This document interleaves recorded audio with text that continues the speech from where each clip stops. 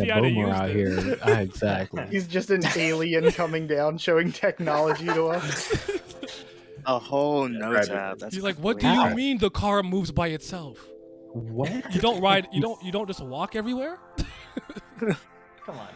Horse and buggy? What? Big in Tokyo. I wanna be big in Tokyo. Big in Tokyo. I wanna be big in Tokyo. Big in Tokyo. I wanna be big in Tokyo. Big in Tokyo. I wanna be big in Tokyo. I'm not sure what's going on because everybody's telling their names. Oh, we're just you know what the call.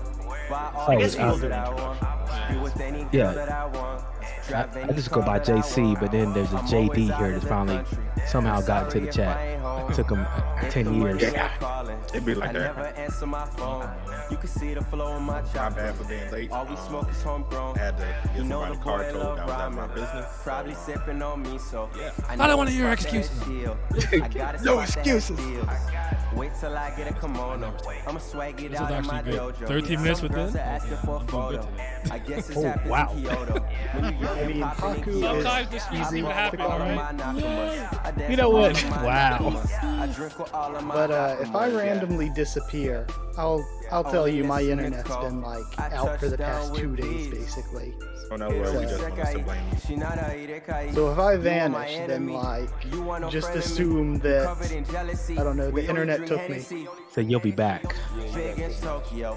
I wanna be big in Tokyo. Yeah, we'll just keep talking. Big in Tokyo. I wanna be big in Tokyo. That's right. Big in Tokyo. I wanna be big in Tokyo. Big in Tokyo. I wanna be big in Tokyo. When I got money, you know it. When you got money, you blow I it. forgot the stream. I'm like See, the fair. Kanye See, Road. that's fair. I'm living like Wow. That is from fair. young in the OG. From young Imagine we learned did to this whole maneuver. session offline. I That'd pick be. up a skirt in a Uber. I grew up with killers and shooters. No tell, but I think I'm Oh, cooler. are you still I shooting used to tonight? sleep with a deuce.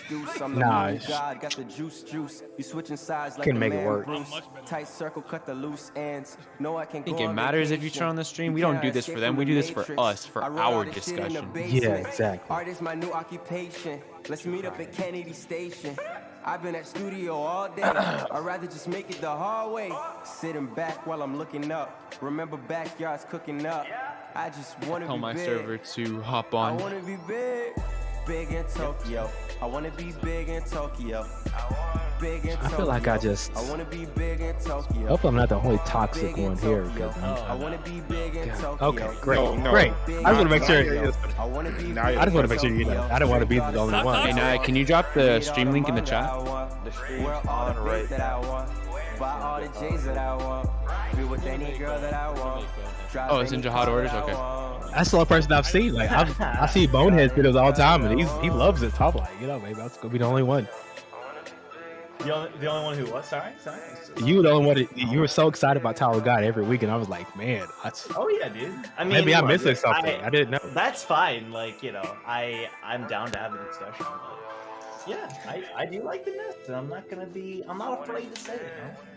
All of I it? think for No, me, it's no, of like- course not. I don't like all Okay, of it. okay. That's- I don't like all of Workshop or Dollar Show. You know? For me, I liked the Nest, but it is like what I said when I did the video like last week or whatever, where it's like, if we're comparing it to like other Battle Shonen, it's like, yeah, I liked the Nest, totally. If we're comparing it to like old Tower of God, it's like, okay, it's still good, but I definitely didn't like it as much. Fair take, fair take. Big in Tokyo. Are we gonna talk about not the bad. Big in Are Tokyo. we gonna talk about the popularity Big poll in any? Tokyo. I want to can. be big in Tokyo. Because Big in Tokyo. That was I want to be I know big you in was. Tokyo. I know. Big in Tokyo. I have to use the restroom. Don't start anything important Yeah, for I'm the about next to say, like, hold on. 30 seconds, please. Same here. I'll be right back. all right. Let Let me just make sure everybody can be seen here. Okay. What is this? What is this ugly line? Is it because I'm there's so good many to, people scrolling? I don't Link like this that. on YouTube now, right? Yeah, you could do whatever you got. Okay. Didn't know if you want. wanted me to wait any or anything. No, you're good, man. You are good. Damn, where do I want to put this then? Oh, whatever. That's fine. All right. You guys are good to go? Yep. I'm just gonna start Yes, with sir. the general introduction stuff. So just Yep. let me do the intro, and then I'll get you guys chime in and stuff. Generally speaking, I think we're like pretty civil here. I don't think it'll be too crazy. If anything, if it does get like everyone's trying to talk at once, no one mic, I'll just kind of go in order. So I'll go like Bonehead downwards, and then I'll go Jesse upwards, and then I might start in the middle and say go like I'll just switch up who starts the conversation or the topic or whatnot. But say hi to YouTube, because this will be on YouTube later. And don't forget to like, subscribe, and hit the bell down so the Ghost of the 13-month series doesn't get you and you can stay notified. Welcome to our big Tower God discussion, the current state of Tower God 2. We did one last year. It was really fun. Fortunately, I couldn't get literally everyone that I wanted to get, but we have an esteemed panel here. So we'll start at the top with, I don't know. I don't think you guys know who this guy is, but let him introduce himself. Go ahead. Is that me? Yes. Hi everyone, my name is Dr. Bonehead. You can call me Joe. I'm happy to be here and talk about the Nest. It's gonna be fun. All right. AJ? Hey, what's going on? AJ for Esos Reacts. Thanks for having me here. Absolutely. Mr. Haku. Heyo, everybody. Haku of the Tubes. Same intro as always. What's up, guys? Love it. JC. What's going on, guys? It is me, JC, aka Always Jay Carson. So I am somewhat new compared to everybody else to Tower God, but at the same time, the toxicity will flow. So I do apologize in advance. Mr. JD. Oh, my bad.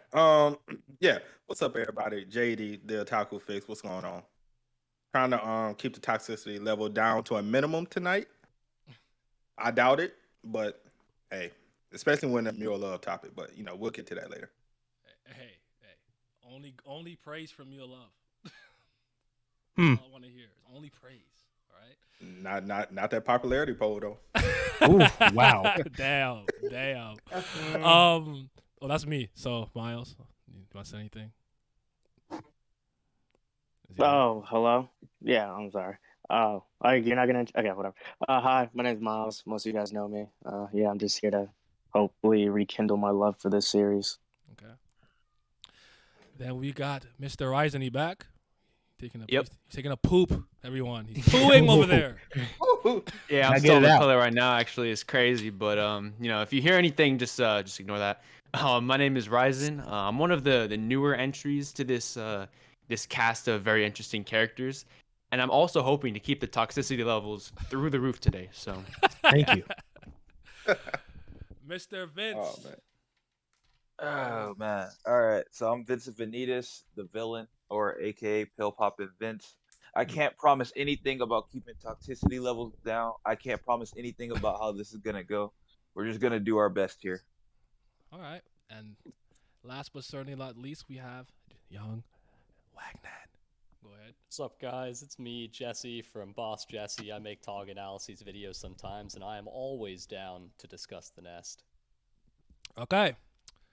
So with that out the way, we'll hop into our first topic. Hope everyone in the chat is good. Grab a drink. We'll probably be here for a while. And just so you guys know, if any of you guys have to leave at any given point, it's okay. Any time that you are willing to give is more than enough. And the first thing I actually want to start with is some of the positives of the Nest and things that we absolutely did like, whether it's a moment, a character, a fight, a concept, a power up, it doesn't particularly matter. I want to talk about the things in the Nest that we thought were good. For this first one, I'm going to make an attempt to just kind of throw it out there. So whoever wants to start it off, you can start it off, and then if I have to, we'll go in order and stuff. But who wants to kick it off first with something they really liked in the Nest? I got you. I guess I can go first. Go ahead. My bad. So I think in my personal opinion, the best thing about the Nest arc were the villain character arcs. I think almost every single villain in this arc played their part very, very well, particularly White, Yazracha, and Chamare. And I did have problems with each of them. I'm not saying they were flawless, but I think that the villains this arc really did their job to push the conflict forward, to push the protagonist forward, and I think that all of them felt threatening and just overall very compelling, even when you compare to like previous arcs, which also did a great job. So that's my number one positive. I don't want me to do too much of it. I just have a quick question for you, Ryzen. Yep. Do you still consider Yazracha a villain? I think not anymore. He's more of a supporting character now. But in terms of like his introduction and the majority of his presence, I would say it was a villain, but not anymore. Out of curiosity, do you guys ever tend to like separate like villain with antagonist? Because an antagonist doesn't have to be someone who's quote unquote evil necessarily. Just curious if you guys ever do that separation, because some people do. Like he's not a villain. I often do. Kubera. At times. Yeah. Okay.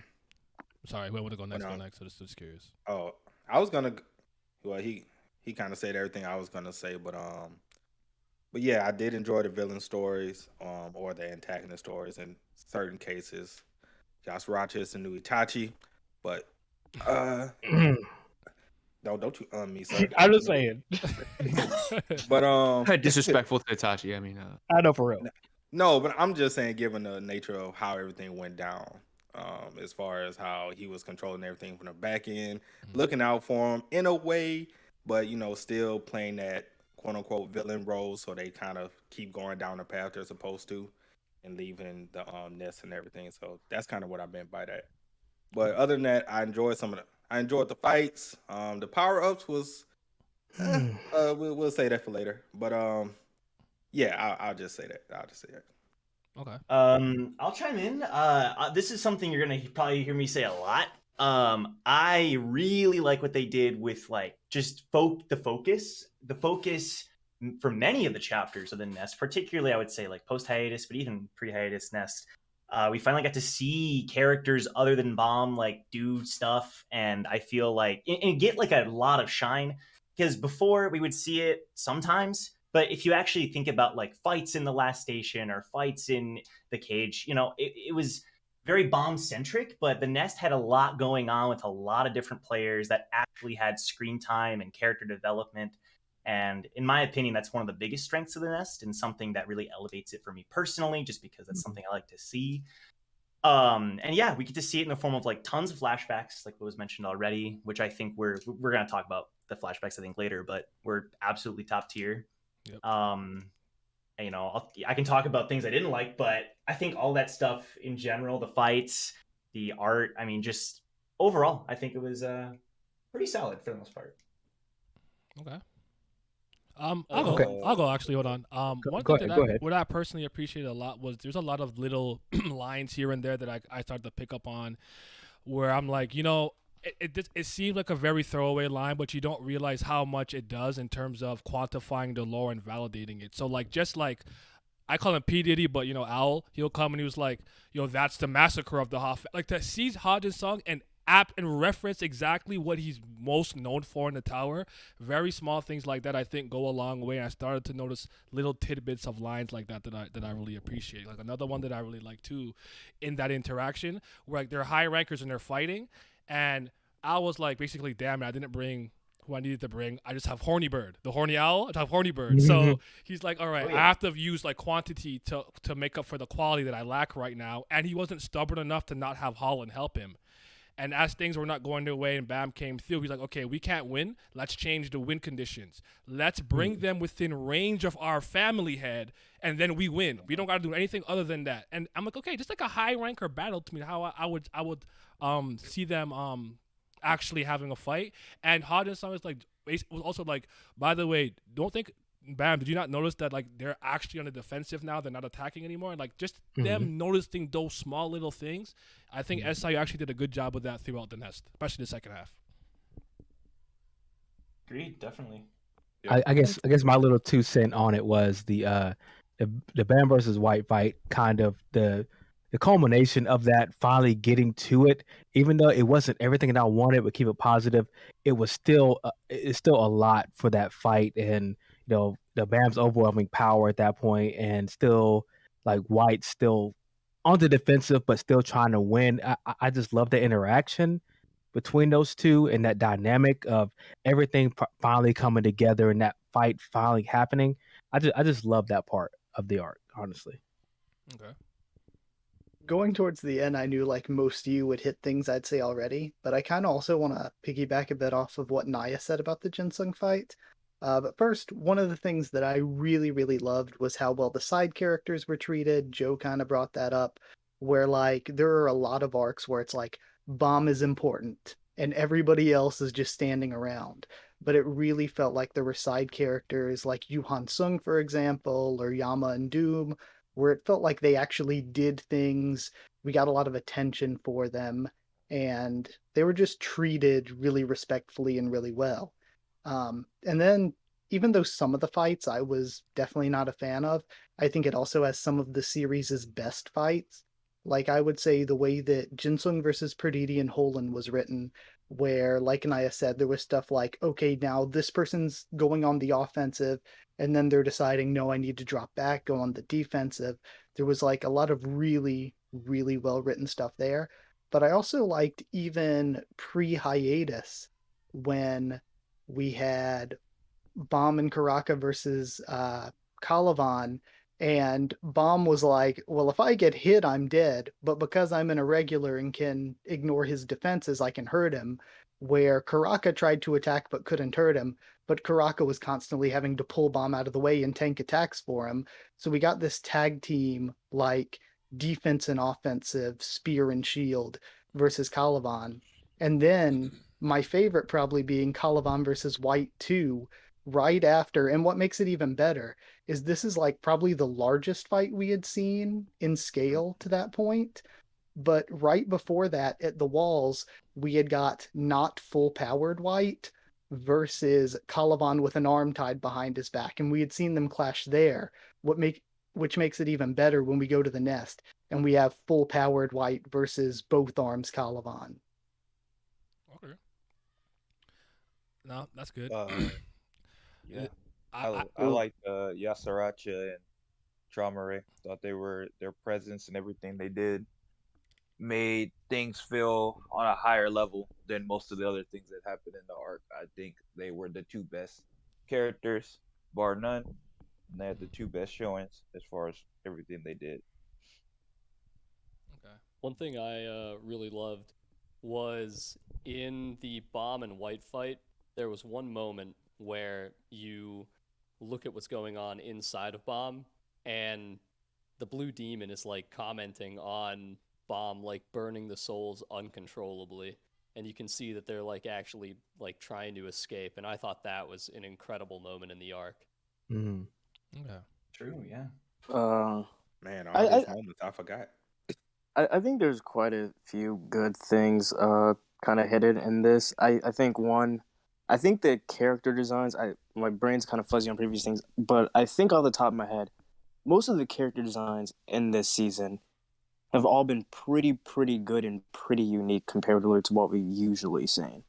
Even the more simpler design, Cobalt's great. I think even the more simpler designs like kind of tells a lot. Like when even you look at Traumare, like him having big clothes is an interesting thing that I think could probably tie into maybe he got it from Jahard. Maybe he's wearing something of Hendo Lock. I feel like there's a lot more importance that SIU's kind of done on how people are dressing and stuff, which I like, and I just think the designs look cool. I think Yasaracha is a great addition to the cast. He made me a believer. I wasn't a fan of him potentially being, like a big brother or uncle figure to Yama, but that turned me around. And this is kind of a hypocritical thing on my end. I'm still not a fan of we're in a state where high rankers are so prominent, because I feel like it doesn't do well for like the weaker cast members that we have. However, I think the ability to see things like the Slayers moving out more, Elders coming into play, Jahard's army actively being a force that you have to be fearful of, and even seeing a family head. I appreciate us getting more of the lore to see how vast the world really is, even though I wish the execution of some of these things could have been better. But he's been on the up and up, I would say, for the most of season 3. Because I said for the most of season 3, I actually thought he was trending upwards in the right direction. All things considered, like for the most part. There's like some things here and there, but that's every story is kind of like that. But another moment that I have to mention this is Jahad hyping himself up when Kel Hellam and them pull up on him when they were in the Age. I think was it Age of Genesis? Or, no. That's true. Oh yeah. When they were what were they called again? Mm-hmm. Oh yeah. Hidden Grove. Hidden Grove. There we go. Yeah, Hidden Grove. And he's like, I was the greatest fisherman. I said, yo, hold on. It's moving me. And I also like the needle from Mystery Island. And he summoned like 80 of those. I said, yeah, it's over. You thought you could see? He said, you thought you got cocky because you could see Fate? I said, bro, I don't want no problems Light with Jihad, flex. bro. He's nice. Light flex. Light. Even the hologram, when Yasser, I just seen the hologram, he's like, yo, I gotta fight with all my might and impress him. I'm like, bro, he's moving different. So those were good. And is that a jab? You know, I love that moment when one of the hatchlings punched Caliban. He's like, was that a jab? Because that could not have been a serious punch. I said, yo, what's how you That moving? was sick. Yeah, There's a lot of sick one-liners like that. Yeah. I just Trevor had a got to bunch that of 'em. chapter. The frog Yeah. is alive. Yes. I Common Cobalt W. I love Cobalt. I'm sorry. You're the greatest. Oh yeah, Cobalt was a 100 for 100 catch rate. Just no misses. None. Yeah. What was God? Yeah, someone Go called me ahead. earlier. Oh yeah, I was gonna say to your point about the Caliban thing. This bothers me about SAU. We can all have our issues with the Borg and Caliban thing. However, Borg bringing back Shinsu shape Quality. and Shinsu property was such a great Shinsu quality. My bad. It's such a great thing. No, shape is I still don't a know thing. why we don't see it I feel like more that in the never went series. away.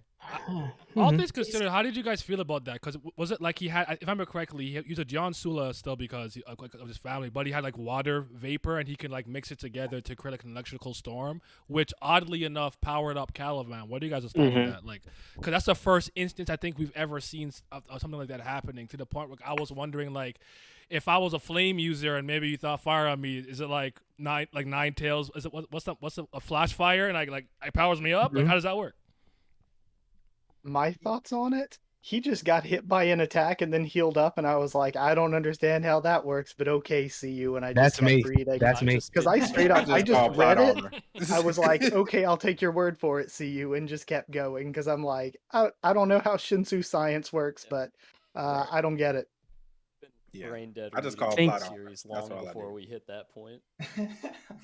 I think it would have been better if maybe the first instance of it wasn't so far into the series, because that seems Right. like something that we should have already had explored at least to some degree beforehand.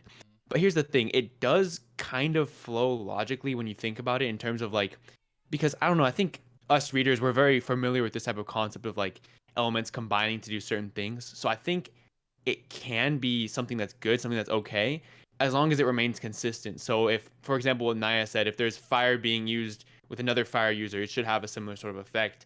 Other elements being mixed like that should have some sort of effect. But if this is just a one-off thing and this doesn't remain consistent, or if this doesn't get expanded upon in some way, shape, or form, then I think maybe it is just straight up lazy writing, or just something that he kind of included as oh, we need to get Caliban stronger type of thing. But I'm optimistic in terms of that regard. I do think that is going somewhere, and that it was intentionally included to be some sort of Shinsu science subplot that we're gonna get into sometime. But Yeah. I think too, he has the essence of bravery or whatever. It's not fully explained, but maybe that's involved somehow in That's true. the way that he, the way these Shinsu melded it made because Caliban says not only did you make me recover, I leveled up a notch, I'm even stronger now. Yeah. So I don't know, there could be something to do with the essence as well. I don't know.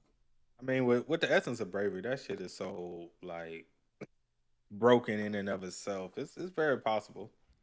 Yeah. I still love the story of the essence of bravery. Just some dude. He's just right. He was the pinnacle of bravery. He's violent. He's got a mountain of corpses. His body is his equilibrium's perfect. His shoulder is bigger than the other one. And then he's like, I'm a master emerald now, chaos emerald. I'm like, bro, what just happened? I want to say that's a localized thing too. I don't think bravery is the original. It's nothing. I know it's nothingness. I know. I was about to just plug Haku's video to go watch that. It'll make a lot more sense after you watch it. I think that makes a lot more sense too, because when we get the flashback and stuff, it's after he was the greatest warrior and killed thousands of people, he felt nothingness. So it's the essence of nothingness makes a lot more sense too. But we know Naver or Line or Webtoons, whatever. They're whoever's translating sometimes. It's just come on, man. Because not sometimes. Not sometimes.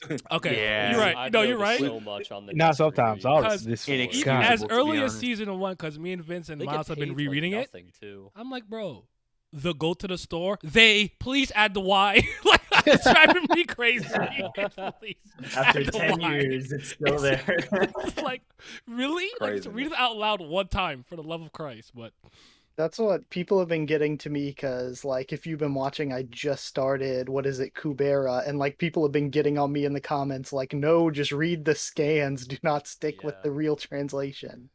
yeah, I in season 3, that's when I started it because like those like it's because basically that I'm not gonna say anything about the actual story. That like Webtoon has a dedicated group. I think it's called Babel Kim subs or scans, and they're like Kubera fans who care about the series. They understand the technical jargon of Kubera specifically and things of that nature. Tierra, one of the I think cleaners or translators are actually in my Discord. So yeah, it's really good to work because it gets confusing in the 3rd season if you because they're like I don't know what they're doing. They have a lot of Omniscient Reader fans that are like that as well. Yeah, I get that all the time. 100%. Oh my god. All I always say, just make sure you go on online Webtoon, drop the like, just drop the like. That's all I would say if we're gonna do it. But I'm a person, I like multiple translations anyway. So usually if I can get one chapter about something I care about, I want like 3 translations because I actually like Houndborn more than K9 Person. I actually think that sounds a lot better, personally speaking. Fine. Houndborn is fire. K9 people, I don't know if that's moving me, but Yeah, K9 Person is kind of like too wordy, too like technical almost. Too many syllables. I don't know what's going on. Not the syllables. Better than furries or yeah, as long as just it's call not them furries. furries. And when you use the word person to describe, it's like, bro, come on. Like a little more creativity there. I think Beastkin sounds fine. Personally. Oh, Beastkin, yeah, Beastkin is good. Yeah. Beastkin is That's good. I like Beastkin. Yeah, you're right, exactly. Yeah. Were there any abilities that you saw that were really cool? I was gonna shout out Horny Bird, making that like darkness field where you apparently you can't like sense Shinsu and stuff. There were some cool different abilities that we saw. Anything that stuck out I to don't you know guys? if we'll ever get any more of it, but I liked Hat's sword. Really? Yeah, and the callback to Leiro Ro was sick too. Right. Yeah, any Leroy scene is good. I love him. Yeah. This sounds weird because like this was kind of earlier on, but I did like during the Hansung and Haracha fight. The way Hansung was able to deduce that Haracha was just like making himself smaller, instantly compressing, which like increased his speed suddenly in a burst. The acid black hole. Yeah, well, so yeah, like Hansung figuring out that he was just compressing and not actually moving quickly. I thought that was interesting, especially since, and I just thought of this last night.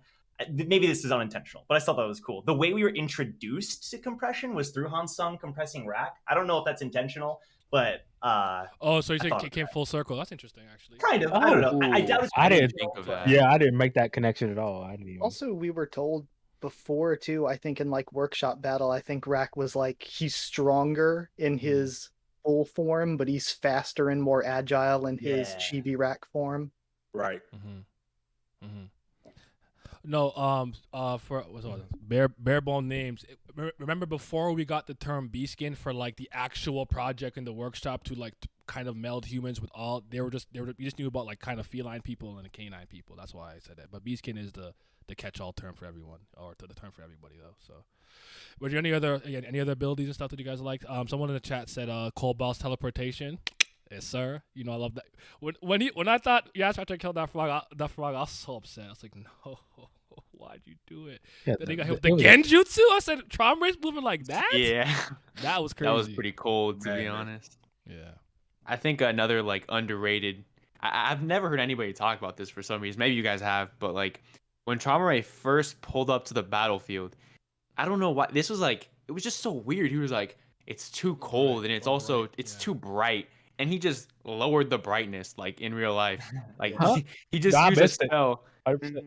Yeah, and he was like, yeah, it's too bright up in here. And everybody's like, wait, I can't see anything. He used some kind of spell. I just thought that was cold, bro. Like it reminded me of like he's like an operator able to like control like the whole floor. I know it wasn't the whole floor, but you know, it's just kind of a pretty cool moment in my opinion. This is changing my perception and maybe my thought process of what I'm about to talk about later. So keep going. I did love his Trauma Ride Shinzu Black Hole Sphere. All creatures. Oh, dude. Oh yeah. Someone, I love that. I saw a comment that someone said that he unleashed the full power of the entire Pokedex. Literally, Yeah. literally. Her name's escapes me right now, but the Lopobia sniper chick. Oh, LaFave. LaFave. Yeah, I like yeah. her. Yeah. I like her actually. That bullet, the special bullet she's got that can take out one high bullet? ranker. Mm-hmm. Yeah. I love the tactic between her and Elpathion to get Evan Kell. I thought that was a really cool Yeah. scene. Yeah, it didn't work, but it was cool. No, no, they got close. I know Arya is kind of controversial. I get again, I will be the first to not to speak about that. But I do think her like time distortion ability is interesting. It's not like super unique to a series like this, but still, I think the application of it during the bomb fight was kind of neat. You know, I actually really like the ability. All things considered, I liked it. I just was like, look at these two geniuses. They figured it out after she used it twice. True. Like you almost like made it like they're just like, she used it twice. I know what she's doing. Like, wow, was that quick? But I like the ability. It's cool. It's that cool. easy, huh? It's cool though. Bringing up Arya made me think of the worst ability. Do you all remember when Uriah is like, okay, so I am built specifically to fight against REA swordsmanship, and then he gets clapped by REA swordsmanship? This man, the thing he is specifically built to fight against, genetically engineered, clapped by that specific thing. He was imbued with catching. I'm like, listen, buddy. But I'm somewhat. What did he say? I'm somewhat different from other humans. I said, who are you? Get out of here. You weird looking. I'm confused on how Haku remembers that guy's name. Jesus. For real. Wait, wasn't that one guy from the Hell Train able to like deflect White Sword? It was. Keep in mind, it was much weaker. But like, if that guy can fight REA swordsmanship, shouldn't something specifically engineered to fight specifically that? Like, come on, bro. You're talking about Boro? Yeah, Boro. Yeah, I'm sorry. That's how bad I am with names. Boro has an ability, a weapon ability to like. I can't remember what it was actually. I think he can like read any blade, right? Against weapons. Yeah. That's a great line too. Back when he fights Danwa, and he's like, "Sorry, but I'm just elementally strong against weapons." Yeah. He said slicing and piercing attacks, and they don't work on me. So, Vince, you want to throw your hat? You want to throw something in the sorting hat, or you good? I don't know if I'm good on this subject. Got it. All right. Actually, forgot to say this too, but what's kind of your general opinion on the third season? Like, if you had to just quantify it, like, neatly, like, good, not great. Kind of sloppy. Okay, I'll talk on this one. I think here we go. Oh no. Here it comes. Go ahead. All right. So the beginning of it, not good. Start to have a little bit of moments here and there. Then again, right when I think like, oh, we're starting to pick up the pace, we're starting to do better with the other thing. Then again, it hits me with a not good. Mm-hmm. And then the nest ends, and the nest ending was fine. So for overall, I would say not that great, but with some potential there, not all bad either. But I don't even think it's close to season 1 or 2 personally. Good. Cool. That's I gave it an average. It was okay. It wasn't bad. Yeah. It wasn't bad. It wasn't great. It was just good. It was everything together. Wow, it was just good for me. Okay. There's just so many things in season 3 I don't like, but if I start doing that, then y'all won't get a chance to talk. So True. That might be the same here. Honestly, I don't Feel know. that. I think there are high highs and low lows. Yes, that But right for there. me, like I mentioned recently, like what I feel about season 3 totally totally depends on what I'm comparing it to. Because like if I'm comparing it to other like battle shonen that I've read, I'm like, damn, season 3 is good compared to a lot of just regular battle shonen. Is it? But Whoa. you said the bar for showed in the mud. I thought you were I going for somewhere sure- else. I thought you were going for somewhere else agree with with that. But if I go back and read like early Tower of God, I'm like, oh no, like it's still good or whatever, but I'm like, I'm so much more interested in early Tower of God, like Yeah. climbing the tower and Okay, groups and teams of regulars and stuff. Yes. We'll get to that one day. It's a complete season 3 is just a big shift in like what we're doing, which is like I think the intent, SIU's intent. So it's hard to say. I think for now it's unquestionable that it's the weakest start to the start of the season was the weakest out of all 3 seasons. Mhm. I do think like Haku said, the high highs make it promising, and like I've said, I do overall like the nest. The cage and the walls, it's like kind of different, but I think this next arc, I honestly think my opinion of season 3 will kind of hinge on where this is going.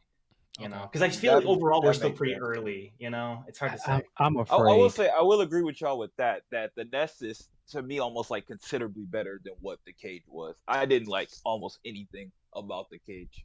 I think it's clearly I'd the agree with worst. I think We can- Yama we was can skip the cage. best. Yama was the best part of the cage to me. There's some things about Yama that changed later on, but Yama was one who was kind of moving me when we were in the cage. And I like this is like I actually like.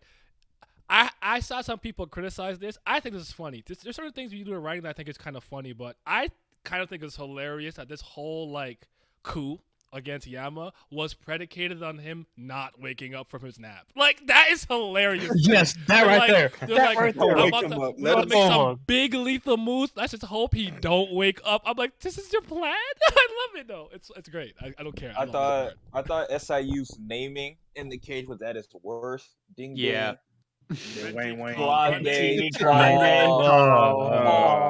Let's like go. he was just on a different level. I don't know what was going on, but there was I would say there was something. Oh, but then he brought back what's his name? Good lord. Ghost? Talking about Ghost? No. Ghost being there was cool. I actually like that. But what's the dog's name that was in Vagarov? season 2? Yeah, Vagarov. He completely just took a dump on Vagarov. Like he was Yeah, he just like, brought I him know back you just came really back. He's good. like, you no longer matter. You no longer Right. matter. So get He out. brought him back just to get by. Yeah. And then Yama was cool though. I will give it that. Yama was carrying strong on his back. I did like the Funk Elder appearing, but I kind of have a love-hate for that. I don't really like him that much either. But I think he looks cool. And I his like his abilities powers. are cool. I like his Powers, abilities, yeah, 100%. Yeah. That was Don't great. be I hating loved on- it. I don't. We're not doing the hate on Kel. Kel, y'all got it.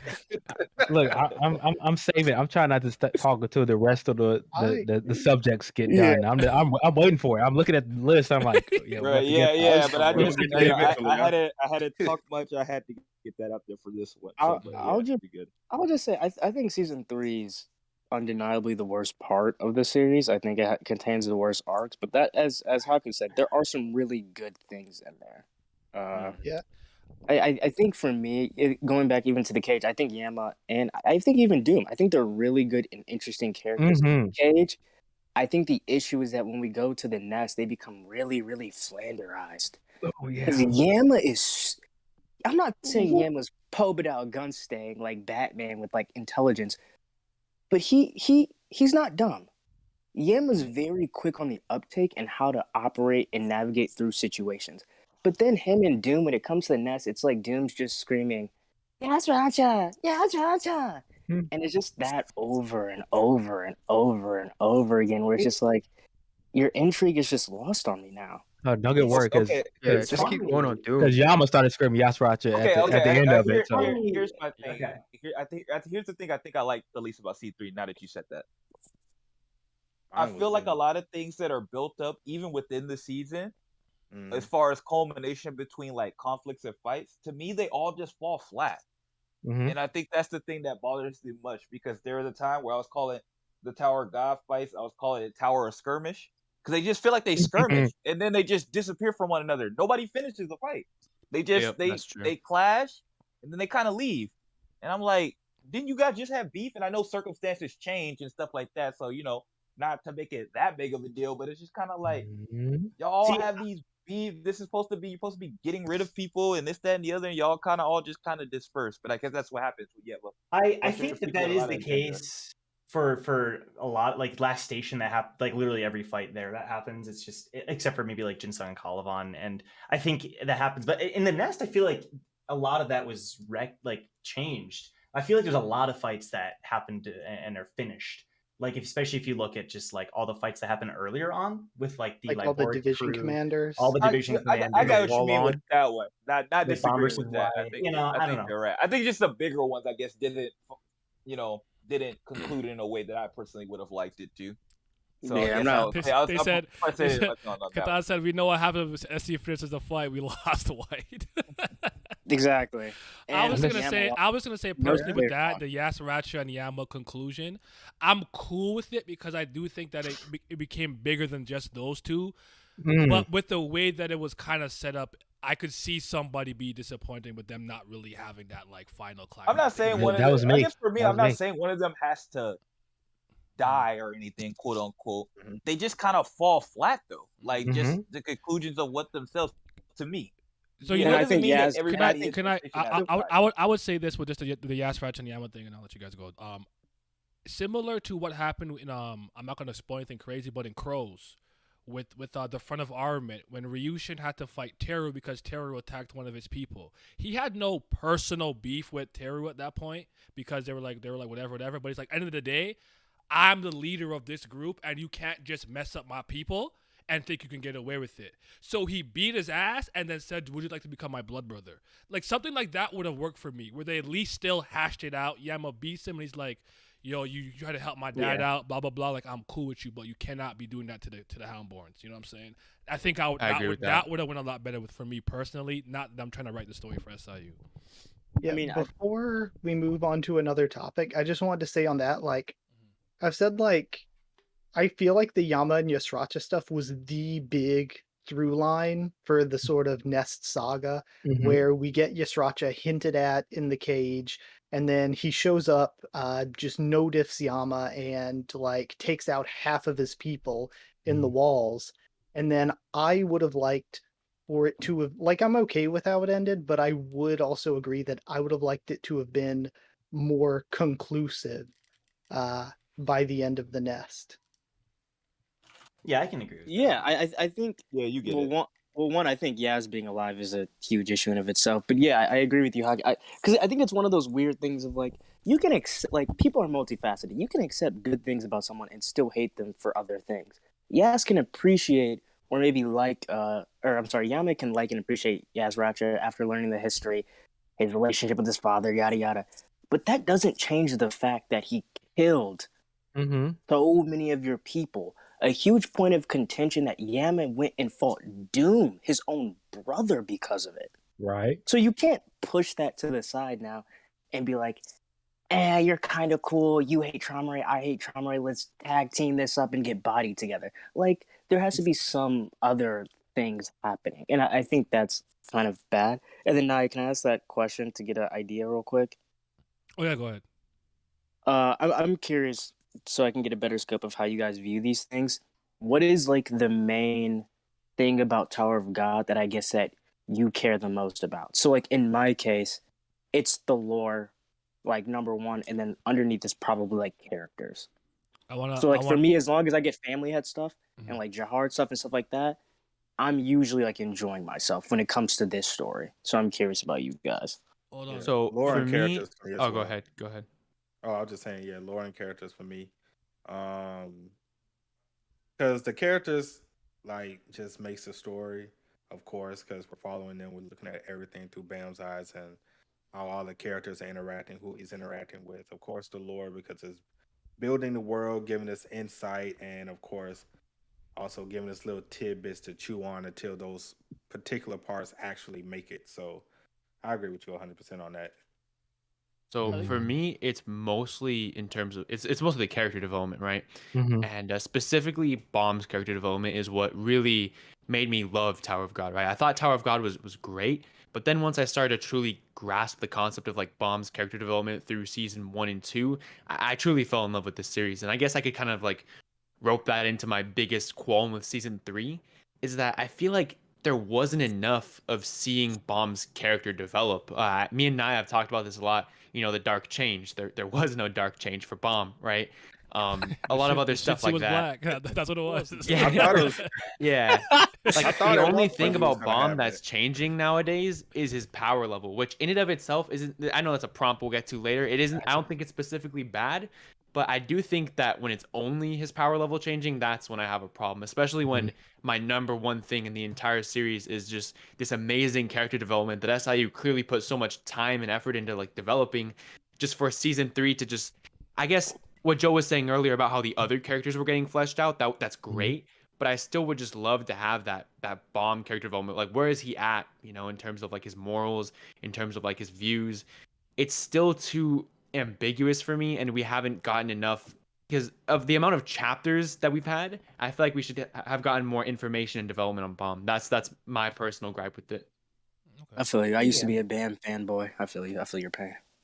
Jesse and I were talking Certified about this on bomb lover. Twitter yesterday because I was reminded of the scene at the start of the Nest where Bomb just straight up admits, like, you know, I know that hundreds of people are gonna die with me Mhm. rescuing my master, but like Yes. I'm cool with it. And he literally says, I'm can't look okay with away, that. At right? least I'm not gonna pretend to look away. Yeah, I'm not gonna pretend like with Dang Dang. Yeah. I thought Mhm. that was a cool wraparound, even to the Dang Dang stuff, which I know is a little, whatever. But at least I have do no think problem it with the serves Dang Dang this. thing, though. You know, It's funny to me. it so it's it like, I don't serves care some development for Bomb here, at least. Yes, that exact scene actually is what really that scene right there. I've referenced it so much in my videos, and that scene caused me to just instantly have this like asphyxiation on like season 3, and I just fell in love with season 3 instantly, and I just kept on wanting more and more. But over time I was left hungry, man. I don't know what to say. I was left hungry. I wanted more stuff like that, and I thought that expanding upon that even more would have been perfect for me, but we just didn't really hit that mark for me. I Yeah, thought I we think got a it- little bit I- more of that during the Caliban fight when Bomb was fighting Caliban, and both of the Thresses or Thrices, however anybody wants to pronounce that. But when that was activated and he was watching everybody die around him, we did get a little bit more of that. Not much, but we did get a little bit more of that Yeah, and reasoning. I mean, you're right. I think there's small things that like shows Bam's willingness to sacrifice things. Even when he's in the cage and he's fighting, not the cage. I'm sorry. When he's in the cat tower and he's fighting the animal creatures, Mhm. and he's like, "Oh, I have to body these potentially endangered species. Fuck it." Right. But I completely yeah, think yeah. I think the entire white fight just threw that shit out the window. Just shit on his character. Hold up. And we're gonna get to it, so I'm not gonna talk about I'm it right waiting now. for it. But That's what I'm No, waiting for. we'll get to that, but I want to hear AJ. I haven't heard you speak in a while. I want you to throw your ideas in the arena. AJ, you there? Okay. Yeah, I'm here. I'd say for me, apart from the lore, Jesse, you're next. definitely, Spell. definitely learning about Shinsu as a whole, all the different qualities and the different aspects you can throw into it. It's really evolved like throughout the series. Like we were saying earlier, like even new things like Laboric against Caliban, new things coming in like that always excite me. But apart from that, I'd say they're like a rotating cast of characters. Especially like a lot of these guys we get from like the legends and lore, the people from like Hidden Grove, Cha, of course. He's been a treat for me in the Nest. I'd say he's probably one of my favorite characters, especially towards the end there. But yeah. Cha definitely grew on me, honestly. Cause at first I didn't like him. Jesse. Yeah, so the I think one of the things for me is for Tower of God, it really comes down to first is like character interaction and conflict for me. Second, I think is I don't know if I can articulate this well, but I would say like thematic consistency is second. Like there's a certain like through line of what I see in Tower of God, and that's what I kind of expect and definitely want like as I continue to read it. And then third is the lore for me. But I think one of the things we've talked about a bit now is Bomb's character development during this season. And I know we talked about it on Twitter a bunch, Joe, but there's also actually, when I was doing my reread last night of the first part of The Nest, there was actually a scene that I kind of missed the first time around that was pretty good with Bomb. And it was, as he was firing up the arrow, I think is when it is, it's another one of those, like, don't look away scenes, but he's, like, looking at, like, some actual, like, dead allies of his, like, not just dead enemies on the battlefield. And he sees, like, the blood of the Houndborn, like, spilt in the air.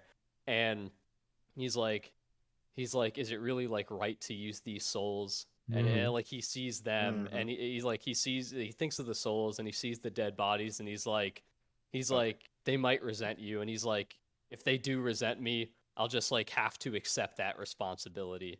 And that I thought was actually a good scene that showed his resolve. But then the other thing is like, I think the other thing for what it comes down to and why people say like Bomb doesn't have character development is that SIU does this thing, and he really, really did it at the end of Dark Change, which is why everyone says there's no Dark Change, is he just brushes it under the rug and he quickly internalizes it because there's so much other stuff that SIU wants to get to in the arc, like showing the family head, having these other fights and other perspectives.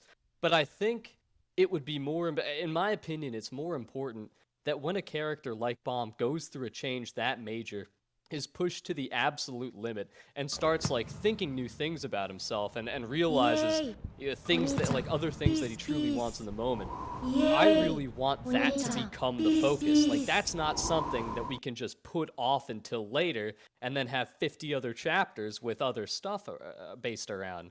Like we need that to come to the forefront and have that like that just be the focus of Bomb's character and evolution going forward. I think it could be, but I also think Thank you for the sub. that SIU has us forget about a lot of that stuff over time, and that really weakens his development for me. It definitely makes it seem like there's no Dark Change, even though in SIU's mind, maybe there really is. I think that's a good point. Yeah. One thing I noticed is that y'all all seem to really, really care about Bam, and I'm not saying that's a bad thing. I'm just been bringing it up.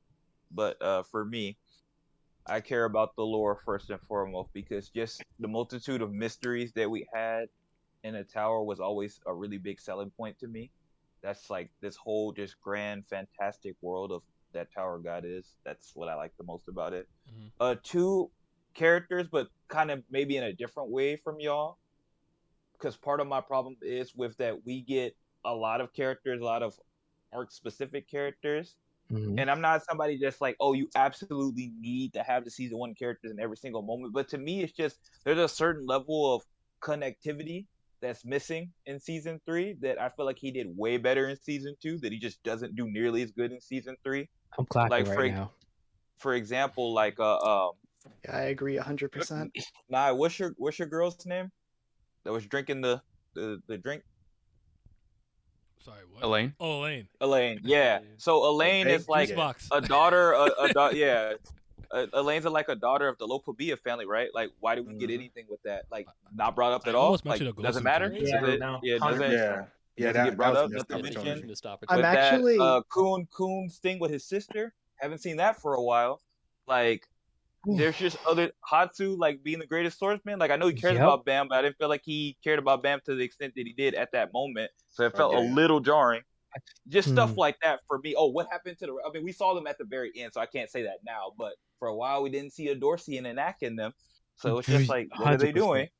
So it's stuff like that. I care about the characters in that way, how they connect and how all their dreams or goals and their enemies, how they were all kind of connecting. And he did a really good job in the earlier seasons of keeping those things relevant, even though you knew they weren't going to get answered at that moment. Oh man! And then for me, 3 is the climb itself. To me, the climb itself matters. Yes, I know Bam is going to complete the climb the fastest. That's just a given. We all know that. There's no reason for me to sit here and act like he was never going to do that. But one thing I did really like about Tower God, that this is just a personal preference. I won't blame him for this because I've accepted the fact. But I really think that having these tests and climbing the way they were climbing had a certain level of charm to it that for me right now just doesn't have. The series has completely changed and there's nothing wrong with that. But I think to me the essence of the climb mattered and how they were doing it. And now it's a little bit different. So I've adjusted, but for me that does matter. I ain't gonna lie, you like one of the first people I've heard that say they actually missed the games and stuff. Yeah, no, I say it all the time. Because I've always said I miss it, but I know some people say they glad it's gone. I was kind of happy when they started doing it in the NES with like Yasuachi's game, but that quickly fell through for me. Like I really just want to give my perspective coming from a manga side of things, like which is very, for the most part, main character driven. Like Tower God, I dropped it 2 or 3 times already, and finally decided to catch up because JD's like, you got to catch up. So I caught up, and from a main character's perspective, and then they make you care about the side characters of Tower God, but then they don't flush them out completely.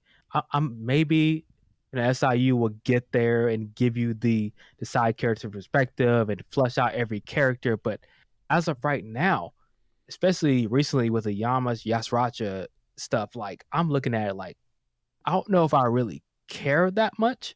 You're trying to, in my opinion, make me care about what's going on in the past and Wang Wang and all that.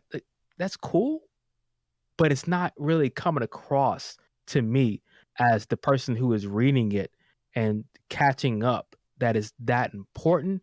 Maybe from a week to week perspective, if you have time to think about it and analyze it, you're doing okay.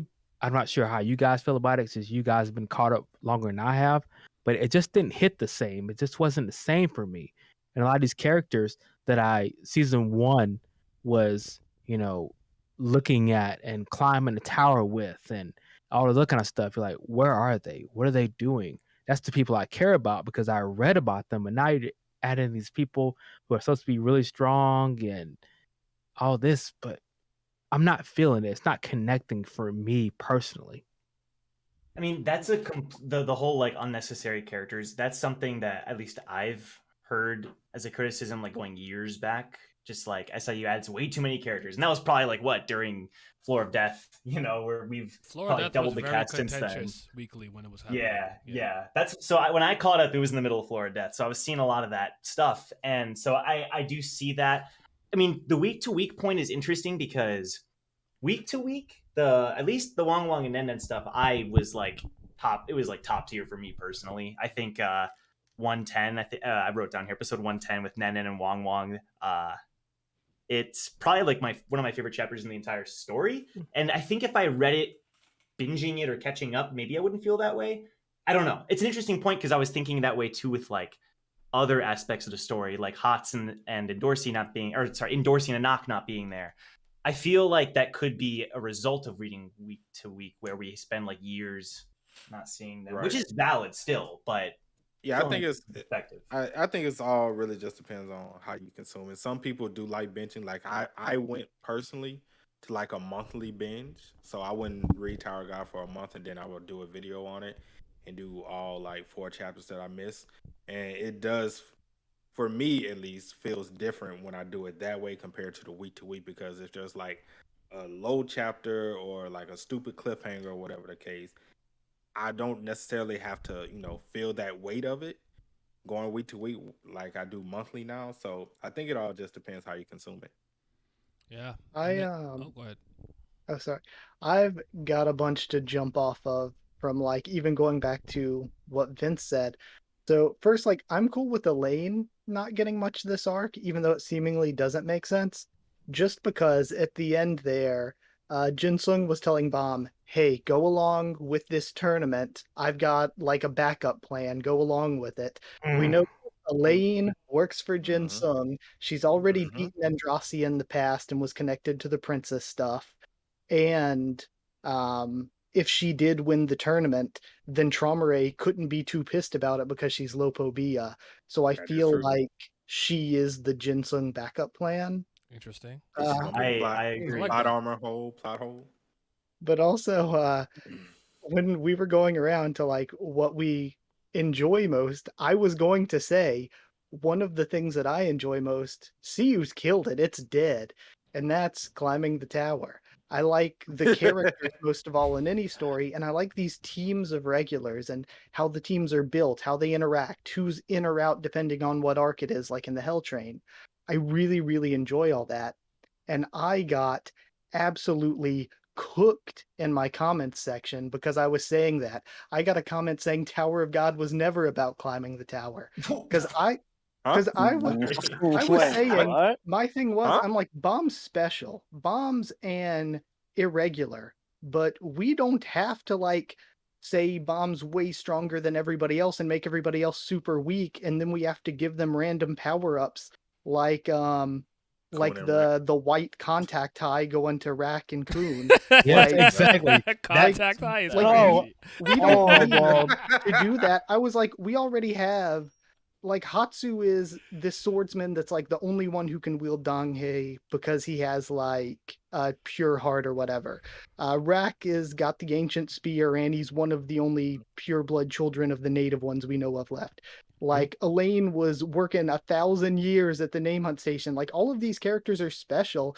Like Siyu didn't have to say at like between the nest and walls, oh man, the only person to ever beat a ranker as a regular was Adori. If he didn't say that, and you brought Charlie back, and I'll use him as the example that I used before because he was the one that like Siyu kind of tested Bomb against basically, is like if we saw Charlie versus Hatsu and like Hatsu won, I'd be like, aight. If we saw him versus Elaine, I'd be like, okay. Like if we hadn't been told that Adori was the only person to ever do it, I would have no problem with some of Bomb's allies like being like weaker ranker level at this point because we're like 50 some floors in, so that by the end point of the series, like they're high ranker. Like we definitely didn't agree. need to I have would have this loved it. massive of a gap. I would have loved Especially it. given that this massive of a gap didn't even exist back in like gosh, what is it? Back in like late Hell Train, there wasn't even this big of a gap. It's like we escalated Bomb from can barely survive against a ranker to is beating high rankers in like the course of a couple arcs. Yeah, that's It's definitely not. yeah. It's I would yeah. argue It's that. When do we get to this? his- I'm trying to keep my toxicity low. I was gonna say, let it go. I'll just say that his biggest growth rate to me happened after post beating Dada Jihad, and then he just started to make leaps and bounds in his strength. Thank you for the follow. But to answer the question, Miles, that for me, it doesn't really change by narrative. The things I always care about the most are characters. When it comes to storytelling, characters are the thing that I care about the most. Then it tends to be like subplots and or the central plot, and then other things come in later. I'm not a lore guy. I'm not a world building guy. It's not to say they're not important and integral to a lot of stories. It's just not the most important thing to me on a personal level. But as far as like, that's my kind of favorite thing in Tower of God, the thing that I cared about the most, it was just kind of like the whole ambience of the tower. Like, I am a person that cares about tests, something else we talked about earlier, because to me, an indicator that this was going to be a lot different was kind of Lororo's initial flex about the luck to be a Jihad princess, to have a strong body and things of that nature. On top of, I tell people all the time that every series that you watch, you read, or maybe a game that you play, I think there's a hook moment where I think for everyone it's different. It's the moment where you strap in like, oh, I'm not getting off this ride. So like maybe for a story like, well, I'll use Death Note as an example. I hope everyone's read Death Note. I don't know. For me, it's when basically L corners Light into the Kanto region of Japan with that fake inmate. Where I'm like, oh, he's smart. Okay, I'm in here. Like, I'm not getting off this ride until it's over, basically. Tower of God for me, it was actually Hansung's used examination. That's my favorite arc in Tower of God to this day. It's my favorite portion. I love that part because it had nothing to. I could have been the strongest person you've ever seen, and if I did not pick a door in 5 minutes, I failed that test. And that to me set a precedent for what Tower of God was going to do with all these tests, which means even if you were technically the strongest, that would not necessarily dictate that you were going to pass or win. You'd have to be smart. You have to take chances, have strong mentality, and be willing to do something maybe out of your element. And I just feel like we lost that. So for me, when it comes to season 3, my biggest issue, or like to talk about it like generally, to me, it's inconsistent with season 1 and 2.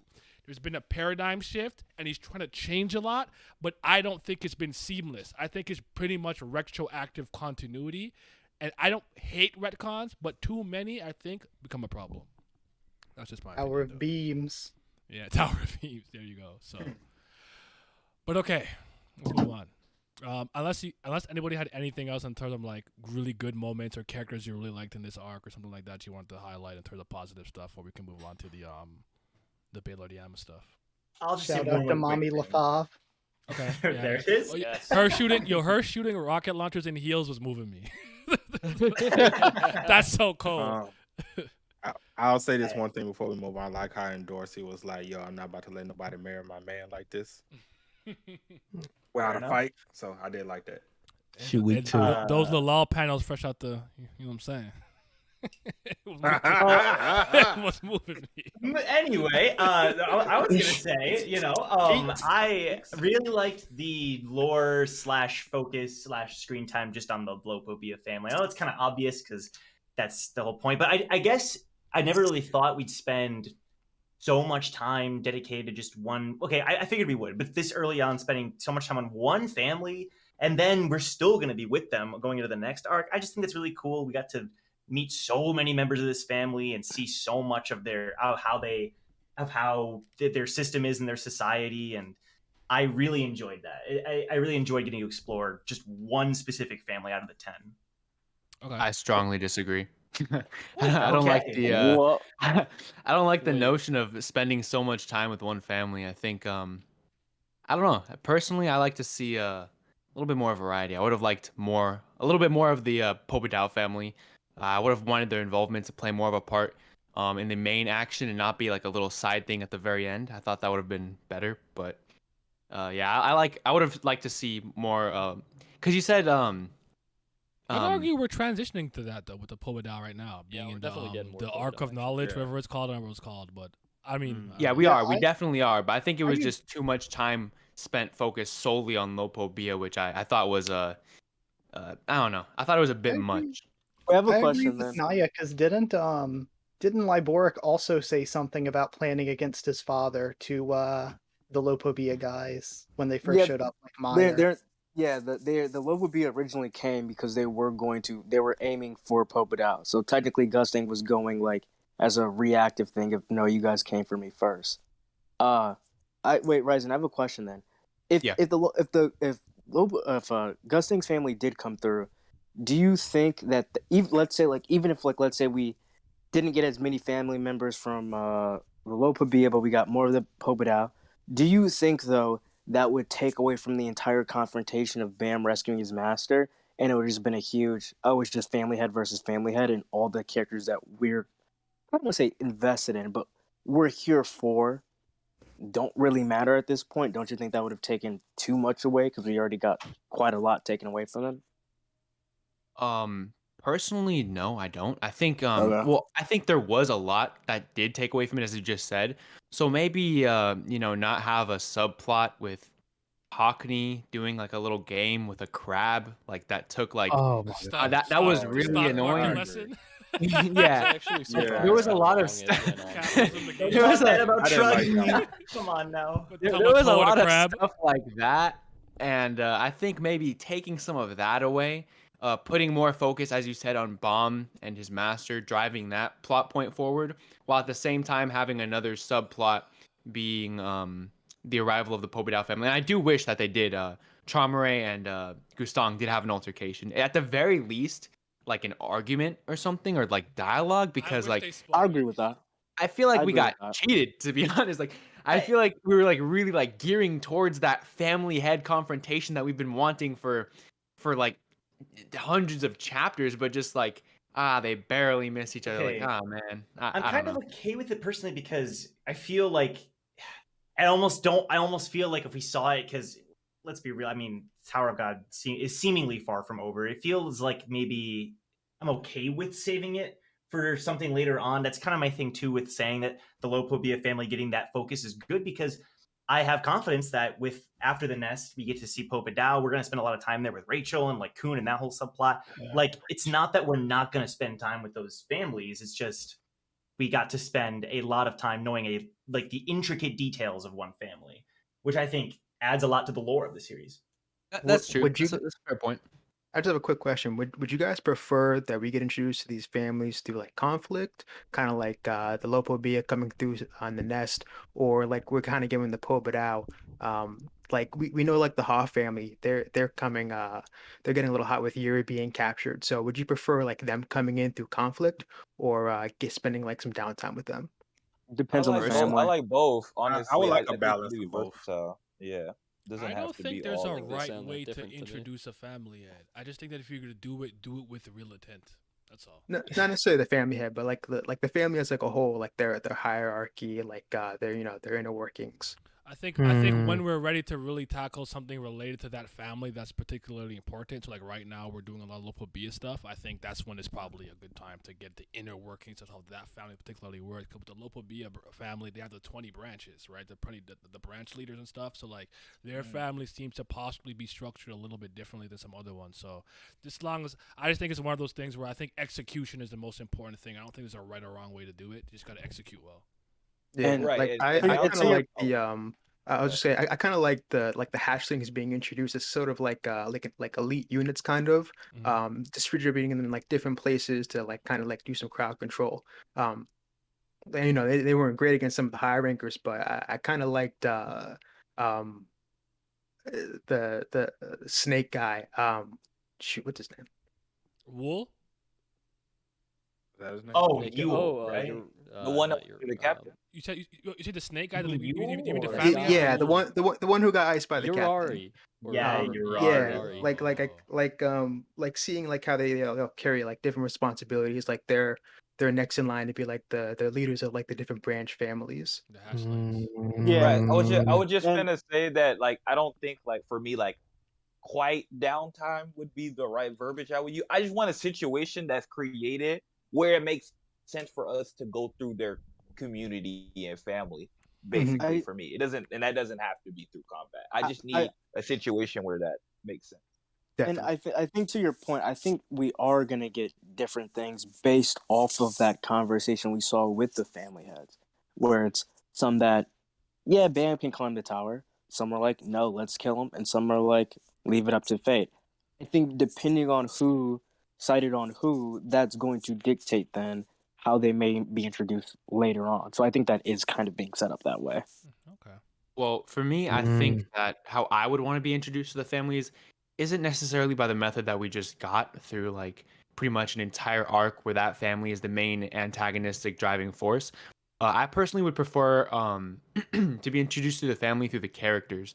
I think that's, for me personally, a much more effective way and a much more engaging and entertaining way. Like, for example, I always forget the names of these characters. Yeon, the one girl who's Johnny Ha?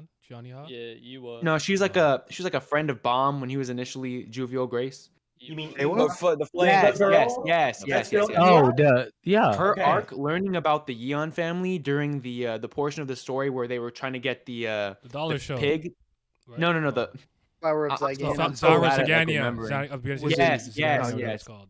And she was learning about how, wow, my family that, is hailed so highly, the family that I love, like, I grew up with, they're not infallible. They do these terrible things, like, and I think that her learning about her family through, learning about other things in the tower, I thought something like that was very good. And I think learning about the family through the characters, like everything that we know about the Kun family is through Kun Aguero for the most part, right?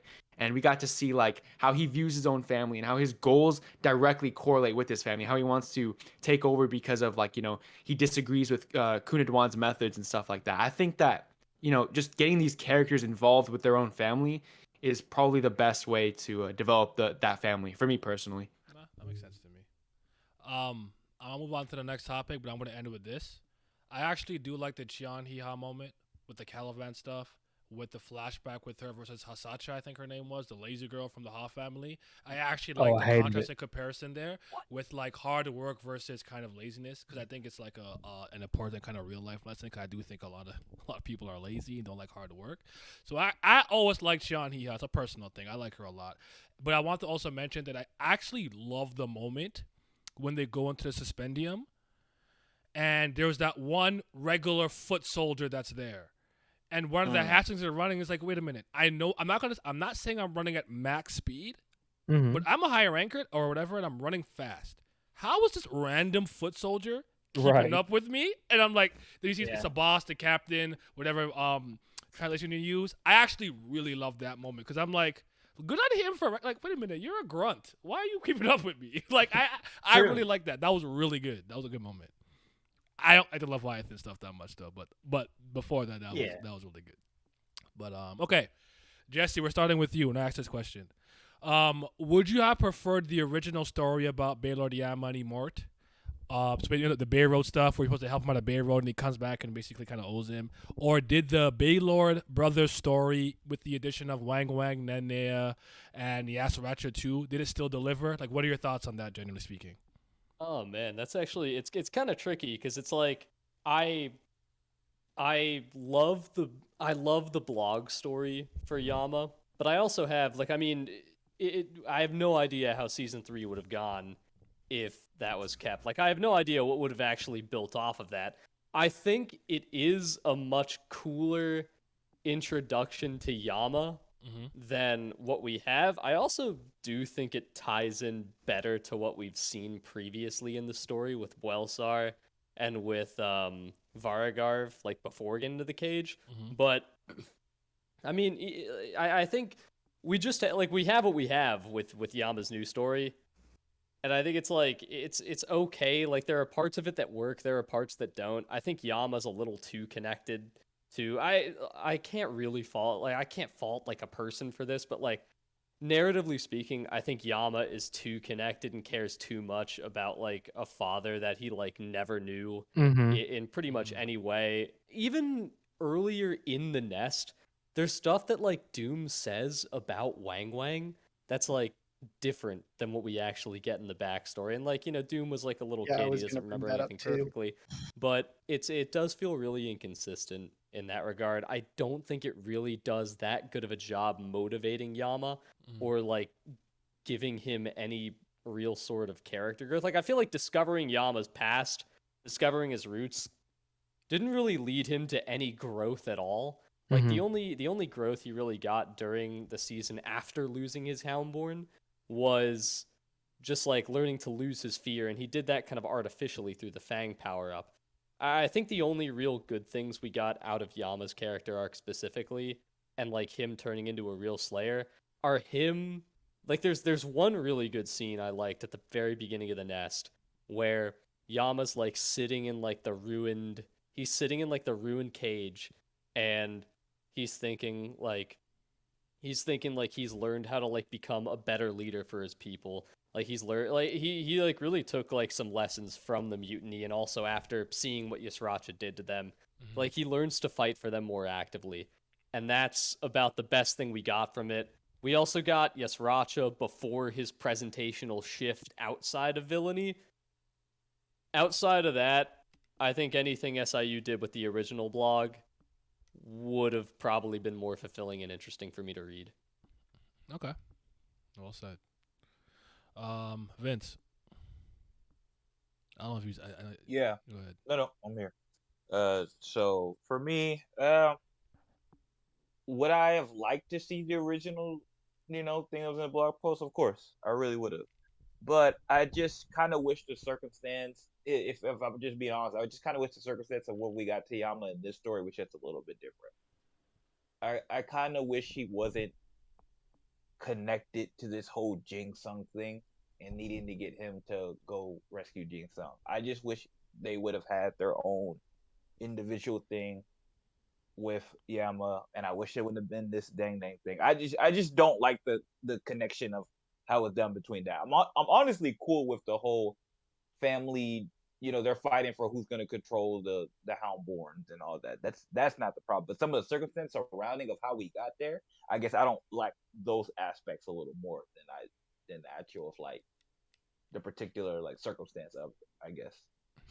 Okay, Ryzen. Is he there? Ryzen. I'm not.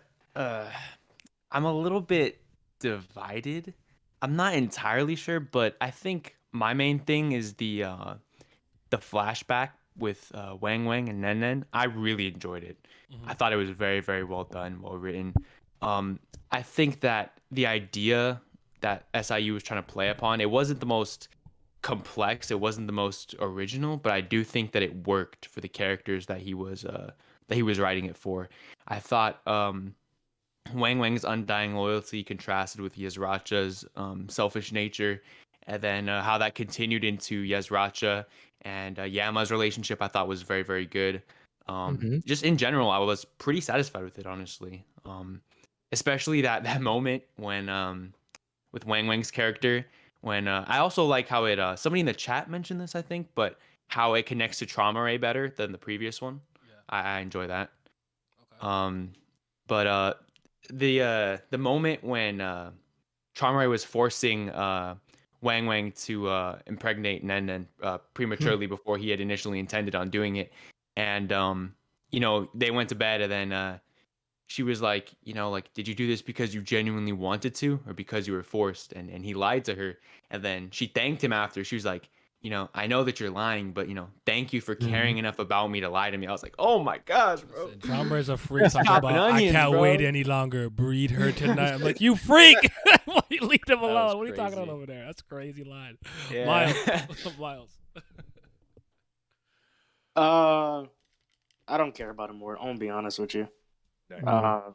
He's one of just like those. There's just like certain things I feel like that like are so hidden or never touched upon on TOG that I could just care less. So I'm okay with the story. I feel like it's one of those things. I say you can easily just try to adapt Immort's version with another Slayer or another important character. Maybe an Elder will be taking Mort's position, and Mort can take Yama's position. I think it's one of those things of we don't have it, but it can still be implemented in the story. So it is what it is. Yeah. JD. Yeah, I don't really have too much to add. Just I like the way it came out. I don't really remember much of the original one, so as far as I go, the way it took place was fine. So that's pretty much all I have to say on it. Man, whew, wow. As a person who caught up really fast, I don't know what the original one you guys are talking about. So I just read what was in the So webtoon. essentially, Immort is a different Slayer, and basically he helps Yama escape from Bayro, which was supposed to be a cage with constant fighting and the K9 people going crazy and whatnot. And he kind of like basically helps him escape, and then Yama becomes a Slayer, and he comes back and he conquers Bayroad, or the cage. I guess if you will, I guess the cage would be like what the new version of it is called. And then Okay. I think I do remember there being a tidbit about him kind of owing Immort as a result of that. I could be misremembering that, but it's basically there was more FUG connection where a established Slayer kind of helped someone escape and built him up, and then he became a Slayer himself. So there's more FUG connection in that concept. Okay, so more of a connection. Look, I'm gonna just tell you how I felt about it when I was reading it. So I thought Yama was a very good character back in the cage, and I was like, don't wake him up, and everything else was, going on. And then we got to the nest. He felt more tame. He didn't feel like the same character. And then when you bring in the Wang Wang Nen Nen stuff, I read it, but I can't lie to you. I didn't really care that much about it. Maybe the Yasracha connection kind of made it interesting, but I was like, I don't really care about this. And he just seemed to be a neutered character by the time I got to that point, just for me, honestly. So it felt kind of flat for me.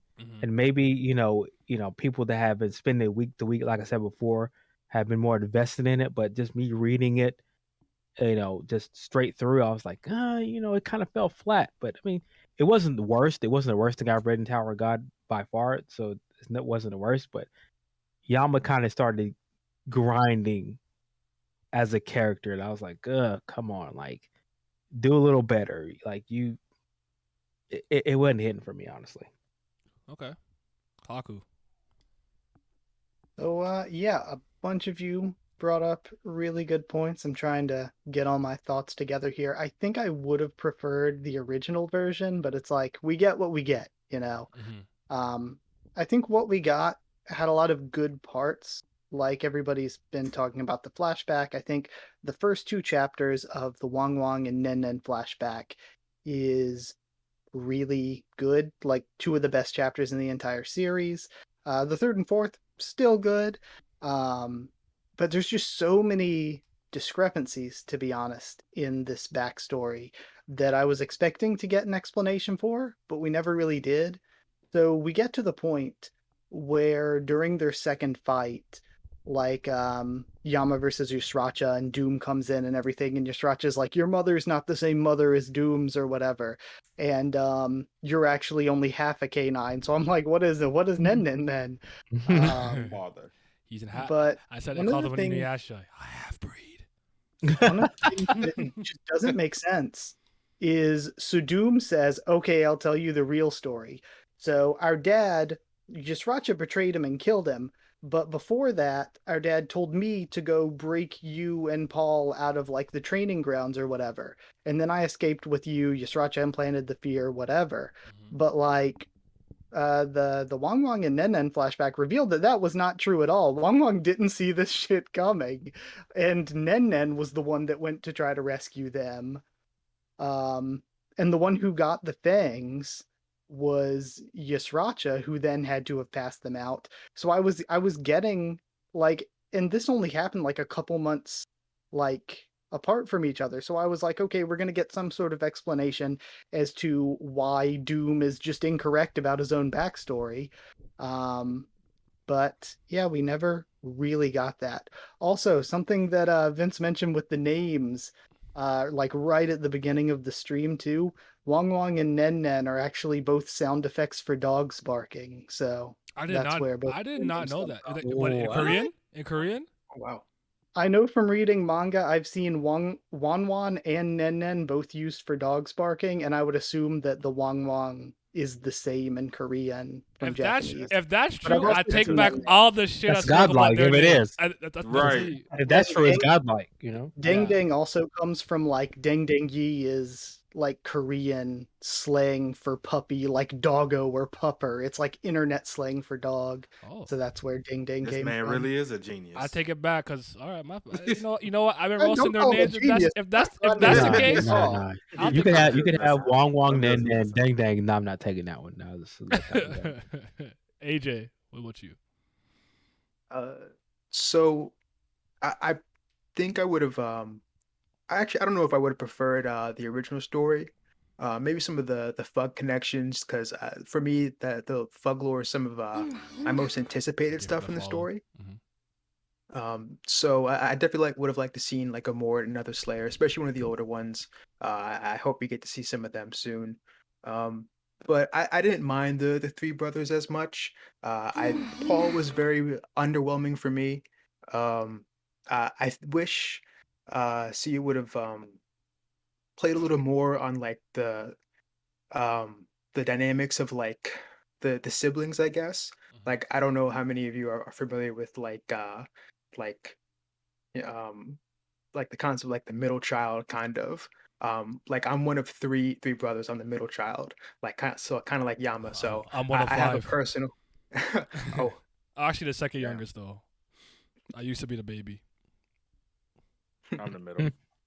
So I kind Same of get here. like I get a little bit of like a relation with Yama, like being like that middle child. So like there's kind of like a really big chip on his shoulder. You get to see a little bit of it, especially when it comes to Doom, the older brother, who's sort of like the one everybody knows to be the you know the original like badass of like the Hounds. He was supposed to be a Slayer.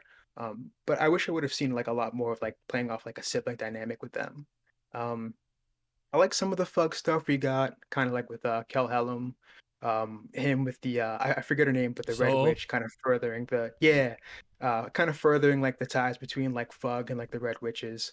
Um, and what, and then the last thing I would say is probably getting that ancient spear. That was kind of cool for me. Okay. Joe.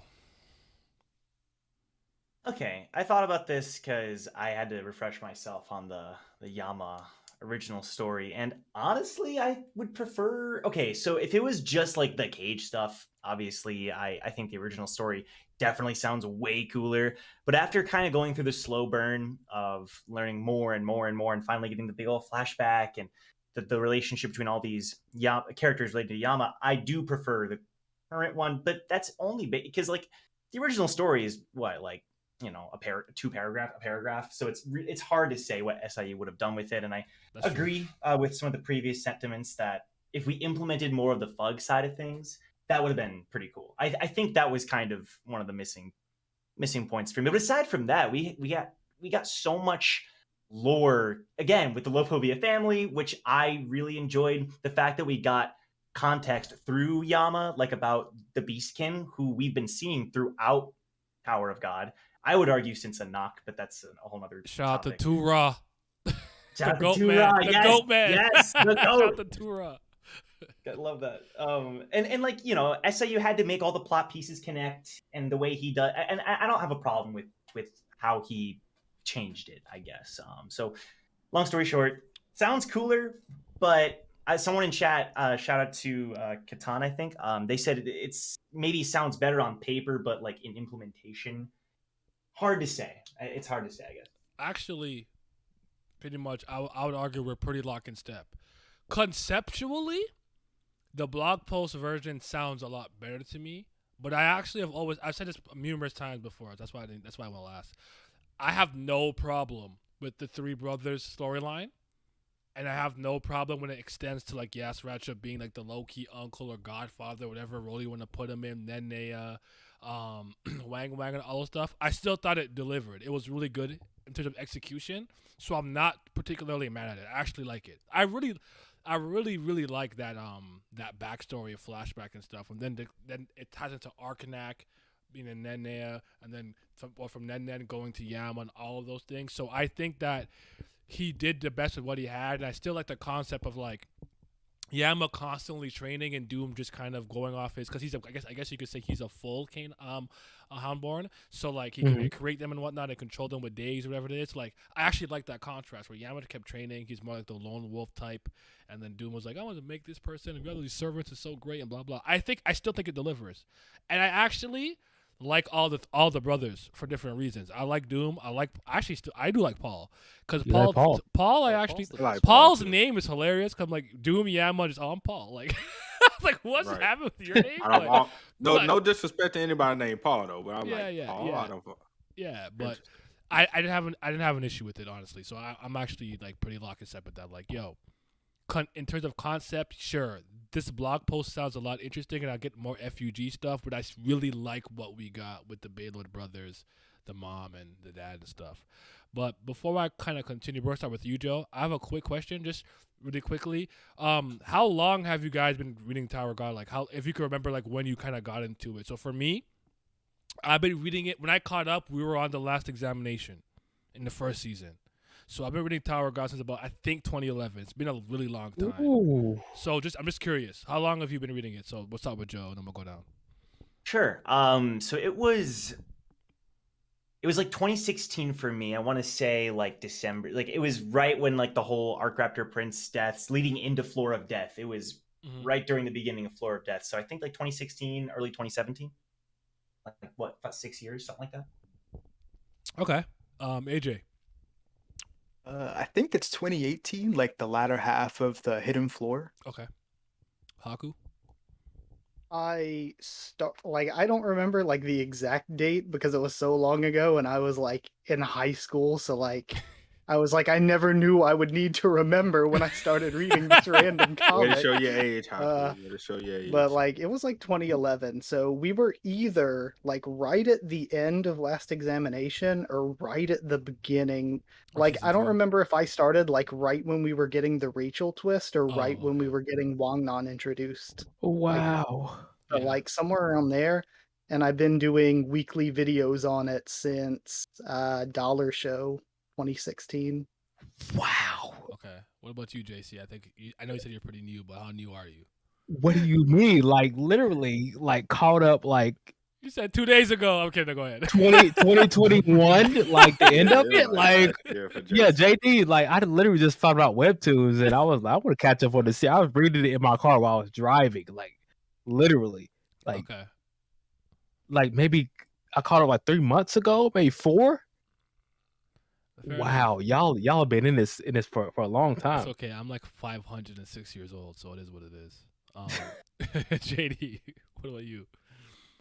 I want to say 2019, 2020, somewhere in there. It was like toward the end of 2019, right at the beginning of 2020. I have a follow-up question. I'll just probably for say JD. 2019. What a follow-up question because JD has read this thing twice or 3 times now. So you read this thing this many times? That's nothing compared to Naya. I hate you. Yeah, honestly. I've probably reread That's Tower nothing God compared like to them. 7 times at this point. Oh, Right. That's But nothing you compared have to to them. remember with something like this in One Piece, the earlier it is, the easier it is for me to catch up because there's only like 100 chapters or whatever. Yeah, the whatever. easier it is But to at one read. point, it comes a point where I'm like, I'm not doing this again. Like Tower, like One Piece has like 1,000 chapters. I'm not rereading that.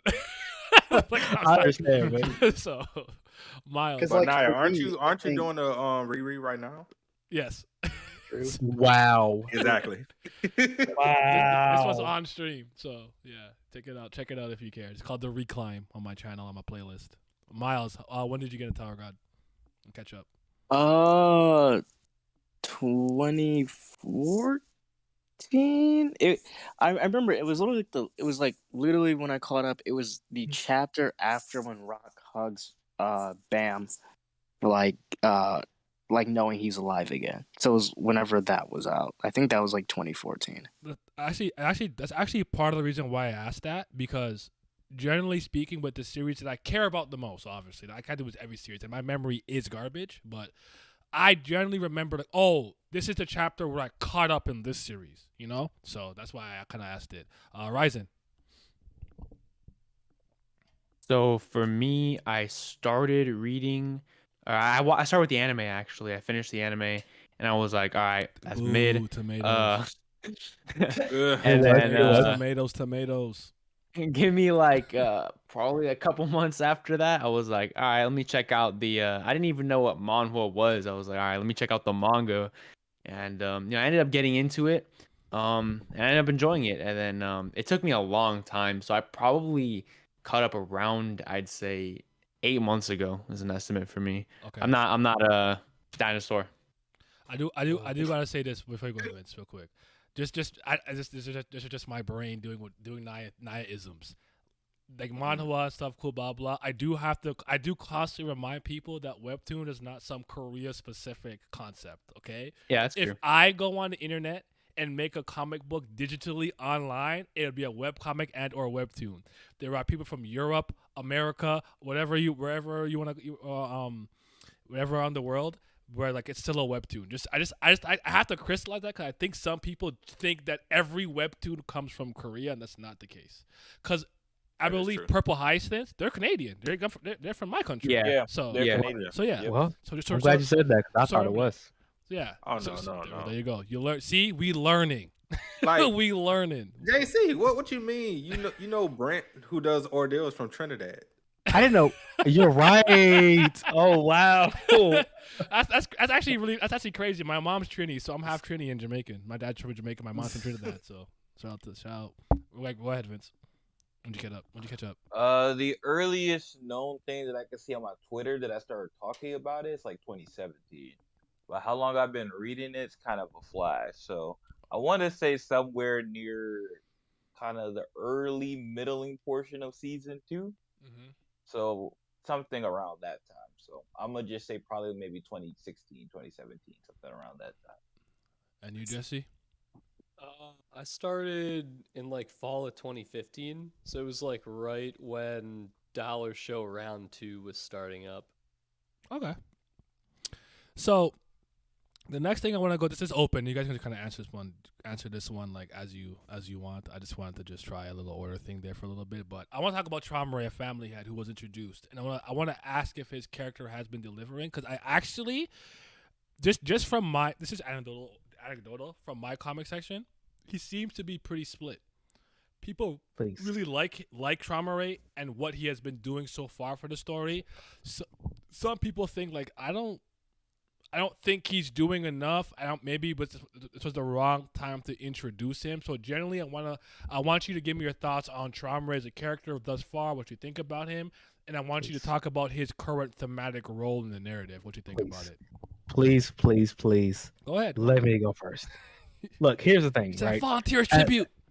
As a person who was reading the series through, if you want to go through like excitement for a person who was really strong, give me like the Floor of Death, Yurik, 1% of my power, one finger, and that's the I mean, like that's the family head.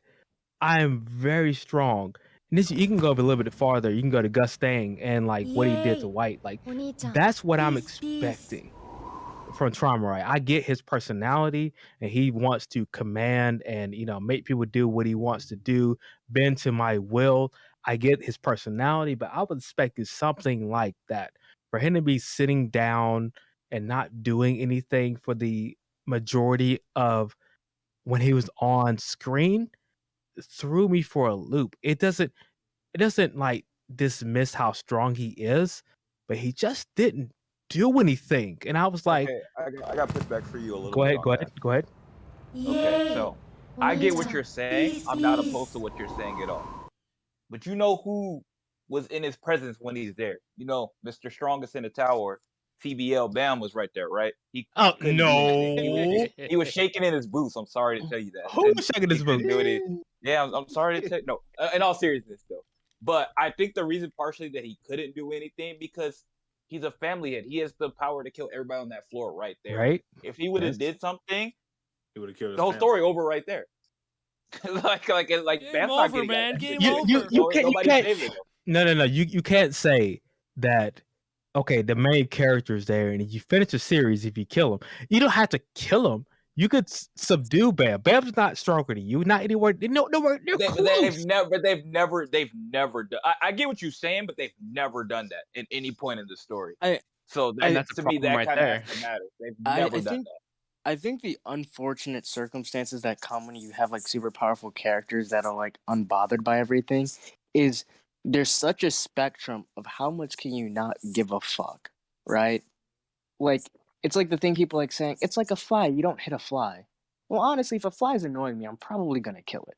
But Tower God has a very special level of not giving a fuck, though. Like, 100%. We've seen, like, look at Edouin. All he do is sleep with women all day and produce massive amount of children. Like, look at like some of these people are completely inactive in this tower. They've been alive for 1,000 years. They just don't care about anything anymore. Also, I think it's the stronger you are, the less of a fuck you give about anything happening. Yeah, like they have a very special level of not doing this. Like Gus Stang, the reason that Gus Stang is so active is because he has his own agenda. Jihad don't even show up. He sent clones and he gives people order and they don't even get it done. He's like, yeah, I got 3 choices. A, B, or C. Do one of them. I don't care. Just get one of them done.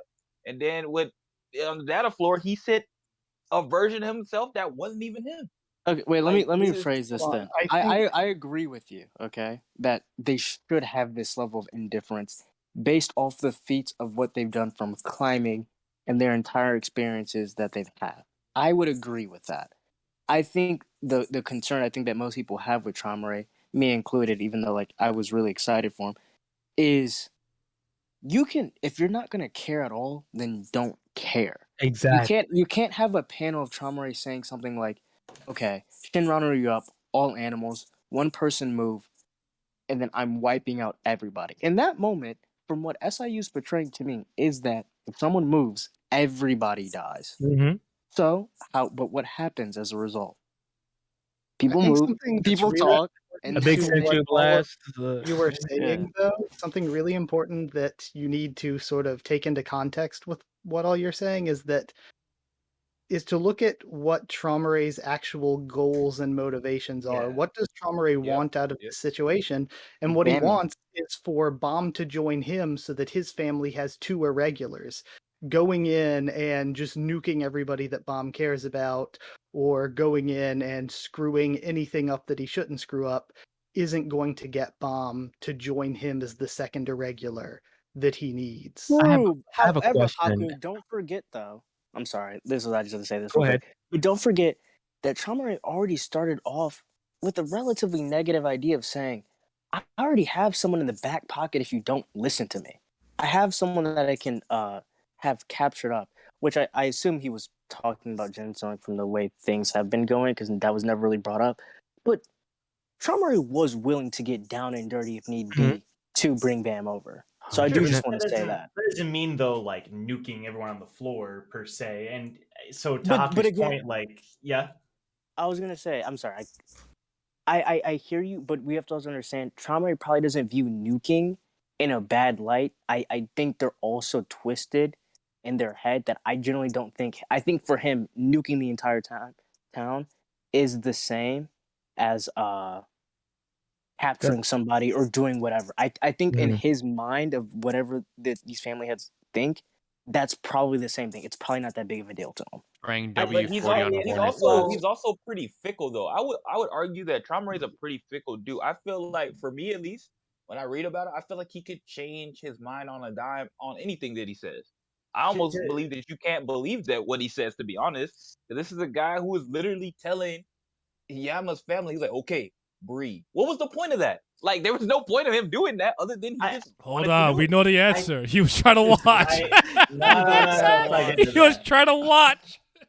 I disagree with like the notion that just because he's like a really powerful family head that he doesn't really care. Like he knows that Bomb cares, and he clearly cares about Bomb. But even outside of that, we've seen his entire character.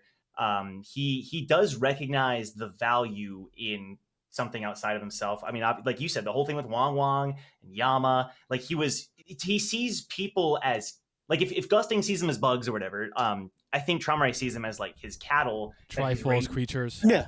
Yeah, and like his pasture. So like, you know, if I'm raising my cattle and I get pissed off, I wouldn't just nuke my cattle, I guess, you know? Like if I get pissed, you know, it's obviously it's a different headspace, but and at the end he does end up literally nuking his own family too. Like he kills a ton of people from his army. He kills that one guy who was like, yeah, he's so funny. I know. So So funny. he does even end up kind of exploding at the end in his own way. So I think he does see the value. I agree. People.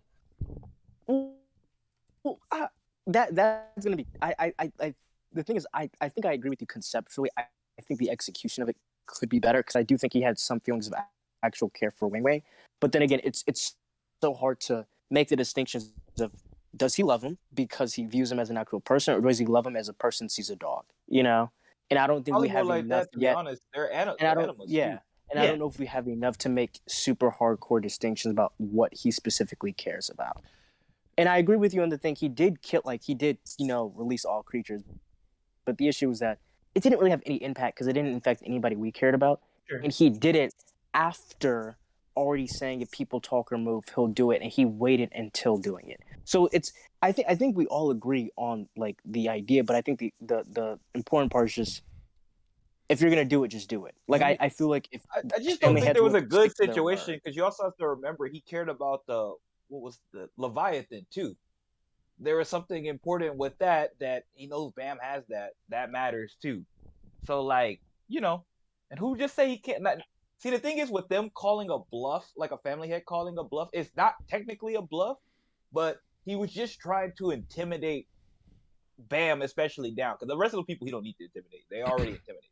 But especially Bam himself, he's just trying to intimidate him down so he could get him to listen to him, whatever he got to say. He does show a good level of patience for like what interests him, like he did say. Okay, true. Here's kind of how I see it, right? It's a problem that I've seen across all mediums all across the world when you introduce characters this powerful before any character from the main cast specifically or the main character themselves could possibly deal with them. What you're kind of forced to do is either give them a personality or mental defect or flaw that forces them to not really engage at a certain level. Some people in the chat said like they're godly and stuff. I get that. And having like I don't care about what you're doing, blah blah, than the other. But I have seen this as early as like Marvel comics or DC comics when you introduce something like Galactus to like some certain characters, and it's like we have to do this incredible workaround to not just make that character go, okay, enough of this, you're all dead, done. Yeah, snap with a finger, right? I've seen it with like comics. I've seen it in manga. I would argue Whole Cake Island, Big Mom. They weren't ready to fight Big Mom. She's on Prometheus wedding cake, just chasing them. They can't beat them. So she has like a mental hunger pang defect that causes her to not think straight. So that gives them the opportunity to do what they need to do in her territory, in her archipelago, to get out of it. So like, to me, I just think Trauma Ray is just another version of that, where it's like, I have my level of annoyance with that, where I'm like, he's just kind of all over the place here, but I'm so used to it, and I halfway expected it. So I'm not mad, but it's one of those things which, as long as you like come to me and you say, I like it because of this, and you made sense, you made a good case, I won't argue with you. I don't like it because of this, you made a good case, I won't really argue with you. But honestly, I'm probably somewhere in the middle. I'm kind of indifferent. It's just like, he'll get his proper moment and shine later. If that delivers, I'll forgive this. But I do have some issues, though. That's kind of how I see it.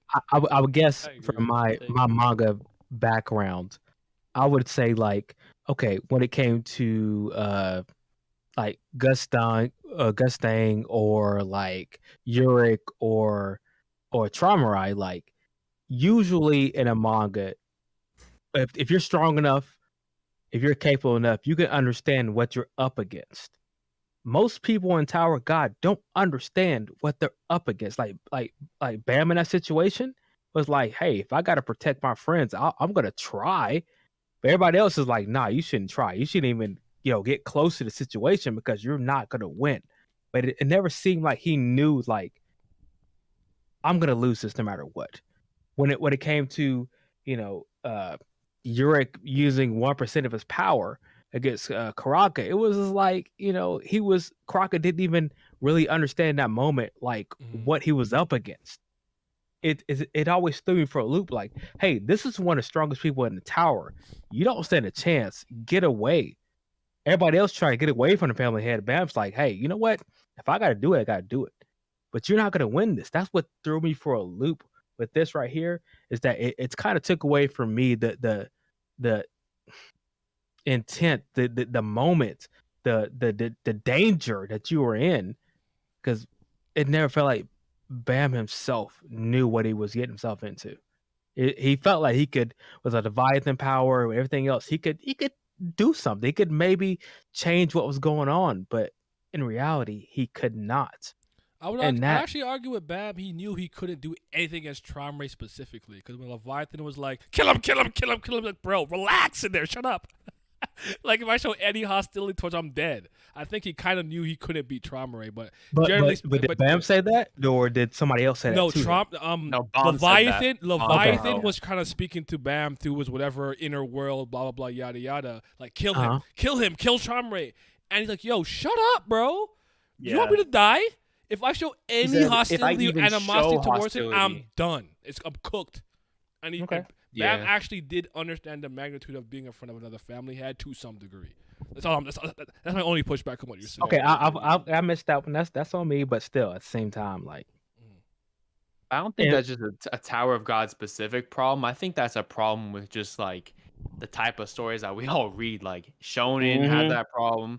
Any webtoon, any manga I've ever read has that problem where the main character is going to do the main character. We don't want a character who's going to flee on sight unless it's like we're talking about JoJo's Part 2 or something, right? Like for the majority of like what we read, we're talking about like facing adversity head on no matter what, even if you think you're going to lose. It's the whole humanity thing, right? Like humanity will never, that sort of cliche, right? And not saying that that's the direction that Tower of God specifically was going with that, but it's what Bam is going to do. That's just kind of, I personally don't really find that to be a flaw. I just personally find what you guys were mentioning earlier, how Traumaray basically was inconsistent with his words, how he basically the entire threat of Traumaray, I think, was kind of removed, in my opinion. That's kind of a hot take, but I don't find him to be very threatening anymore, because he specifically said, if anyone moves, I make the nest disappear. 10 dialogues later, 10 movements later, nothing is happening. I don't mind the indifference approach. I think it actually was handled pretty well in general, but I just don't appreciate how the character is inconsistent with what he says. I think it definitely takes away from the threat, especially with a family head level character. And one more thing I don't think you guys touched on was the fact that when he was fighting Yasuracha, I really liked the whole moment of like, yeah, you were under my genjutsu the whole time. That was really good. But the thing I didn't like was that Yasracha survived that attack. I think Traumerei should be so much stronger than Yasracha that any attack Traumerei does to Yasracha should instantly kill him. I don't think Yasracha should have survived that, even though he will die. But Do you I agree attribute with you. hold on. Do you attribute that though because he like one of his like creatures that he controls does it? He didn't like do it himself specifically. Does that change anything in your mind? Just curious. That's all.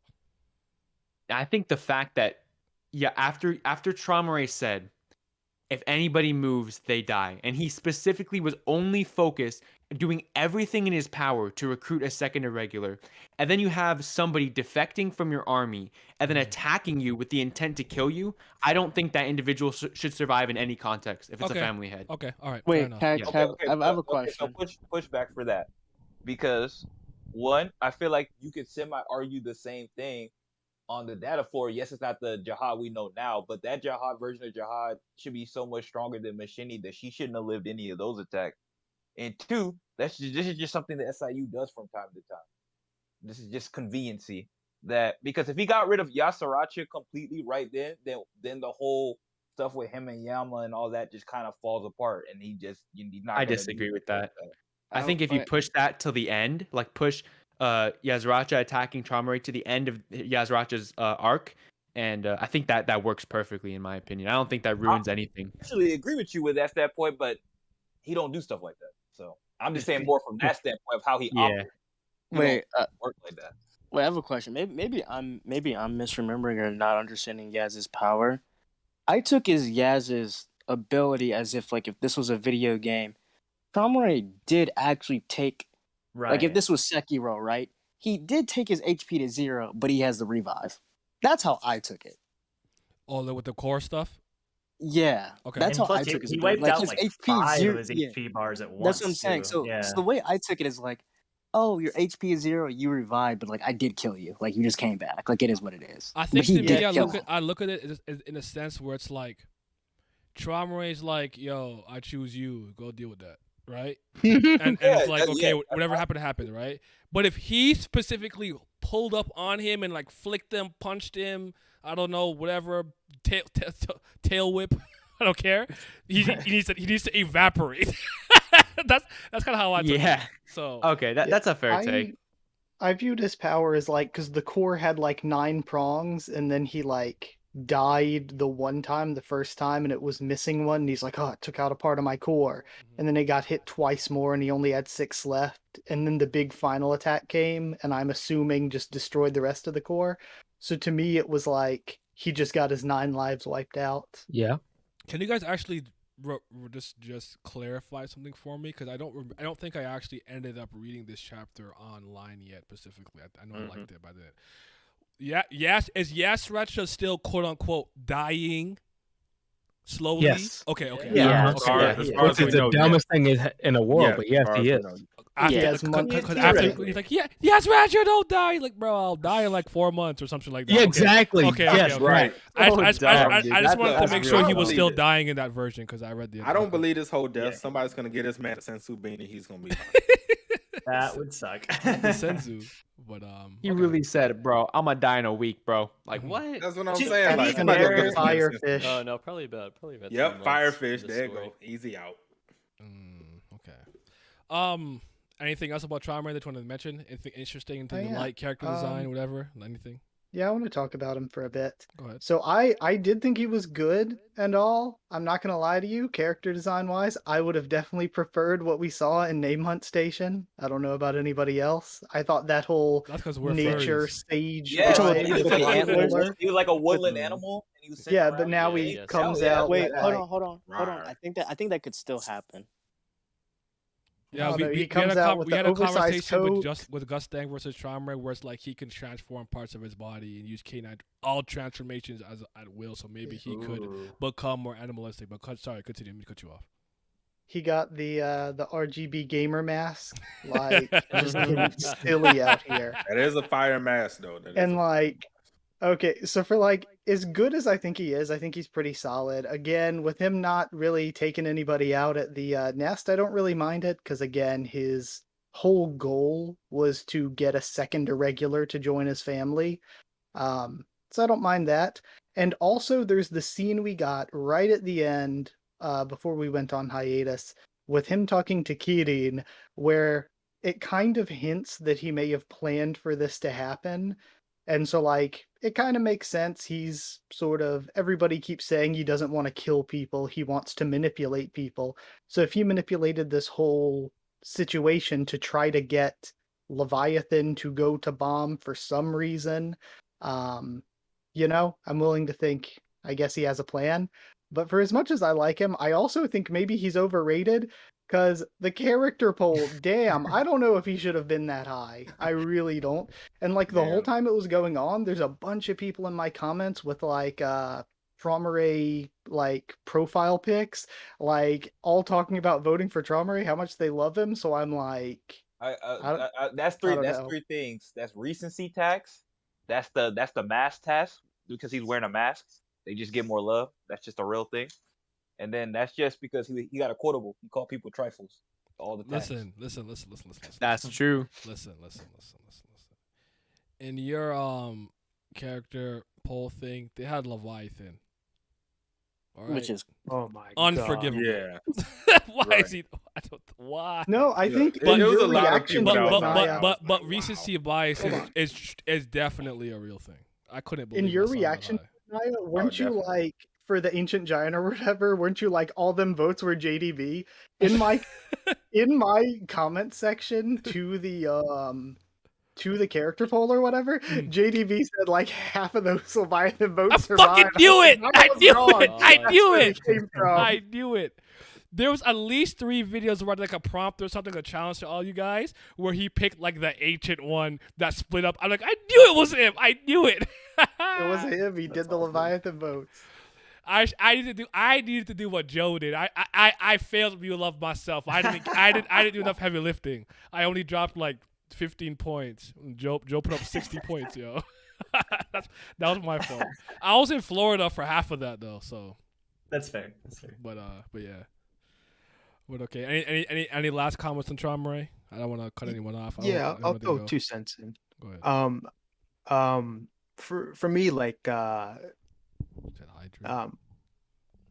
kind of liked how Traumaray is introduced personally, like playing off like the Animal Kingdom theme. Definitely gave me like the Pinnacle Apex Predator kind of vibes. Guy, like seeing his throne, solitary, like being alone, very, very reminiscent of like an Apex Predator. Like they hunt solitary, they remain that way for most of their life. And then, seeing him kind of make like a grand presence, everyone just sort of steer clears and bows down. So I kind of like playing off of like the Animal Kingdom theme for him. Okay, yeah, that's cool. That's fair. Oddly enough, I kind of attributed that role initially before he was introduced to actually Yasaracha. I'll explain it after when we talk about it, but I want to make sure everyone gets their piece on Traumaray before I move on. We're good? I actually have one more thing to say. I think, Naya, you brought this up in some of your videos too. One of you did. After I had said it, I like that Traumaray kind of feels like what you would get if you took a normal-ass person and just said, okay, you're going to live for thousands of years. You have so much power that nobody can touch you. You're immortal. So he just sits around in his room like, who has nothing to do. He's just so warped because of that. And the way he's like everything he does is like a warped version of real world stuff, like where he's like, okay, keep Yasaracha here to like hop around the cat tower and do cat things. This is like his warped immortal god version of pets. Yeah. No, fair enough. Yeah, as far as family head that's been introduced fully, I'm a Gustain guy. I'm sorry, but Traumaray did his thing, I guess. But I'm a Gustain guy. That's just sad. I'm with we reading, we pontificating about literature and narratives. It's moving me. I love it. He's got a book club in there. So all right. Is Yasracha a great character? He's often attributed to being the best new introduced character in the 3rd season. I don't necessarily agree, but I want to know what you guys have thought about him. What's your thoughts on Yasracha in general?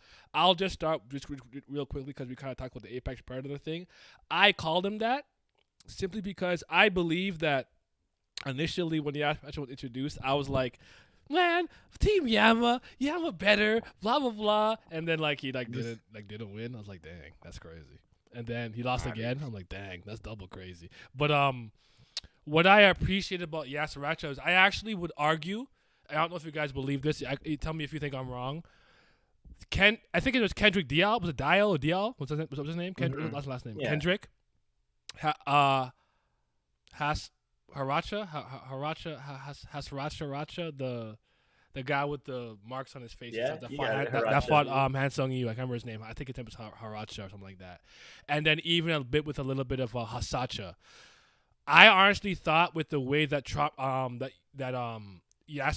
comes into all their storylines and kind of usurps them and brings them into their group. To me, I thought their flashbacks were all interesting and good in their own right because it showed a lot about those specific characters, though I do think that Hasacha run was really, really, really long. But we did get to learn about his people and stuff. That was cool.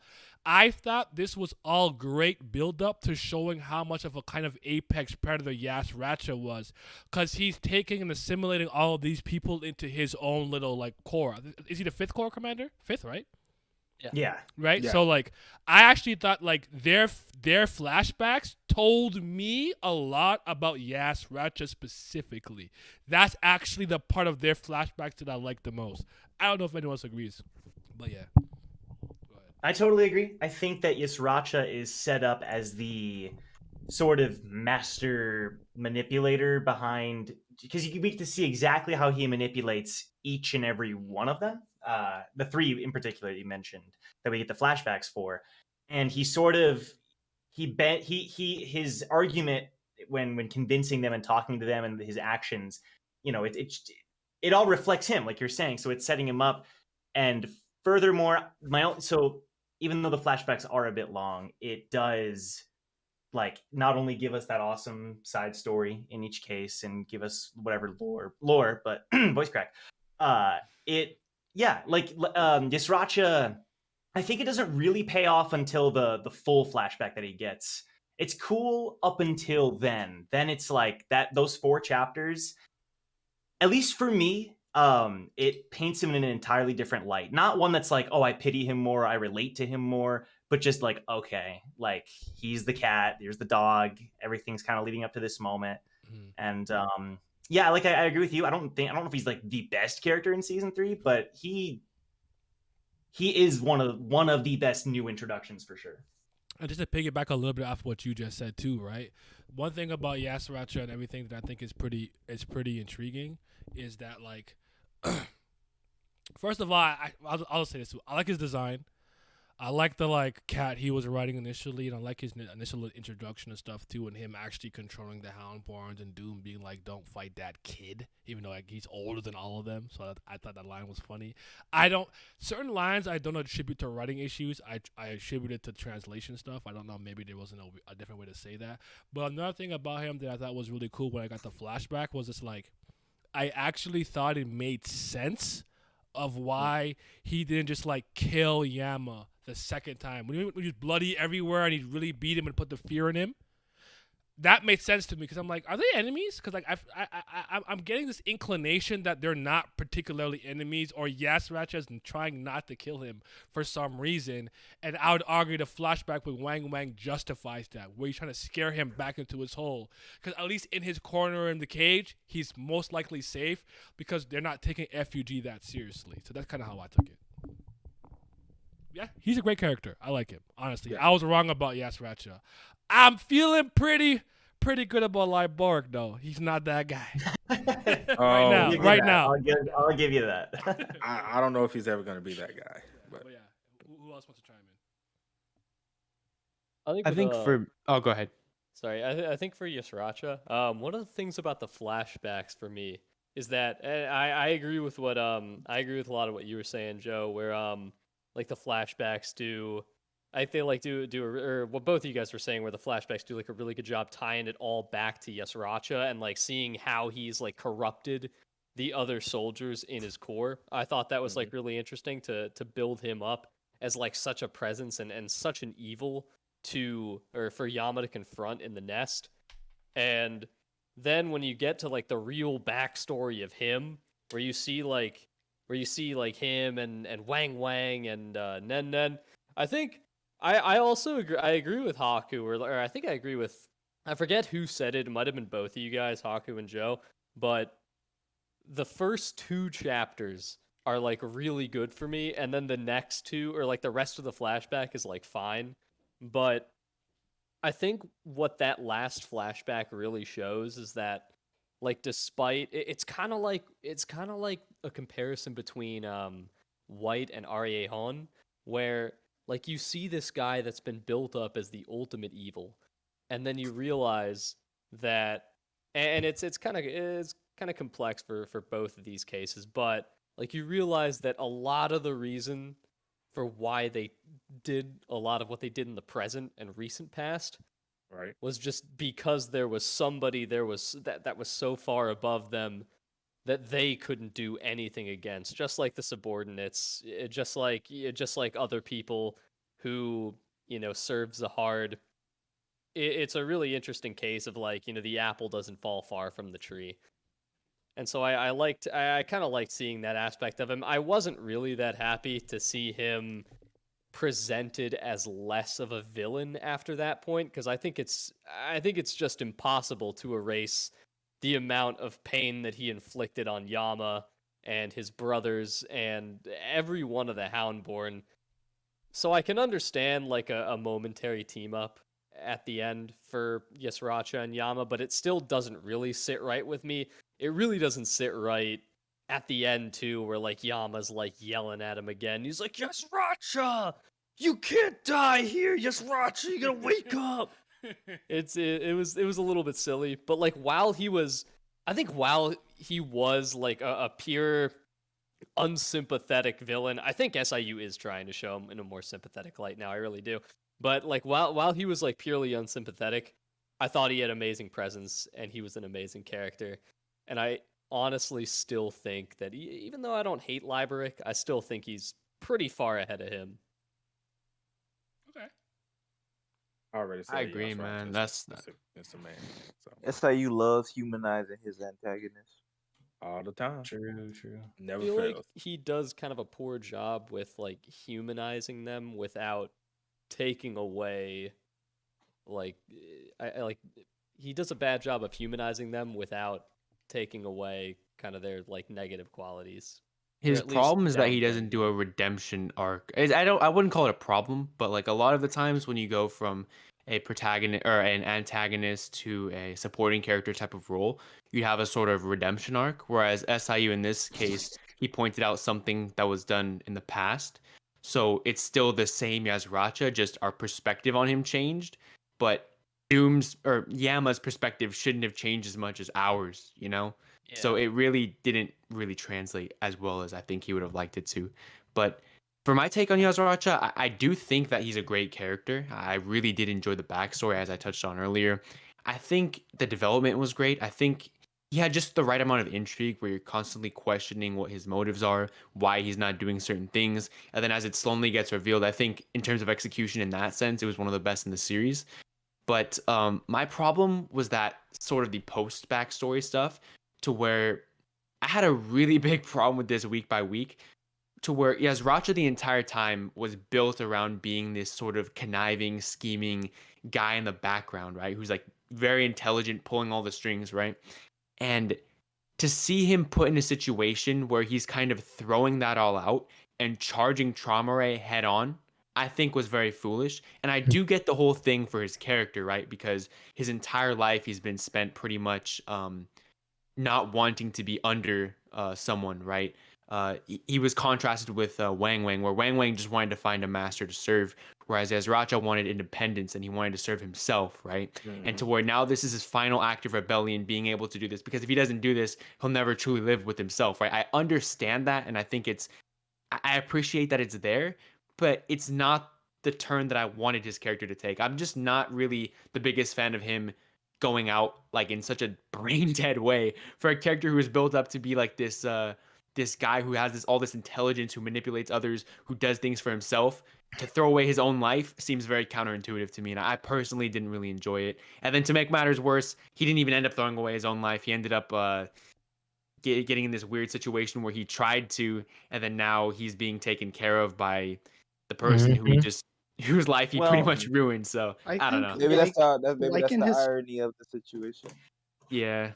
I think like in his flashbacks, where he was called an obsessive cat, he gets obsessed with certain things and just screws everything up because of it. Because he had this whole plan to get Wong Wong away from the Lopobia family and take him to FUG or whatever.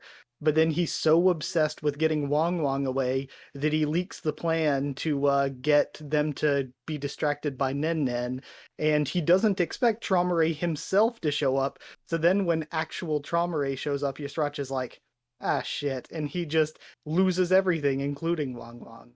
So I think it's another issue with him with Trauma Ray himself showing up, and then Yusracha being like, screw it, I've got the Highbrider power or whatever, I'm just gonna go after you.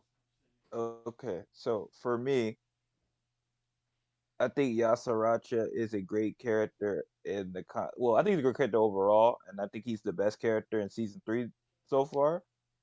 But partially, I think that's because he don't really have much competition in season 3 thus far. Okay.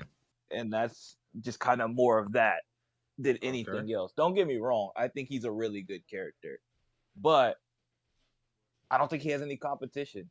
Like, if I just had to name who I thought his competition might be, Yama's like competition. Maybe Machini. That's it. I would have said Dewan for a while, but she was murdered. She stinks. Moron. I'm not gonna argue on that. I'm sorry. That wasn't even like a against you type of thing. But like I don't know. Maybe he'll redeem her for me somewhere down the road. But right now, just PU. She don't do anything for me. She's very bad right now. Yeah. So, but yeah, I just don't think Yasaracha has any competition in season 3 for being like, oh, is anybody better? Like, no. The answer is no. Like in every character, I kind of had some expectation for. Honestly, everybody so far that like I thought was pretty good, they all kind of fell flat. Caliban, Yasaracha, White, Evank and Hell, they all fell flat. So Evank Hell's trash. I'm sorry. I'm done. I'm done with the Evank Hell. I'm done with it. I have words about So Evank Hell. disappointing. Go ahead. No, we can get to it later because we're talking about Trauma, right? I don't want to. But I think Yasaracha is clearly the best character in season 3 to me, and nobody has to disagree with that. I mean, agree with that, but like to me, you just don't have any competition with it. Who? True. Little you. Little you. Yo, Little you is sick. When Little you bust out the crocodile tears frame 1, he might have been the GOAT. I lie. He does have one. He does have one competition. Spider Mommy. She came with a giant shield. Spanky Evank and Hell. Lame. Yeah, Spider Mommy out. Nope. I like Perditi. He's trapped there at the end. I kind of like Perseus and Holly. I don't agree with Spider-Man. And PDD. Perditi, why am I reading? Now, if you ask me who I think Will might end up being the best character in season 3 when it's also unless the season's done. If it continues, then it'll be different. But if it continues, who I think will be the best character in season 3 is honestly Machini, but that's my. Oh my god! Here he goes. What do you mean? Where's she been? Here he That's a goes. solid take. Hey, Bro, don't hate on she's Machini. Don't sleep No. on her. I'm not. I like I'm not mad at Machete, that take. but Machete has been his like GOAT for so long. What Ran is, but like he just it's a Vince take. It's a very. It's like me saying She's Mia with Love the is the best boss now, character. bro. It's season 3. No. Hey, this is not on the same level. Oh, Hold up, brother. don't disrespect. Don't disrespect. Listen, Oh, brother. listen. I was the only one who told you She had a plan. She had a plan. that she had a plan. He did. Made a He song did. about it He was and right. everything. What's her plan? He was right. Y'all laughed. Y'all What's her laughed at plan? me. Y'all say, "Oh no, she don't got no plan. She not doing it." What's her What plan? happened? What's her plan? But- What's her plan? What you mean? She What's her captured plan? Jin Sung. She Chaos. got it. That was the first Chaos. part. That's That our was the that I is don't first know chaos. what it is, Another but hey, chaos. That was the first she's part. planning Chaos is a something, bro. liar. Now that the boss is involved, there's something going on for Bro, sure. bro, Oh, yeah, she listen, definitely bro, doing listen. something. He the only, Irrelevancy, that's he what's the going only on. chef. He the only chef in the kitchen with a Nah, giant pot, and she making stuff happen. Just because you don't know the recipe, don't mean you gotta be angry about it. That's for her to know. That's for you to find Hey, out. that was cool. Hey, I agree. I agree. I'm not trying to hear nothing from a girl that's not trying to see the ones with high Yuri. That's all I gotta say. Can one of you guys Shut up, remind man. me? She said she sleep. If you ain't throwing the ones, what you doing? I just don't know what's going You on. guys to remind me real quick. That's like, all I legit, gotta say. Has All I gotta say is Machete- the one time she did fight, she got packed by Jahard, so I'm Was not that really just- seeing anything impressive with this. Oh, Just wow. asking, has Nah, Machete bro. done Wow. anything Shut up. beyond capture Jin Sung? Well, you To me, that's you like- have Hold to. on, that was a She's way. actually done. no, You no. have She's you can't say Oh, that God. because this entire arc of the Nest stuff is us going to. The reason that everything happened the way that it did is because they were able to capture Hajin Sung and make Bam want to save him. So like, as much as I hear you, it's one thing, but look what it evolved into. You can't doubt. You that. talking about the fight after Caliban went to that? No. All I Come gotta on, bro. say That's is like I'm saying has said- Jihad she done said- anything besides she said become Bam- king of the tower? Like, bro. She come sent Bam. Maybe She he sent didn't, I Bam. don't She know. sent Wow. Bam to go get Leviathan. She's the one that Right. set this That's whole true, thing in that's true. motion. That It's is true. Like, come She on, did come it on, all. what's the cap, man? She did it all, Actually, though. Actually, no, She she did did it do. all. No, Vince, she. I'm Vince, forgetting. She stop did do a bunch of capping stuff like you in the care about nest. that tapeworm. You do not care No, about bro. Leviathan. It don't matter. He's part of the Tapeworm. agenda. He's part of the agenda. Wow. He She did he do a is bunch of stuff irrelevant. in the nest, so I'm He's gonna give part her of. He's credit part for of what that. she's doing. She I brought- still think things are hold too on, easy hold on, for hold her. on. One She brought her family- She brought her family members here. They showed up. They were being the coolest people. Like, come on, man. She told Kun, like, what you doing? You suck right now. Do better. She Y'all told him he suck was right now. sorry. Why do we give props to people Trying for to set speaking you the up. truth? Because she raw like that. Nobody Wait, else wait, get no props like that. They're not She doing ain't nothing. done nothing. Wait, She done guys, everything. wait, I have a question for everybody in the chat. Are we really giving respect to someone that loves propping themselves to be so sweet but had to sneak somebody? She Now, said hold She on, that. just hold on, snuck hold him. on, She now, did. hold on, now, Look, hold on. Now you look, sitting here look. being disingenuous because you gonna throw the whole Coon family like personality out the window. Oh, They we're are so For schemers. real. Oh, For we're They so are real. we're schemers, so and you gonna throw it out the window now because you Got a don't like point. her. Stop the cap. Got a Wait, point. Stop the cap. Got a I'm point. folding you. You Wait, folding like no. origami right now. No, Stop it. Let's not act like they're let's not act like they're a monolith. What does Kuran do? He pulls up and he fights. What do you do when he fought Arya? He's the exception, though. her. Don't do that. Bro, He's the Kuran exception. is You the can't do that. You mouthpiece can't do of the that. do Kun that, bro. family, Look at bro. you. Look You at can't you. do that. Come on. You've lost. Hey. You lose. Yeah, Put it out man, there, look, dude. where's Ran Steph is Curry? garbage. Where's Kun Steph Ran is Curry at garbage. bedtime? I'll put you to bed. Poor character. Game 6. Jesus. It's done. Hey, real quick, y'all. I gotta hop out. I gotta finish packing because I'm moving Saturday. But I just wanted to say, appreciate the invite, appreciate the discussion. I will keep listening to y'all as I'm packing.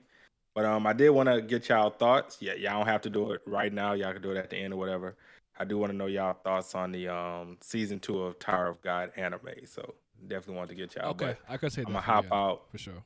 Yeah, I appreciate I'm hop you. out. Appreciate you guys, man. I'm gonna hit you up because I want you to See you, come. bro. With, I have another idea for something for us to do, but I appreciate you coming through, man.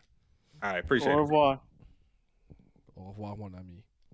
That Real? French? I don't even know. That's Real French. quick Yeah. while we're I on actually want to Machete, say. though. Oh, go ahead. No, go ahead. Real quick while we're on Machete, I know most of y'all were memeing, but I actually did want to run down like some of her plans so far and like how she actually managed Oh it. no, I wasn't memeing. So like, go ahead. this whole plan that she had, we learned back in season 2 that she wants to like start the war. She wants like a war to happen in the tower. Because I guess I don't know what the end goal is. Maybe if the war happens, she breaks free from Zahard's control. Maybe she tries to get the 13 months. Who knows why she wants it, but that's what she wants. So from the beginning, she says, "Okay, I'm going to go warn Bomb that." Or I'm going to go warn Jinsung that Calavan is going after Bomb so that he will intercept Calavan and they'll fight. Because she's like, I'm not strong enough to fight this guy. I want him to think I'm on his side. I want him to fight Calavan, who can beat him. And then she jumps in to capture him at the end of that fight because she wants to lure Bomb into the nest. again to kick off this war. So then the war comes in and she like switches sides halfway through to help Bomb out because of the speech that Karaka gave at the beginning, where Karaka's like, okay, what happens if we lose here? Everybody in the tower is going to be like, well, damn, FUG should lose. They're against the army of Zahard. But then what happens if FUG wins? The whole tower is going to be like, damn, Zahard's army took an L to FUG, and it's going to kick everything off and like inspire people to rebel. So she sends him into the crystal, but that's kind of where the part that she plays ends, because at that point the boss gets involved and the boss shows up and kind of like hijacks what's going on. But at the end, she still did have the nest kind of a failure for Zahard's army. So in the end, she still does get what she wants in people starting to rebel against Zahard to kick off the war. I want to add to that real quick. Actually, I think Masheni's actually in a really good position at the end of this arc, like just in terms of her character. Because one of the things that I wanted to see was, like what if there's like a spanner in the works in her plans? Like what if something like challenges her? What if she has to counterplan? I think the boss appearing in front of her and like changing the locations and stuff was actually a really cool move, because now we get to see. I think now we get to see Masheni change tactics and do some new stuff in real time. So I think it's going to be interesting to see how she navigates this new situation and kind of improves and enhances her intelligence even more. Yeah, So definitely found something with that match her metal. with this Princess arc coming up, there's always the way that she could get involved there, because we don't exactly know what her wager with Yuri was, but we do know that Masheni was working with Lilial, Shilial, and Maria, and we know that Lilial's going to be involved in the arc, and since Lilial's working with Masheni, then she's tied into what's coming next too. Okay. I do want to ask you guys about any other characters in season. And I don't care if they were introduced in season 3, but season 3 characters in season 3 that did something very, very notable or important that you want to highlight. But before that, I do want to ask a quick question, because we talked about character development a lot and characters progressing and whatnot, and it's something that I've seen and hear a lot when it comes to anime. Manga discussions on anime discussions more often than not, but I personally, I take these type of things case by case scenario in the sense that I look at a character like Goku, who's static, he doesn't really change. He likes to fight strong people and improve himself, and a lot of the core characteristics and building blocks of his character never deviates from Dragon Ball to the end of Z. I'm not talking about Super GT. I don't care. Talk about end of Z, right? Or obviously, we all know that manga is just called Dragon Ball the same way Naruto, just Naruto. There's a Shippuden and Z stuff. So just throwing that in there because there's always that guy in the comments. I know that, all right? I know. The reason I ask that is because I don't think there's something inherently bad about a static character if they're done well. I don't think a dynamic character is necessarily better than a static character. It depends on the narrative you're telling and execution. I just want to know if anyone else had the same opinion. That's all. That's interesting. I'll let everyone else go first. I have to think about that. Well, for me, I tend to prefer dynamic characters more.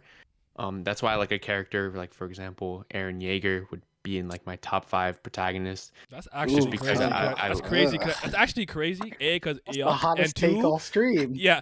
I said yuck, and 2 because I actually don't think he actually changes as much as people try to make it seem. But I'll let you finish your point though. Go ahead. And that's why Bomb throughout season 2, I think is more dynamic than he is in season 3, and that's kind of what draws me towards season 2 Bomb a lot. I don't know why you guys. Wait, hold on. Why was that a hot take? I thought you guys don't like Eren. What's going on here? I don't like Attack on Titan. I just don't think I'm gonna Attack get on in Titan trouble. is good. Yeah, If I speak, I don't think Attack on Titan's awful. I'll keep it very simple. I'll keep it simple. I won't go into great detail. But in a nutshell, generally speaking, I do think Eren goes through some changes. I'm not saying he doesn't, But I think the major difference is that he stops operating from a position of ignorance because of the information he gets, so he knows other humans and whatnot are his enemy. I don't actually think the core character of Eren changes as much as people like to seem, and actually a lot of people who like AOT started to admit that later after the fact. Eren cares about freedom. Eren is like not the greatest fighter. He gets washed sometimes when he's his friend to come save him. And even later on when he's older, when he's fighting with Reiner and stuff, when he's like, Eren, you're not that raw, bro. Like, I could take you type of thing. Reiner, whatever, like, blah, blah. Where I'm like, Eren has not changed as much as people like to pontificate and act like he did. But that's not saying he's a good or bad character. I leave it up to you. I don't like him. I don't really care for the series in general, but I just think it's one of those things where it's seen and held as a common kind of manga opinion. So if you deviate from it, people kind of shit on you because like, oh, how could you say that? You're stupid. Oh, what was this idiot? Make fun of him. But I think most people don't even understand Eren to that degree. Sasuke the Savage, check it out, has a video about how Eren doesn't really change. And the thing he consistently kind of cares about from start to finish is the concept of freedom. He's not as he's not as dynamic as people like to make him out to say. That's all. I'll keep it simple.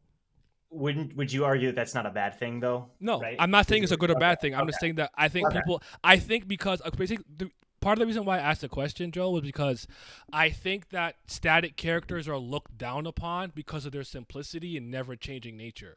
Whereas, like I say, Luffy's a character that changes the people around him, but he stays the same. He's driven. He wants to become the Pirate King, X, Y, and Z. But when people meet him and come into contact around him, they're the ones who change because of the way his attitude is. And I think that's the kind of point. Similar to Goku as well. This is going to sound stupid, but bear with me for a second. A baseball bat, to me, is inherently not an evil or good item. It is a recreational tool used to hit the baseball in the sport of baseball. But if I take it and I hit someone in the head with it, I've used it for evil. I've weaponized something that is pretty much neutral. I see static and dynamic characters as neutral. Now, if you have good development for this character, it's consistent, it's seamless, and it goes in the right direction, I'll give you marks for it. If your character is static, but they work within the confines of your narrative, I'll give you marks for it. I don't see any as better. The same way that I think that sometimes there's beauty in simplicity, and people think a more complex narrative is better, I don't necessarily believe that. Again, generally speaking, for me, it just depends. How do you execute? Did you do 65 moves into a step back and throw up an air ball? Fucking care if your handles are good. You saw the air ball. It's kind of how I see it. Yeah, I was just about to bring up to say that they can both be done extremely, extremely well. Two of my favorite characters from, I guess, keeping it in popular shonen, a really static character to me that I would say is one of my favorites is Luffy. I've always really liked, and he doesn't really change at his core. And a dynamic one that I really love from Hero Academia is Endeavor, who changes a ton multiple times throughout the series, but is also really well written. Now I got a question. Oh, go ahead. Sorry, I think when it comes to static and dynamic and stuff, I mean, I think a lot of us are in agreement with here where a dynamic character is probably generally going to be more interesting because they, they'll have an arc, and they have generally, I think due to that, they'll have more focus at points. But I also think that a lot of it just comes down to if they have interesting content around them. I actually want to give two TOG examples of characters that I think act similarly, but one is way more interesting than the other. I'm going to give Rack and Evan-Kel here.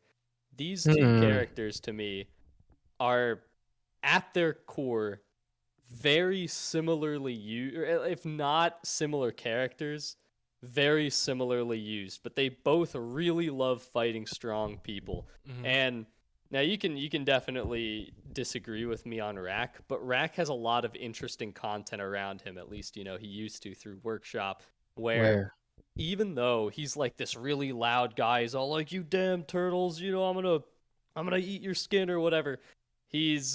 Even though that's what he does in fights, we have so much more with him where he motivates Aguero, he motivates Bomb. Did you lose your banana? He gets good moments where he doesn't like change them, but like he'll have connections and dynamic building with them. And then contrast that with someone like Evan Kell, who I don't dislike Evan Kell for comparison. I don't think she's like a bad character or anything, but the Evan Kell content that we get is very similar, in my opinion, to the Rack content that we get in fights, where it's just Evan Kell kind of like giving a lot of one-liners. She's like, "Oh, I'm gonna burn you up. Oh, can you handle this kind of heat? Whoa, it's pretty good. You're pretty strong. Feel the Take heat." This fireball." Kingdom Hearts, And ladies. some of it's cool, and obviously some of it I think is like good dialogue and cool, and it looks awesome. But that's really all outside of a couple Hansung flashbacks and like where you do like learn about her motivations. That's like all we get.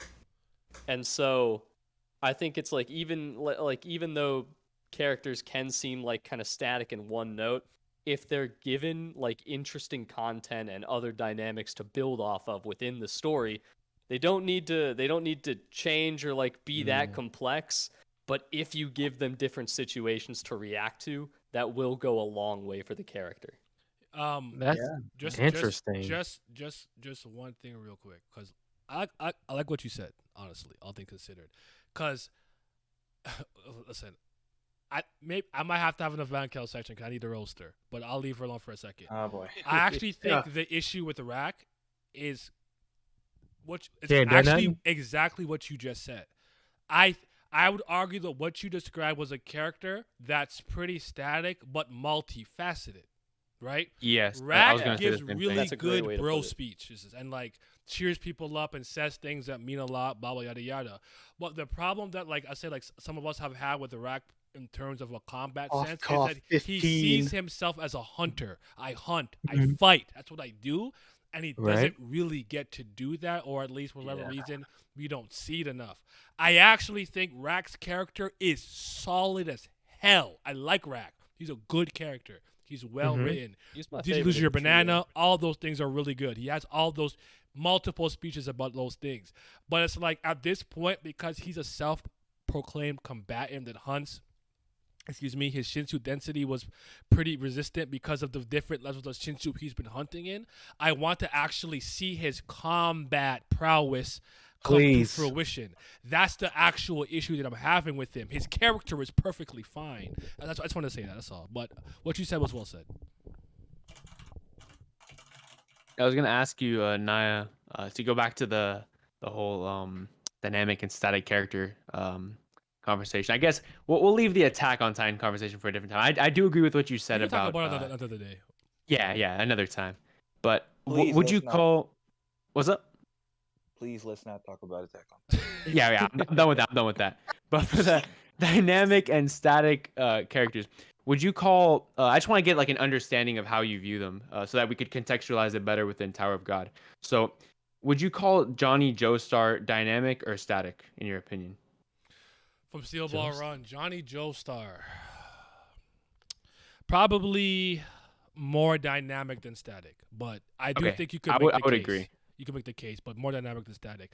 It's funny. It's actually funny you chose him. He's my second least favorite Joestar after Giorno. What the? I don't like Giorno and Johnny. Speak on it. Giorno and Johnny are my least favorite main protagonists in JoJo. I want to make something clear. Least favorite and bad are not the same term. No, I am not calling them bad. Me. In terms of what me about personally, Jonathan? they're my least favorite. Jonathan's like top 4 for me. Jonathan gets a lot of disrespect in my opinion, but he's pretty static. He's static.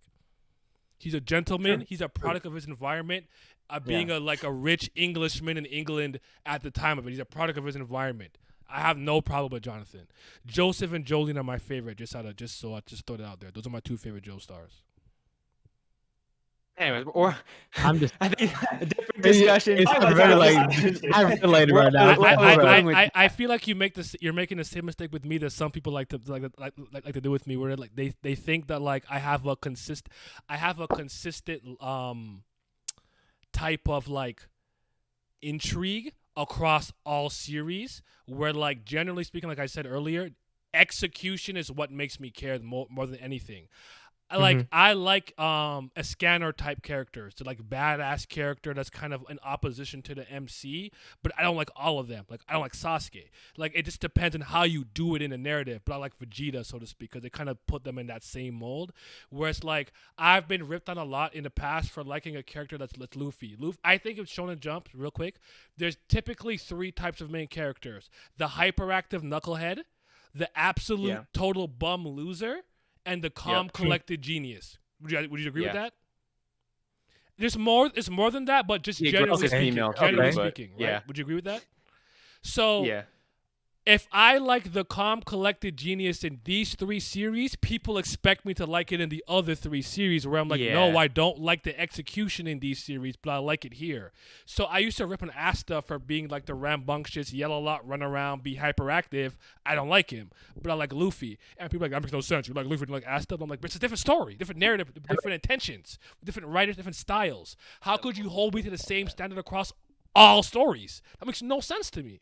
You have to ask me case by case. Trying to understand me by just asking me about one particular thing is not going to work for you, because I could hate a JRPG here and love another one over there because of the things that they did, that they changed or propped up. You got to ask me like very specifically in that sense. That's all I want to say. I was trying to pick into your Tower of God mind by picking into your JoJo's mind, and I regret that, bro. That was a bad decision on my part, because now I got beef with you because you were saying stuff about Sasuke. Oh, no, we got all sorts of beef now. It's all over, bro. That's fine. We can talk about it another day. I mean, a great stream. But I just want to end with this, and then we'll open the floor up because I've been talking for a while.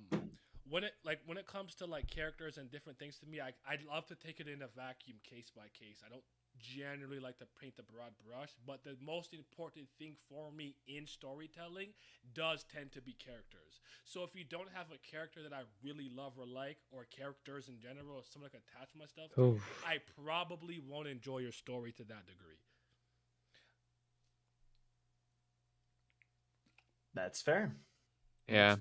I've been waiting for this next topic for a while. I'm looking at it. I'm staring at it, reading it. He's solid. Let's get to it. Okay. I've been preparing for it too. Has BAMS? Before we move on, one thing I've been wanting to say for like a long time, but I've never really wanted to cut anybody off. What we're talking about, like criticism of the Nest and stuff, and like how it's like sort of a recency type thing. For those of you like I know like Naya that have been reading for forever, I remember the week to week people just being pissed and thinking it was the end of the series at like the end of Workshop Battle. People were pissed about the Thorn stuff because they were like, this is just turning into Naruto or Bleach. They're like, the Thorn is just like Kurama. The Thorn is just Hollow Ichigo or whatever. MacGuffin so A, it's like, MacGuffin B. I've heard that before. Yeah, too. and then like, you know, we survived that. So it's like, I guess remember that like some of our criticisms here for where we are now down the line, we might just be like, oh, never mind. I also want to say this real quick. I am generally kind of hard to please these days. I'm highly critical and I critique things like pretty harshly, but I only critique things harshly if I love it and care about it. If I don't care about it, I'm not going to do that for it. That's why I'm harsh on like One Piece and Tower of God. I love these series immensely. They've done a lot for me, but I never let that blind me from entertainment. So while I could objectively and if I'm trying to be impartial and with the least amount of bias, which I don't think any human being can truly be, but removing the most amount that I can, I would argue that Joestar, so to speak, is not the best written Joestar. But in terms of him entertaining me in battle tendency, absolutely love that nigga from top to bottom. And I don't let that skew me from having fun. I'm critical, but if it's mid that's hitting, I'm going to enjoy that mid. I'd love to. Agree. It's one thing I like to criticize with my audience. Be critical, think deeply, but do not let it interfere with your general enjoyment and entertainment. It's important to have that balance. Totally, yeah. That's why I've been toasting One Piece. I love it, so I'm toasting it.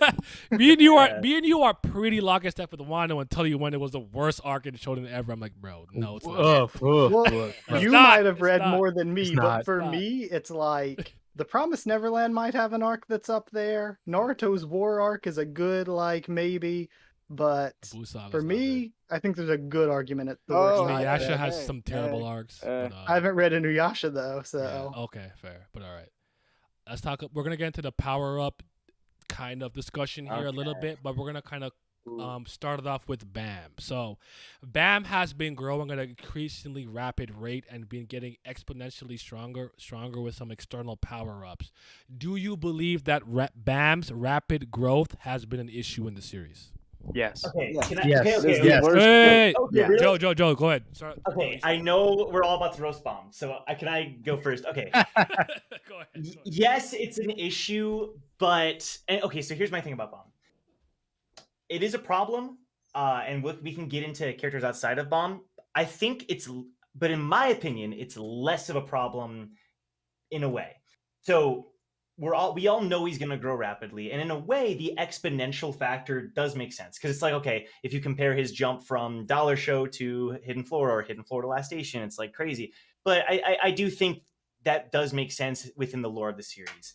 I think the problem that results from that is when you get a fight like Bomb versus White, where it's just like, okay, and I think Naya, you've said this before, like if Bomb is fighting an opponent, he's going to be like as strong as he needs to be to win, essentially. You've made that comment before. Like which is why we were all scared that Bomb was going to go toe to toe with Traumarai. We were all like afraid of that, moment.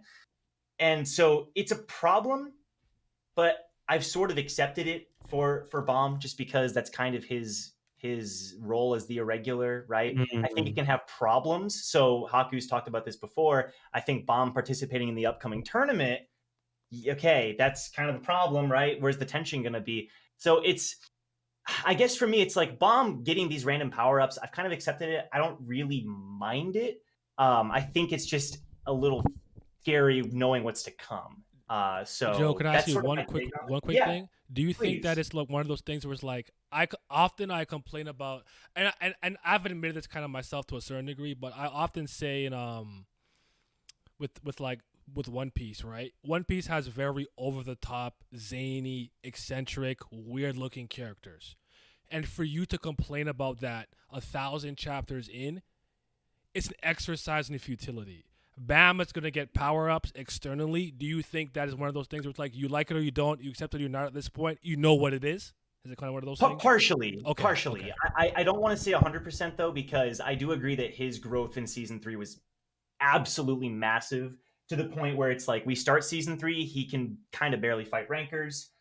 He has to work with Kun and Rak to fight Delete, whatever. Mm-hmm. And then now he's like stronger than Jin Sung probably, and like he's, that's a massive jump. Wait, so I get the criticism. Yeah. Okay. I have actually quite a few pushbacks and a few questions. Like, this is a huge thing for me. This is one of my biggest problems. Why I don't like Bam as much anymore. So, one, okay, this is for you, Joe, and everybody else can answer this. So I'm curious then, Joe. Before Season 3, what level would you have Bam at? Like as far as relating him to somebody else? Like, is he A rank regular, ranker, B rank regular? Like before Season 3, like Last Station Bomb. Yes. Where do you think he is?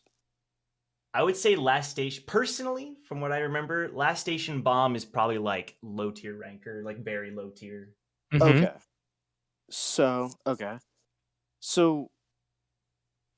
Okay. And then I've my other question is, are you of the opinion that Bam is going to fight Jahard the moment he steps on floor 134? I thought about this, and it's a hard question. I think it's possible. I mean, it depends on where he goes with the story, right? Are we gonna? I would hope for that. That's what I want to happen.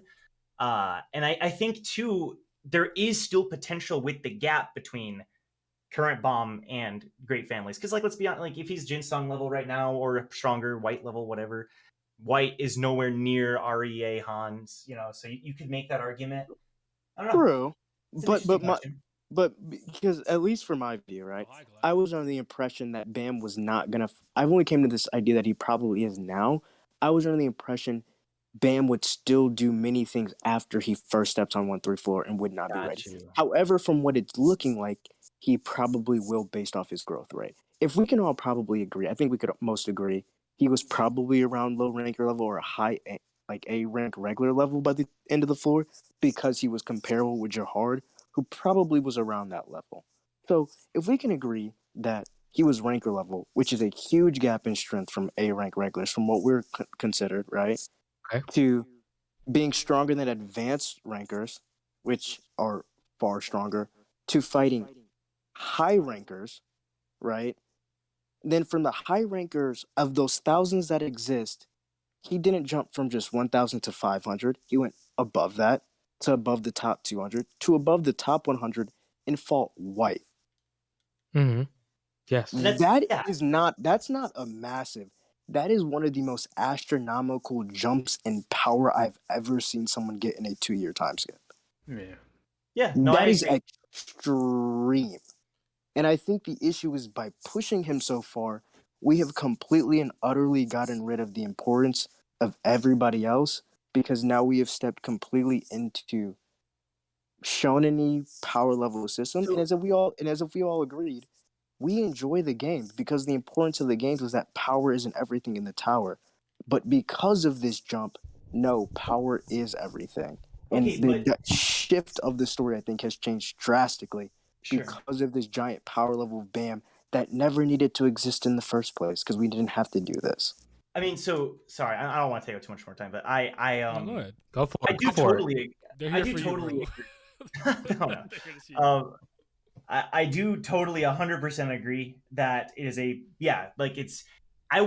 So that's what I'm saying. Like, I would have much rather preferred that he earned the growth that he gets, that he actually trained. We get to see him grow. So I don't like it. I'm not claiming to like be a fan of it. I guess just from my perspective, I've kind of I've accepted it. I've been like, that sucks. But like, it's not to me like a make or break situation. But I do want to say too that the point about like, okay, now that he's at this level, now we're just like in typical shonen or like everyone else doesn't matter.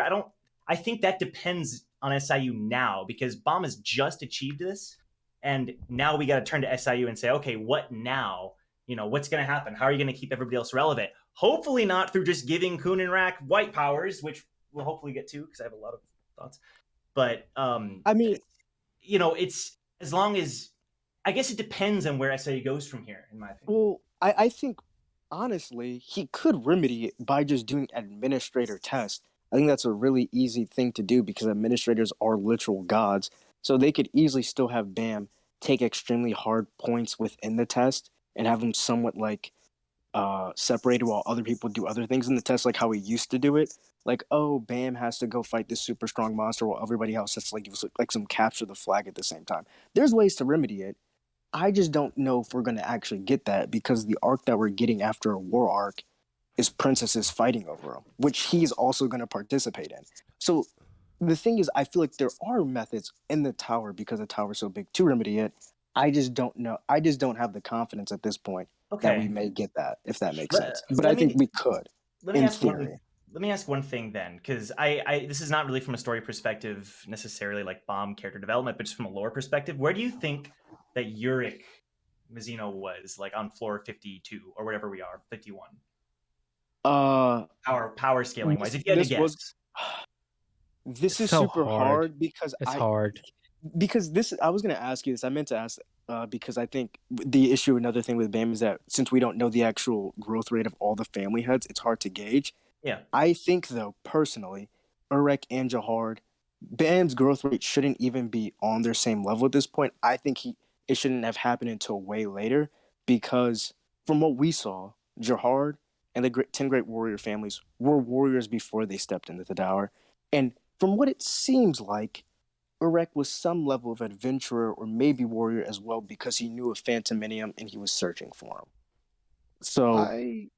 And with his speed, I would hope Urek would be far stronger. At what level? I don't know. Maybe advanced ranker, because I think by floor 100 he probably was comparable to Arie Han. So it's really hard because it's between floor 1 and 100. You just have to guesstimate so much. I agree with Miles on this one, but also, so one thing that it makes me think about too is when you said that it didn't have to be this way, Bomb all throughout season 2 was ahead of everyone else. He was special because he was an irregular, but he wasn't impossibly ahead. He wasn't ridiculously ahead. But in the span of less than 150 chapters, that's changed really, really, really drastically So much. compared to what it was. And so I think that's like having him be ahead of everyone, having him take large leaps is fine to a certain extent because he's an irregular and you can just use that excuse. But I think the leaps have been too massive because we're only on the 50-somethingth floor. Yeah. And because totally we're agree. only on the 50-somethingth floor, that just makes me think for the rest of the series, I'm just like, is everything else a cakewalk from here on out?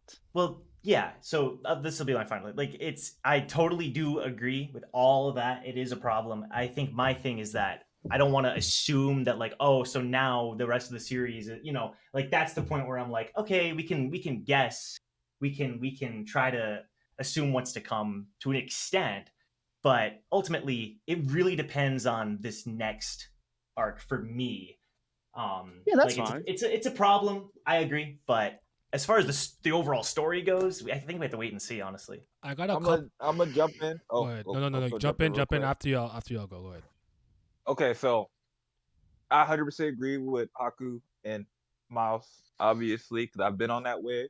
But just to, kind of cut in with a different perspective. To me, it's not so much because the problem I used to have, because I used to get into big fights about this all the time, especially like before season 2 even ended. But my biggest problem with this is people think, one, that you get to a certain chapter count that this needed to happen. Oh, we're in the 400s, 500s, so he needs to be way stronger. He needs to be on this level. That's not true. But I'm not going to get into that. My problem is the not Bam getting as strong as he do. It's the presentation of it all. The presentation of it all is just not good. Because the problem is it's not just. It'd be one thing if it's like, and I'm not saying that you need to see every little nuanced training thing that ever happens, but Bam trains, and it feels like nobody else trains. That's number one. Or if they do, it doesn't do anything for them significantly. So that's number one. Yeah, I'm a trainer. 2. Yeah. Yeah, and then 2, even when Bam gets these large power-ups and he gets these advantages and stuff like that, there's still so many fights where he has to have somebody intervene. And that was like one of my biggest problems with the last station. I thought him fighting Charlie and Charlie being a new ranker on the last station was a perfect litmus test to how strong I could think Bam was. And we didn't even get to see them drag that out any, because as soon as Charlie hit him with a skill, which I thought was an incredible skill, by the way, White Noise, he hit Bam with that, caught Bam completely off guard, and we know Bam's defenses are not that good. So he probably was about to do real damage to that. Instead of letting that play out and see if Bam could figure out how to get out of that situation and them tussle for a little bit, they didn't even have to finish the fight. I just wanted to see them go back and forth for a little bit. You had Yuri save him. And it's like the same thing that even now, when we go to these latest chapters, to me, in my eyes, Bam is clearly stronger than fucking Yellow Hair Ren. But and the whole thing is like, oh, he wasn't taking seriously. Like, yeah. But to me, the presentation of that is just so jarring. And then you have to have Chaw step in and be like, oh, block. He didn't need Chaw to step in. He could have did that at any time without fighting her back. And that's the type of stuff that bothers me. And it's like, yeah, and it's also just like, I'm cool with like Bam being significantly stronger, but one thing that kind of helped was that Bam could be stronger, but still not strong enough, and that still allowed his allies to assist him. And now we're getting to a point, instead of figuring out how we could do that, now we're going to have to figure out, SIU's going to have to figure out how ways to bridge this power gap. That's why he introduced the blue holes. And also, he's going to have to, and I'm not necessarily saying I actually would find it interesting if he do, because I don't 100% know if he's going to do this. He's going to have to figure out ways probably to make Bam look less strong and block out his powers. Okay. So like hold them back in different ways. So yeah. A couple of things that I wanted to say, right? So Battle Popcorn said I somewhat disagree with the power wasn't everything. Power is a major factor, even if it's the only one. I hear what you're saying, but the reason that I bring up Hansung use examination, because again, let's say that I came into the tower somehow as an irregular, and I can blow up entire galaxies. How does that help me pass that test if I don't pick a door in 5 minutes for whatever reason? He was so weak back then, though. My Well, point, it's my, the point. my point Yeah. is, my point is, he did enough to make it look like power isn't everything. Things like intellect matter, because even in the nest, the combination of Aguero using the teleportation thing to take out the Lopobia Windbird leader or branch leader, that was a cerebral tactic. And then Shibisu being able to discern where the sniper was because of that weird Shinsu, whatever was going on. And Shibisu was the only person who legitimately passed Hansung use examination with pure intellect and understanding all of the clues. I'm not saying it necessarily meant power was everything, but it meant that other things would matter in conjunction with power. So you might have someone on your team who's not particularly strong, but they're highly intelligent. That's useful. So I wanted to put pressure on that. What Vince said is a very important thing too. I think the introductions of the blue holes was a thing that SIU did, which I think is somewhat intelligent, because I do think that he somewhat downplayed the potency of a ranker, advanced ranker, or upper ranker, depending on your translation, and high rankers. So we have these monstrous people of varying levels of strength. He could take it. He has this pool of people who are forgotten by the tower. And he can say, I need a blue hole. This one's going to be better than higher rankers that we've seen so far. I need one that's just kind of ranker level. Like, that blue hole concept, I think, was kind of smart. Because, again, it gave him a pool of unknown characters and a tier to pull from at varying levels of strength. So I find that to be important. So I just wanted to highlight that, too. I think a last thing that I think that's important to mention is that you have to think about some external factors when it comes to storytelling. It's not to necessarily say it's an excuse for how the content within the confines of the narrative itself plays out, but it's an explanation. I do think that, from my experience, I'm just going to speak anecdotally because I could be wrong about this on a general scale. I think Koreans really love power fantasies. So a character that's very powerful, broken but doesn't know he's broken, has incredible latent potential or talent to become extremely powerful. And even when I dive into the Pornhua smutwa with characters who gets all the girls like me, or I have this ability to play this game, talk to a girl and play it like a dating sim where I know what all the best answers are to get into her pants. It comes across to me that they really care about power fantasies, so I don't want to downplay that when it comes about telling stories that come from Korea specifically. Just want to add that in there. I want to hear from AJ and I want to. Yes, I know. I want. That's how I want to hear from AJ. Really, then I want to hear from Jesse after. Hold on, AJ. Go ahead. Hold on. All right. So I kind of agree with like I was saying.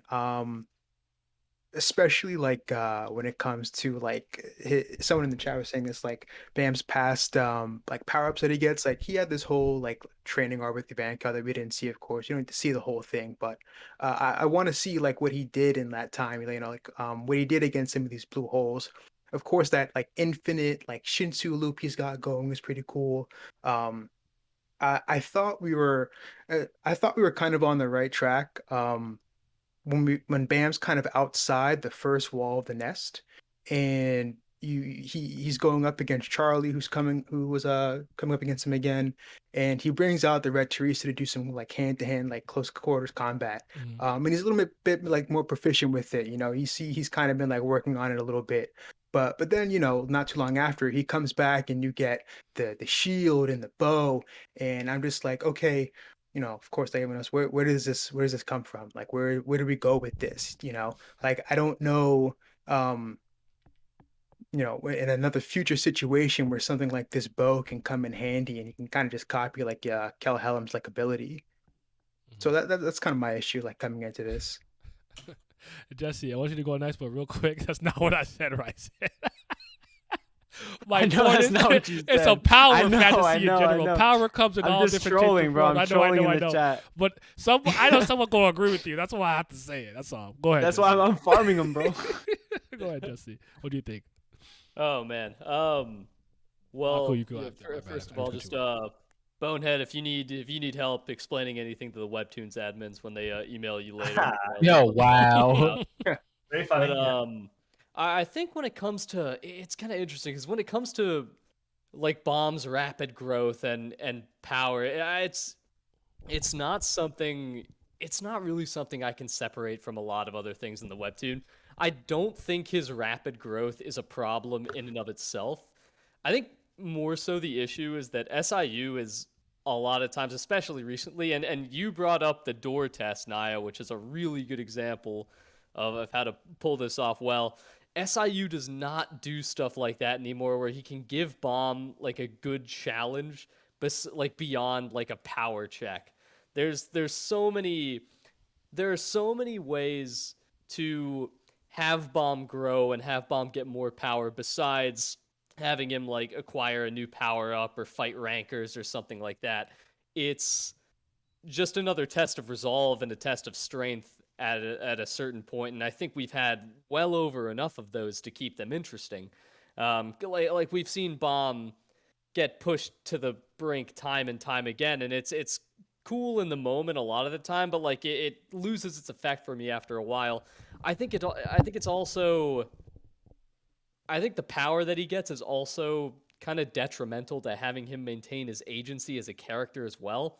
And it also comes like at the cost of his growth as a person. So like Bomb's power, in my opinion, I'm fine with him being overpowered, but I really want it to come as a price. Like I want it to be, whether he has to use some kind of fuel source like the souls, whether it, eats at his like morals or humanity, etc. But SIU with like the other rankers that help him out, with even with his own friends, always giving him pep talks. I feel like SIU always gives Bomb like a crutch, like other rankers or support to like keep him from suffering the consequences of the power that he uses. And I think his accelerated growth, like that could be okay, but it also comes at the expense of like him doing what it feels to me like he would truly want a lot of the time. Like his power has given him less agency because other rankers are now like stringing him along with them or like using him. And it also makes Bomb's other party members less able to pursue their own developments because now they're sticking with Bomb and they're not able to use, their own tactics and fights because the rankers are carrying. So it shackles both Bomb's movement and his party's like individual growth. And I think it makes the story revolve around his power and the growth around it rather than how other characters react to him using his power or how it affects the world and the individuals around him. I got a strongly quick agree, question. to be honest. I got a Same quick here. question for you guys. Kind of based on what Jesse said. The consequences. Do you guys think that like when Bam pulls out things like the black Shinsu against white, that he should have some sort of major drawback against Yes. that? Yes.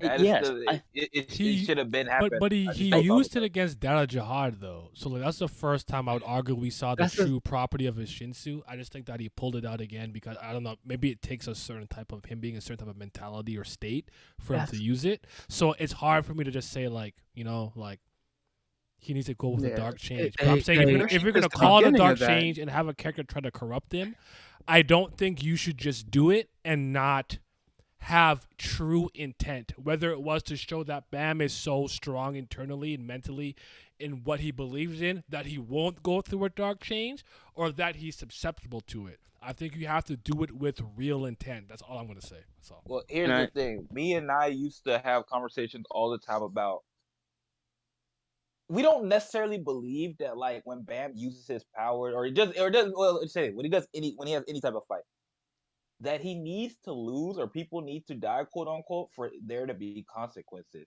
With the amount of power that he gets and how strong that makes him in those moments, there should be some pushback and some blowback and what it does to him. And it never really feels like there is. Now you could probably make some arguments against that, but even then, to me, in my eyes, not really, or not nothing that affects him to completely after the fight. It's never nothing like long lasting. There's Because not there really aren't. any. Yeah, there's They not. aren't I'm there. just saying, if you could tell me, I'd say no, but somebody might feel differently. So I'll give them a chance to do that. But like, there's just nothing like. Okay, he can be overpowered. He can be a lot stronger. He can do all that. That's fine. But you can make the consequences different in that regard. Okay, we pretty much know he's not gonna lose a fight, but how is his power gonna affect him? How many times can he use it? After he uses it, he's gonna be incapacitated. Can he I only do wish. this for 3 minutes? Stuff I like that wish. doesn't really happen. That's And things those are workarounds, but we don't get them. and I all right, you can go real quick. I just here's my thing. For a person who has recently read the story, I wanted those consequences. I wanted the negative effects of what was happening to him, his moral standpoint versus the power that he was using. I wanted that to be there. The power ups that he was getting. I don't know if you guys ever read the series Solo Leveling, but I don't want it to be my main character versus the world. And Bam is getting to that point of where SIU is trying to, I am a you know, soul break. leveling hater. Yeah, I got there eventually, but you know, you have Rock and Coon, you know, getting these random power ups because they're around the area. Like he's trying to keep them going along with Bam and him not leaving them behind. But like you end up getting to those points where I have to give them a random power up, so they're not that far behind him. Because before that, they were leaps and bounds behind it. They were nowhere close. Like Rock was probably the farthest behind. Like besides the bro speak and you know him making those speeches, he was weak as hell. I don't know anybody else who thought he would have been strong or gave him the clout to be anywhere near Coon and Bam at that point. But like you give them random power ups to keep them somewhat relevant or keep people relevant into the story when it comes to power.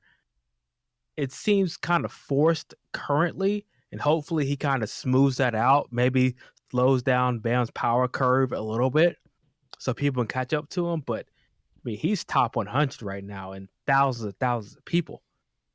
Like that, He's top 50.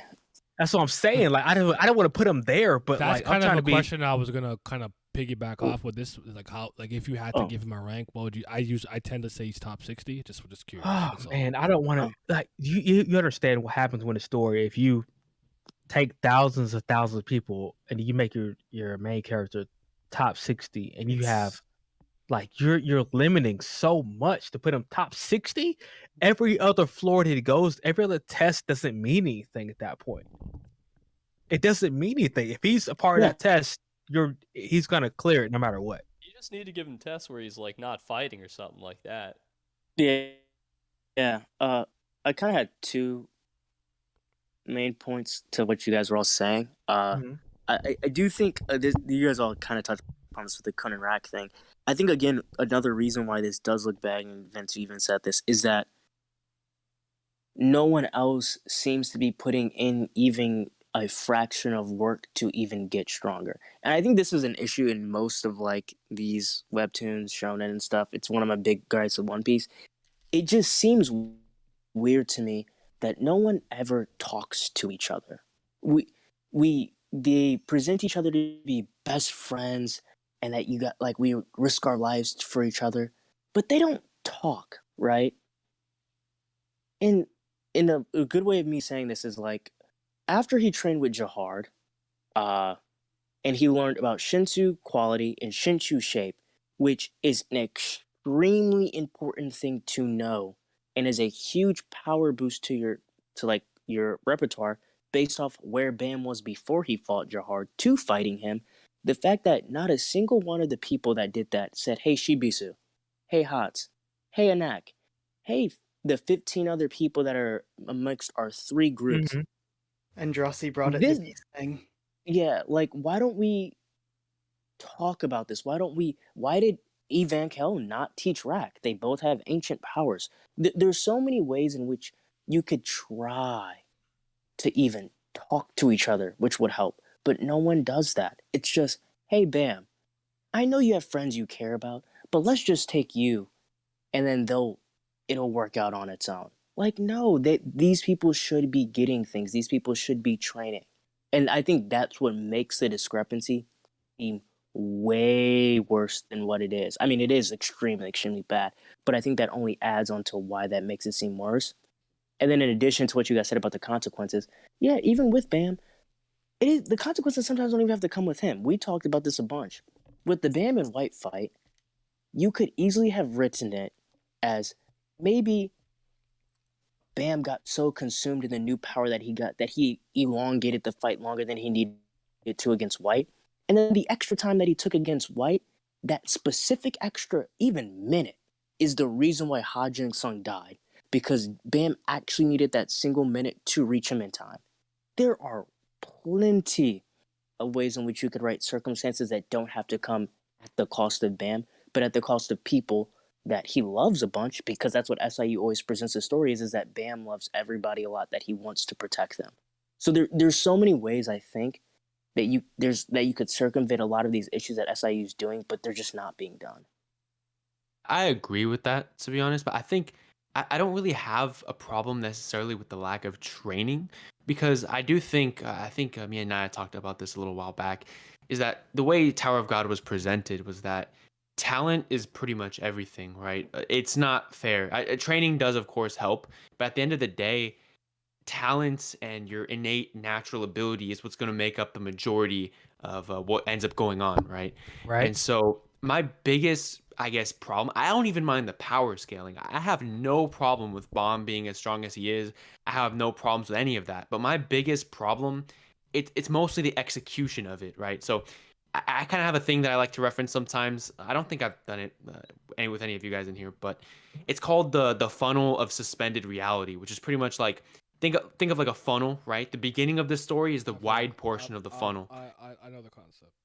Yeah, the beginning of the story is the wide portion of the funnel. And the beginning of the story, you can introduce any concept, power up a character in any way. We'll just eat it up. It doesn't even matter, right? But the further you go into the story, the harder it is to convince us of that stuff. So take, for example, Calivan's power up towards the very end, chapter 400 something, 500 something, right? That actually made sense to me. It flowed logically. It used the science of Shinsu. So I was okay with that, right? That was something that was able to convince me. It flowed logically with what we know, right? It's logic. Okay. Take White's power up where Kun and Rack. That was just so out of left field. There was no logical connection. There was no pre-established anything from that. And that just screamed just inconsistency.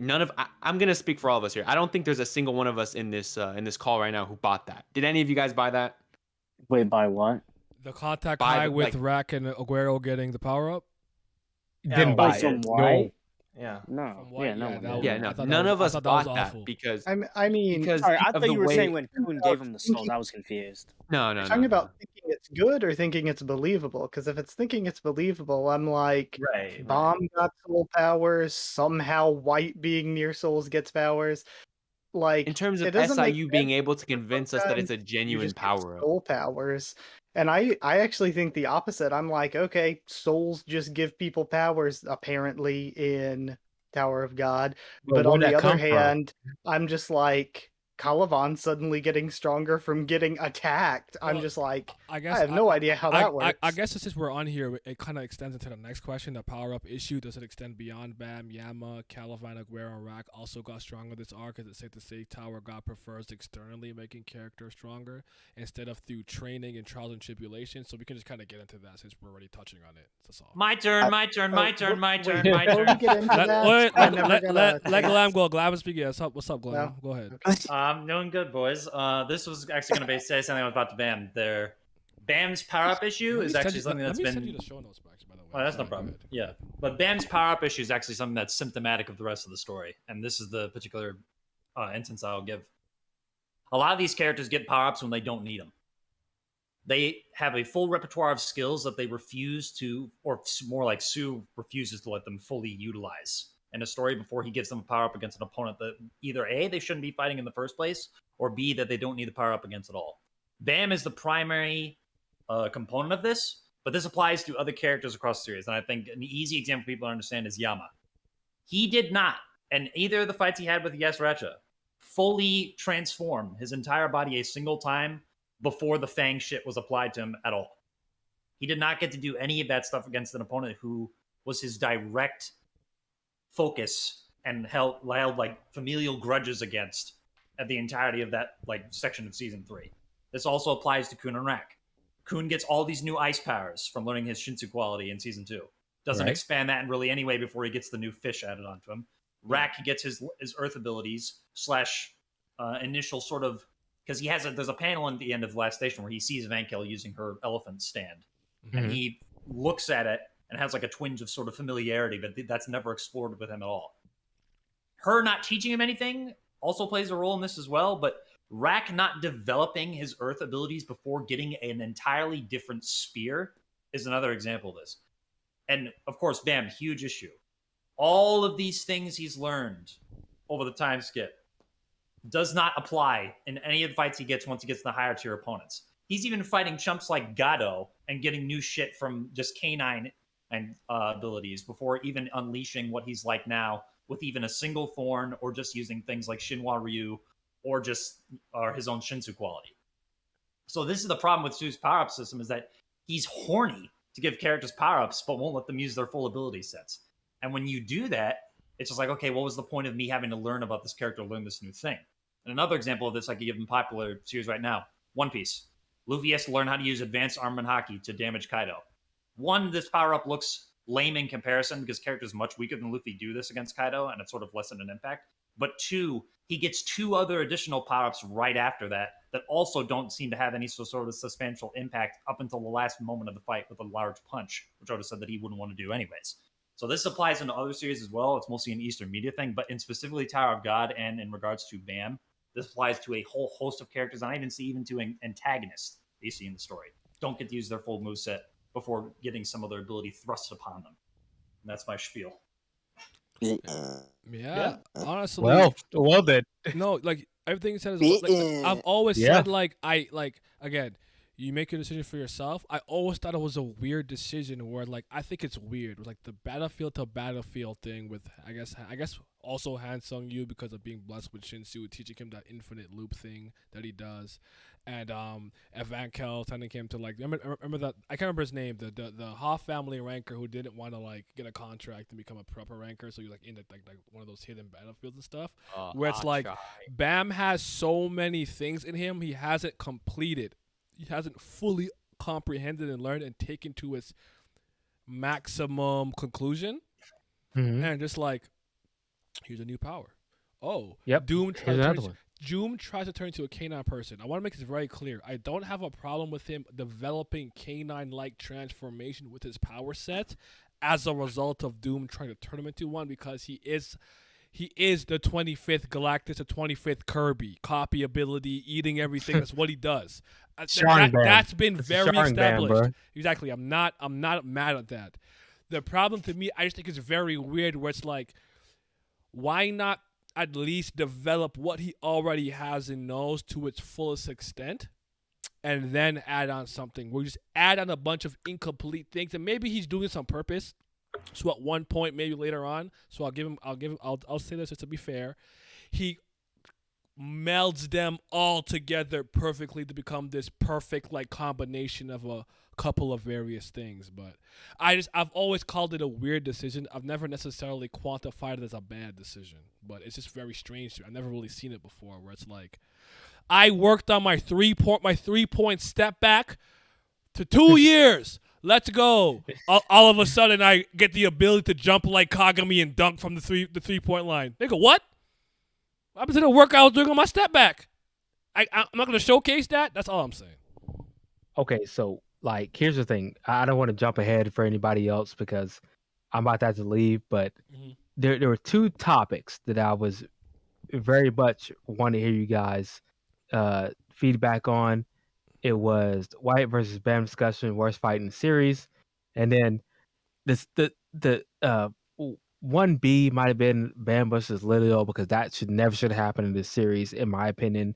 That never. I don't know what he was thinking. I'm not sure how in the world that you can't make one character be able to feel the power of another character, because Lilio says you're going to kill Bam was ridiculous at that point. She called But it the weakest Slayer in history. I said, yeah, all I right. just exactly. All right, ma'am. Yeah, we get there. I'm going to sit here and listen, because as a new person to the series, I was so confused by how that happened. But White versus Bam, since we're already talking about it, the worst fight in the series. I personally feel like it was, because as much as Bam was overwhelming him with Senshu, like just the constant, never-ending flow of blast that was coming towards White, he was like, you know what? You're stronger than me. That I get that, but you aren't doing any damage either. I'm parrying your attacks. I'm still trying to figure out, a way to defeat you. I get you're stronger than me, but I'm not taking any damage either. And I was so mad, like if Bam's stronger, just overwhelm him, take his powers, what do we gotta do? But the stabbing Bam in the stomach and absorbing his powers, I felt like that was the worst that I could have ever seen in these series. I skipped a couple chapters, honestly. I don't lie to you. I skipped a couple chapters after that, because I was like, no, I'm not reacting to this, because that's not gonna happen. So, from seasoned veterans that have read the series, how did you guys feel about that whole entire thing that happened? I could start it off, but I'll start it Go off. ahead. But real quick, I will just say this. We'll come back to it. I don't mind jumping in, 'cause I know you got to leave. It's fine. But just saying this real quick. I do think that the power up concept extended beyond Bam to Yama, Guerrero, Rack, and Calivan, because I think part of it is to me it's a bit of a red herring to trick us into Bam got a power up, but Calivan got a power up. Rack and Aguero, I give them these power ups to kind of help make them not be too far behind Bam. Though I think it was terrible in execution. I understand the intent, but I think with Calivan and Yama specifically, he did that to make it be like, oh, you see, even though Bam got stronger, they got stronger, because with Yama, technically speaking, he's always had Arcanak inside of him, but he didn't know that, and we retroactively understood that through the flashback with Nene and whatnot. And then Calivan got the weird whatever power up. We can get into that more specifically, but here's what I'll talk about with the white fight. I do think it's absolutely easily the worst one-on-one fight that goes from start to finish to conclusion in the series. And I don't care if you like it. One thing about me is I don't comment on people's enjoyment of something. I can't tell you what you do and don't like, like something could be really objectively bad, but you enjoy. And I like, there's so many series that if you looked at me in the eye and said, do you think it's good? I'll be like, no, nigga, it's trash. But I had a great time, because either like a bad dub. I like bad dubs. Bad dubs give me life because it's so awfully, like translated. It's awful, but it's so funny to me. So I could watch it and have a good time. So think about it in that similar vein. The problem with this fight that I had is I thought it was too early. I was actually enjoying White's kind of menacing building up, like to kind of be the kind of ape, like predator towards Bam. I want his irregular soul so I can beat my dad, Ariehan. And all things considered, the initial like kind of like little fight they had where Bam was kind of struggling was fine. But as soon as Arya quote unquote dies, that he does the like time revival ability, undoes the consequence of her death, then he's like dark change, and he's like, I think you guys, I can't remember his name. It's the guy. I think he's African, but he's a black dude on like as a content creator or like influencer, and he does like this like pose where people do things in a very different. I think Kabi something, but like he does like a pose like this. He puts his hand like this, where like someone's doing very difficult and over the top, and he's like, why didn't you just take it off?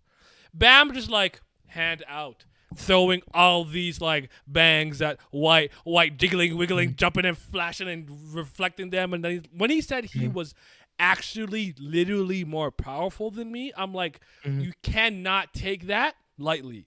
White is a Right. character with extreme pride and high levels of ego. If he didn't say this outwardly, he said internally, which means he had to admit to himself that somehow, some way, this guy is more powerful than me. I can't but beat him at that. What? my question is, yes, he said that, and I agree. I'm not gonna, No.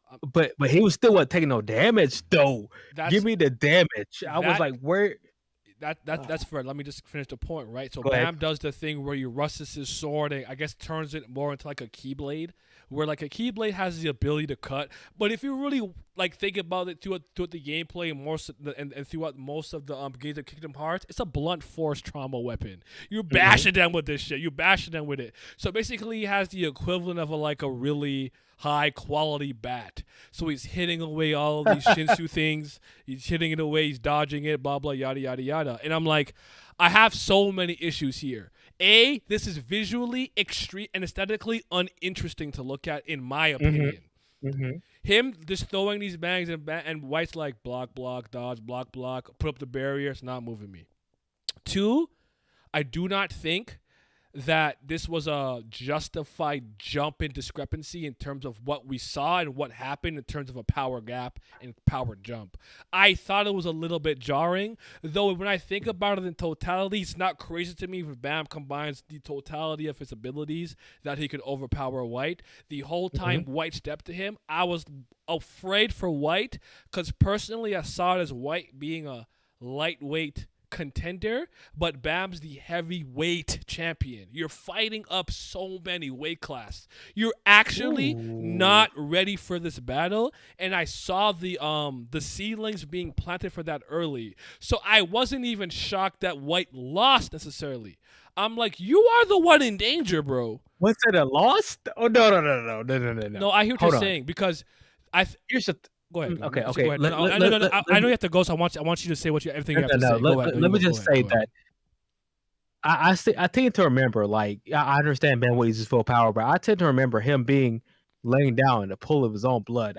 That is, as an initial reader who has been binging the series, I'm looking at Bam laying down in the pool of his own blood. I get he did the Uno reverse, the time thing. I don't know what that was. I still can't explain it, but. He came back with all power in his hands. He resurrected. But at the same time, if you aren't doing any damage to the person you are not infinitely, you are stronger than, like, White is parrying everything. He doesn't know how he's going to beat Bam. He admitted that Bam was stronger than he was, but he wasn't taking any damage. Like, the only way Bam was going to beat him was to absorb him. But at the same time, even when he was trying to absorb him, it wasn't going well until Kuin and Rock came in and did something. I was like, I agree. I disagree with both those points. Hold on. Go ahead. Hold on. I wasn't what I was saying. I'll let you go after Miles. I agree with the absorption part. That I don't know what to make of that. You have to interpret that yourself. I don't have the answer. I'm not the person who pretends that I know everything about every series. If I don't know, I'll tell you I just don't know. I don't know. I don't know everything. I'm not the smartest nigga in the planet. But what came across to me at some point was perhaps the win was White is and people said this too, like some commentators said this too.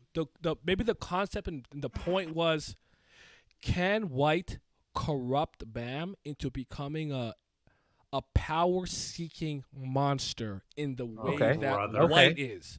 That's the dark change. Can I corrupt his personality and mentality and emotional state to the point that he becomes a power-hungry monster? Okay? But that didn't happen, though. So I was just like, what? I just honestly thought that the placement of this fight was strange.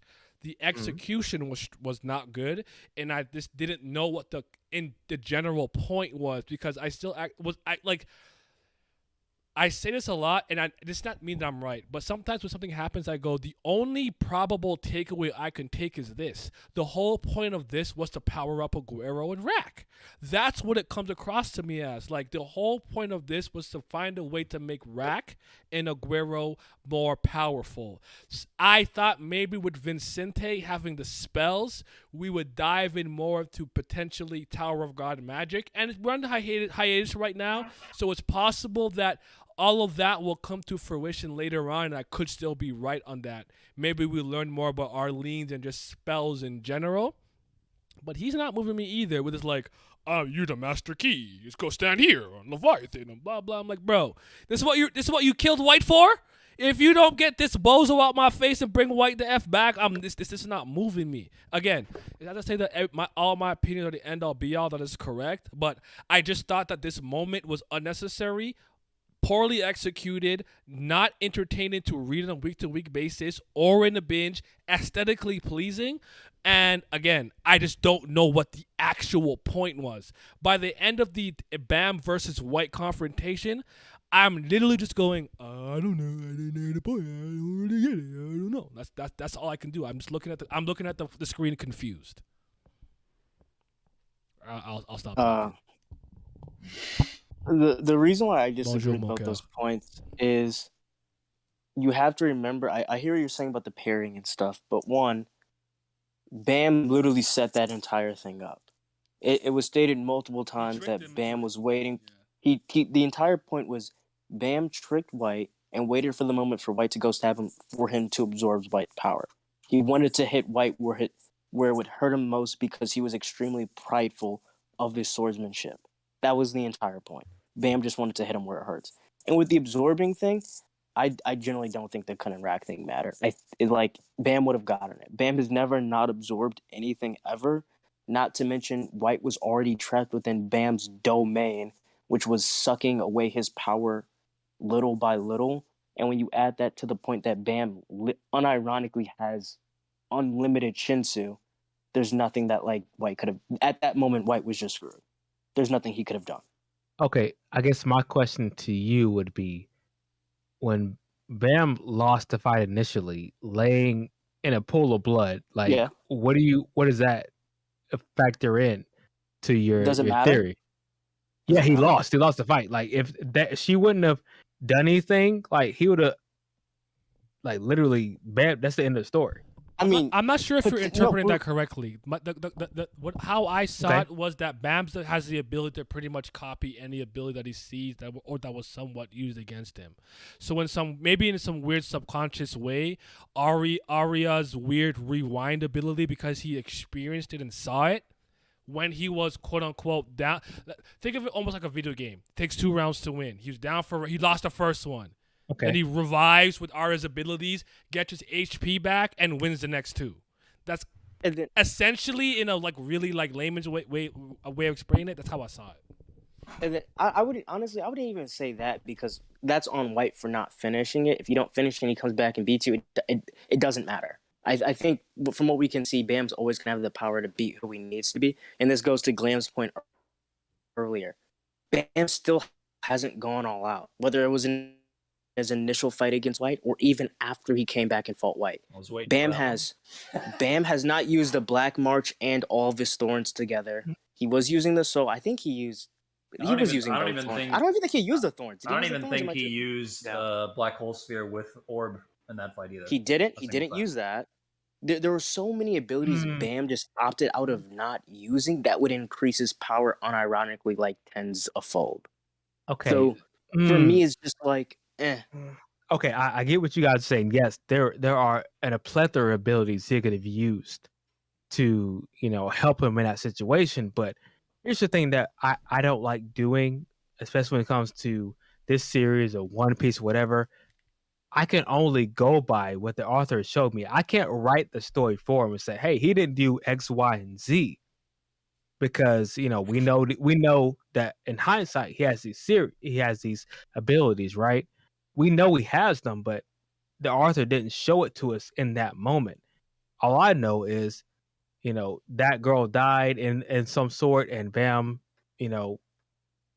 somehow saw her ability, Sharing Bam, I was like to call him, because he has Sharingan. He sees his ability, he uses it, and somehow uses that ability to make time go backwards, and did everything he needs to do, right? But I'm not gonna write the series for the author. I'm gonna see what he does. So when I saw what he does, I was like, it is what it is. I'm not mad about it in any shape, form. It's cool, but like, at this point in time, like, you're kind of making, in my opinion, excuses for the main character to somewhat fail and then come back again and make up for it. I mean, I don't think he did. Wait, Bam I'm wasn't out confused. for Wait. like an extended period of time. Yeah. either. Like if you're How not, long was if it? for a character, he was like Less than a it was chapter? within. Yeah, it was within the same chapter. Like No, it's in the these chapter type- after. Basically, the first time that we cut back to the fight, he revived Yeah. himself. Yeah, it was like literally a chapter later. Like if that's that with that kind of like weekly storytelling, especially in the East, if that's what happens, the character didn't really lose. That's the real, especially He in, didn't. like Shonen He Democrats. didn't lose. Do you lose or you don't lose? I mean, like, did we have a precedent before that Bam was going to somehow revive himself before that? I have multiple precedents of Bam gaining an ability that he shouldn't have been able to use one chapter before he got it. Well, So Go that's- for it. Go for it. I actually, all things considered, him using the ability wasn't that strange to me. It's just kind of, it sucks. I think I heard Joe say this before. I could be wrong, but it kind of undermines tension, where it's like he could just rewind anybody's death if that's the case, kind of. And Kun already has the like sweet fish, fire fish type of thing, so I don't know, but What's the dude with the little small dude with the hat? Mule Love. Mule Love. Yes. Yeah, like he copied his ability. Why you don't know his name? You better. I Hey, can't don't remember. you, I saw- don't you sorry. ever I know. forget I know. his I name. saw. I The saw it on greatest. Twitter. I The saw it on greatest. Twitter, and I knew I was like, I'm gonna forget his name. I knew it. This moment happened, but he copied his ability right off. I get it. This precedent. Oh yeah, that's yes, my yes, to bad. pay Mew Love his royalties for Blue Aura. Yeah. Absolutely. Yeah, that's my It's the bad. same way how he gained the bow ability in a chapter, gained Blue Shield in a chapter, gained Red Thrissa cutlery in a I chapter. actually So it's think like, the bow was the least offensive one, all things considered. If that's, I know that's weird to say. but least that's the offensive and not being offensive at all, though. Okay. That's, yeah. Okay. I get it 100%. You guys are right. He has that ability, but I guess in that moment, reading it, it felt like such a left field Yeah, I agree. ability, and I was like, all right, We're not saying it's rewind good. time. We're just saying that it's something he can do. He can definitely do it. It's within a realm of You possibility. got but you really gotta call that man 25th Kirby, bro. It's not a joke. Yeah. Copy powers go burr. The Kirby. All right. Anyway, Copy ability go burr. I'm gonna watch. I'm gonna watch the rest of this. You guys have a good rest of the stream, and I'm gonna, see what you guys say. All right, bro. Sounds good. Take care. All right, thank you for Yeah. coming through. I really do appreciate it. All right, man. I appreciate it. Take care. All right, I'm gonna leave too. I'll see you guys. I appreciate you inviting me. I appreciate it a lot, man. All right, it was yeah. great talking to you guys. Hey, take care, Ryzen. Okay. Yeah. Peace. I was gonna say I don't even think the main issue with the Bam White fight is the fight itself. I think it's what it does to the characters after the fight's over. I low You wasted the best villain in the story in order to have your cake and eat it too by giving Bam a fight that you thought would be entertaining and powering up other characters and trying to keep White relevant even though he's really not. Like that's my problem with it. I'm gonna come in and say one thing just to kind of lead us. So I do agree this fight, like what it does and what it accomplishes, is pretty horrible. As far as, especially in my opinion, the Kun and Rack power up is much more egregious than the Bomb one, but we've already hashed that out. I do want to say that the White development, like the Joaquin flashback sequences and seeing him talking to Vicente, we learn that Vicente is actually the one who discovered the spell, like the soul eating spell. Like he implies that, there's something interesting going on there. I like the fact that we get that one flashback of Joaquin talking, that like the sword is speaking to him. And he has about how that one old mentor that knows his dad or something like that. Yeah, that too. But the sword is basically saying like he'll be thirsty for a lifetime. But then Joaquin says that he's sad because it wasn't the sword speaking to him; it was like the Shinsu speaking to him, which I see as him like once again failing to live up to his father. Like even the sword isn't speaking to him. But it all kind of builds up to this moment where Joaquin is struggling to the very end with Kun, Rack, Bomb, but then Albelda tells him that's enough, let it go, and then she like gently pulls his hand off of the sword, and that's like the last thing that he. That's like his last. We don't see Joaquin doesn't say anything else anymore. I like that moment in a way as a kind of because the flashbacks kind of leading up to that Albelda Joaquin sort of interaction, and seeing Joaquin sort of finally let it go. I don't know. I kind of like that. I think you could have had those moments without him actually getting replaced by Vincent or even being in that fight at all. I'm not in any way saying that it's like that. Then it should have happened. I'm just saying, like, out of the bad fight, I did enjoy like. No, I agree. I agree with that. Yeah, it just seems like a monumental waste of the character, even if you want to have those like good. Because like. I was gonna ask if you guys think he'll come back into the story though at some point. Like White will become the main. Easily, yeah. Okay. Yeah. Okay. At that point, though, it's like what happened a little too soon. At that point, it's like a little bit of a like, what the hell was the point of this? And that's for me. Like, that's enough shit posting. Stop tweeting. You put away. He said, hilarious. He said, White, stop tweeting. Sorry, keep going. My bad. No, it's just like a little bit like what was the point of this, and two, like. Again, you're wasting the character just for some other probably notion of let me have my cake and eat it too yet again, which Sue at this point loves to do. But like also, just to back up what Joe was saying earlier, that's what you're supposed to do. You could even play up a parallel between Joaquin and Bam, where Joaquin's having a conversation with his siblings inside of his sword or Shinsu like spiritual room, like Bam does with both the Blue Demon and Red Thrissa. In a similar vein to that, if you really wanted to play up that flashback, because I agree with Donut. The flashback shit was good for characterization for Joaquin and his siblings, but outside of that, it gets really heavily muddled by what's going on within the fight and immediately after it. Yeah, I agree. I always thought that when Bam and Joaquin would like finally fight for like I think honestly, I think this is the last fight between them. But I thought that when they would finally fight, I really thought it would go down like as Bam is fighting him, Joaquin is also like fighting with his other siblings on the inside as well. I still wish that I'm not as mad that we got this, but I still wish that would have happened. Okay. There's one more question I want to ask about that, but I actually forgot it, so I lost it in my head. So whatever. We'll move on. But did anybody want to talk about the extension of the power-up issue at all? Where with the Yama, Calivan, Guerra, Rakadal? Or are we good on that? When we get to the flashbacks. I'm actually about to head out real quick. Okay. But I just wanted to pose a quick question to you guys. Little like unrelated to some of the like third season, but more towards like the future of the series. Okay.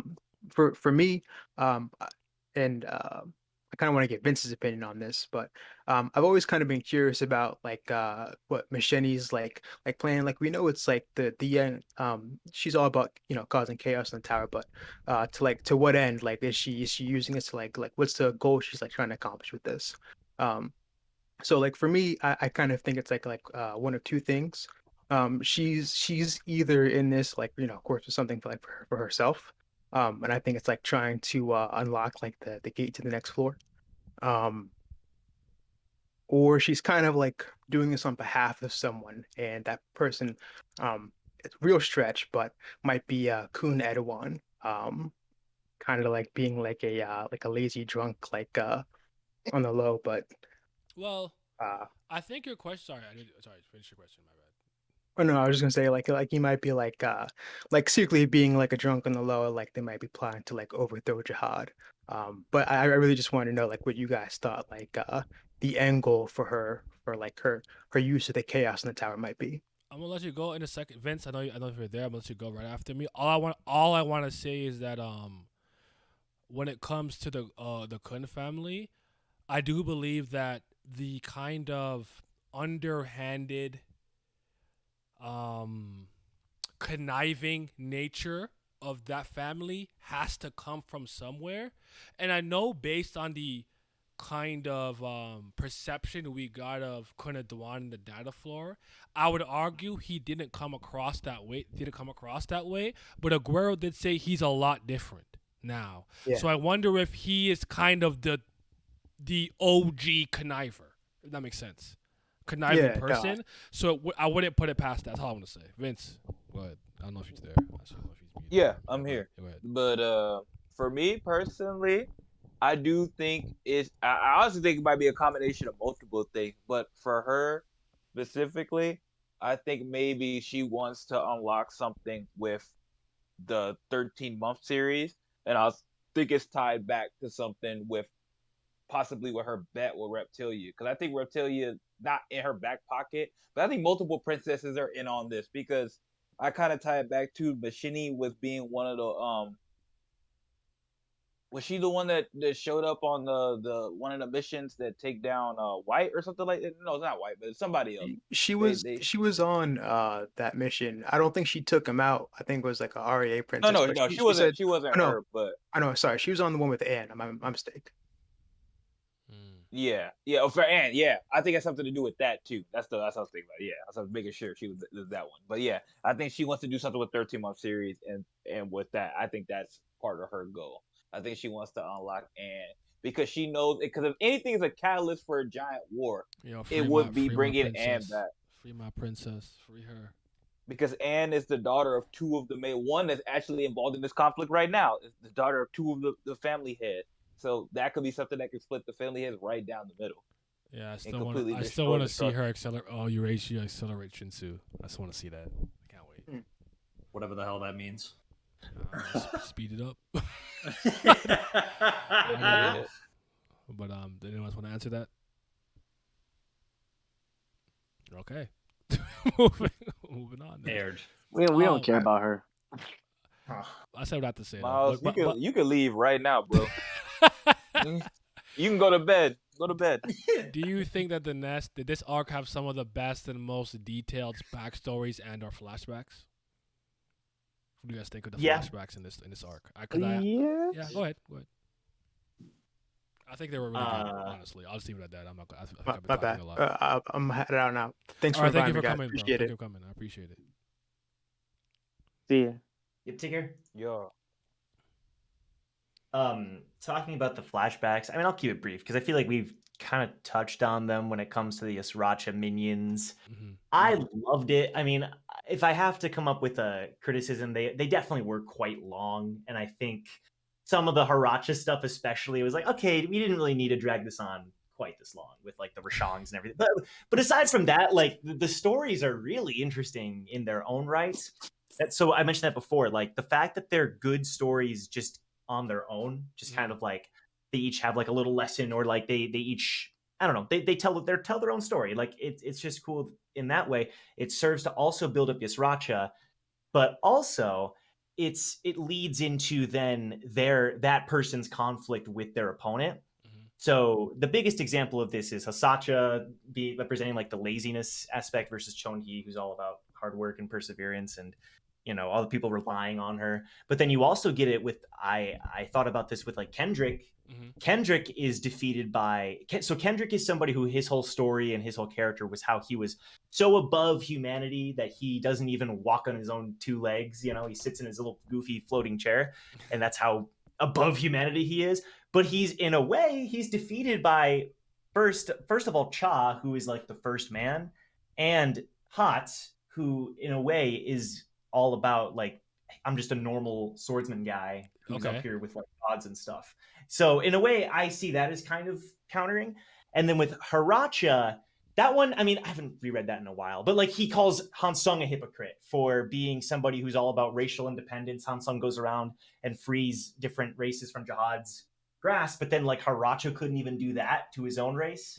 The Rashangs were caught under the influence of, you know, and all that stuff. So I love that. I live for those flashbacks. And then I've already talked about the Wang Wang and Nen flashback being top tier, especially the first half. So no, I honestly I'm lock and step with you there. Like again, I just think that one with Hiracha was just really long. It was a lot. Like, yeah. Like I remember reacting to that. Like, is this a 28-minute reaction? Like I've been reading for a while.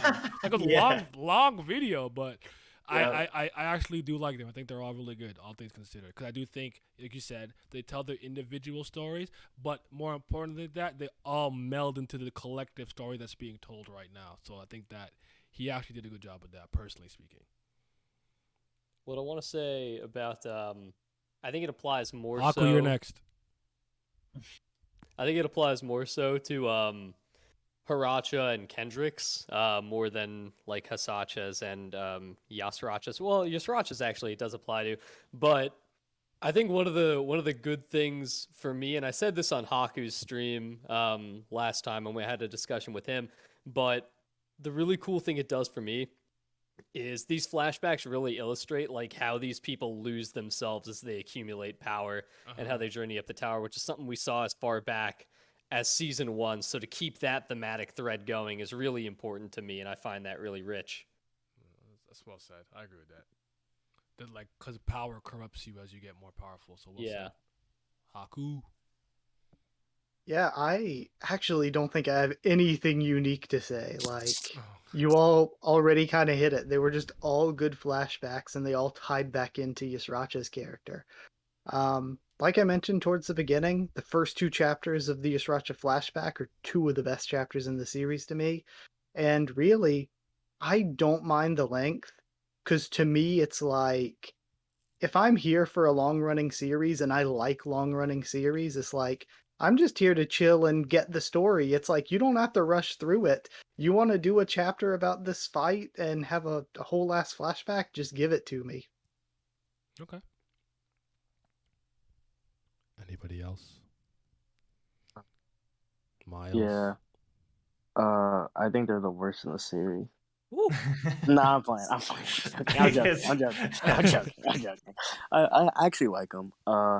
I think it's one of those weird things where I think I understand a lot of criticisms with them, with people that did have them, like with Hiracha and stuff.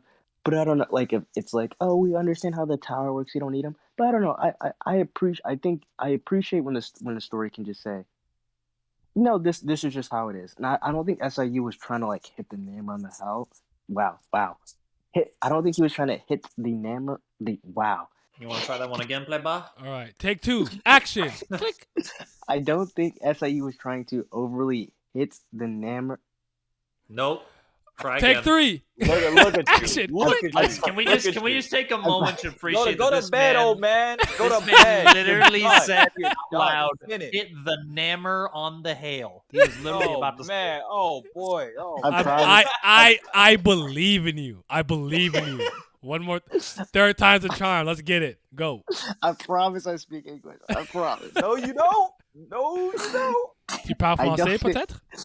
I don't think SIU was trying to hit the hammer over the nail a bunch of times.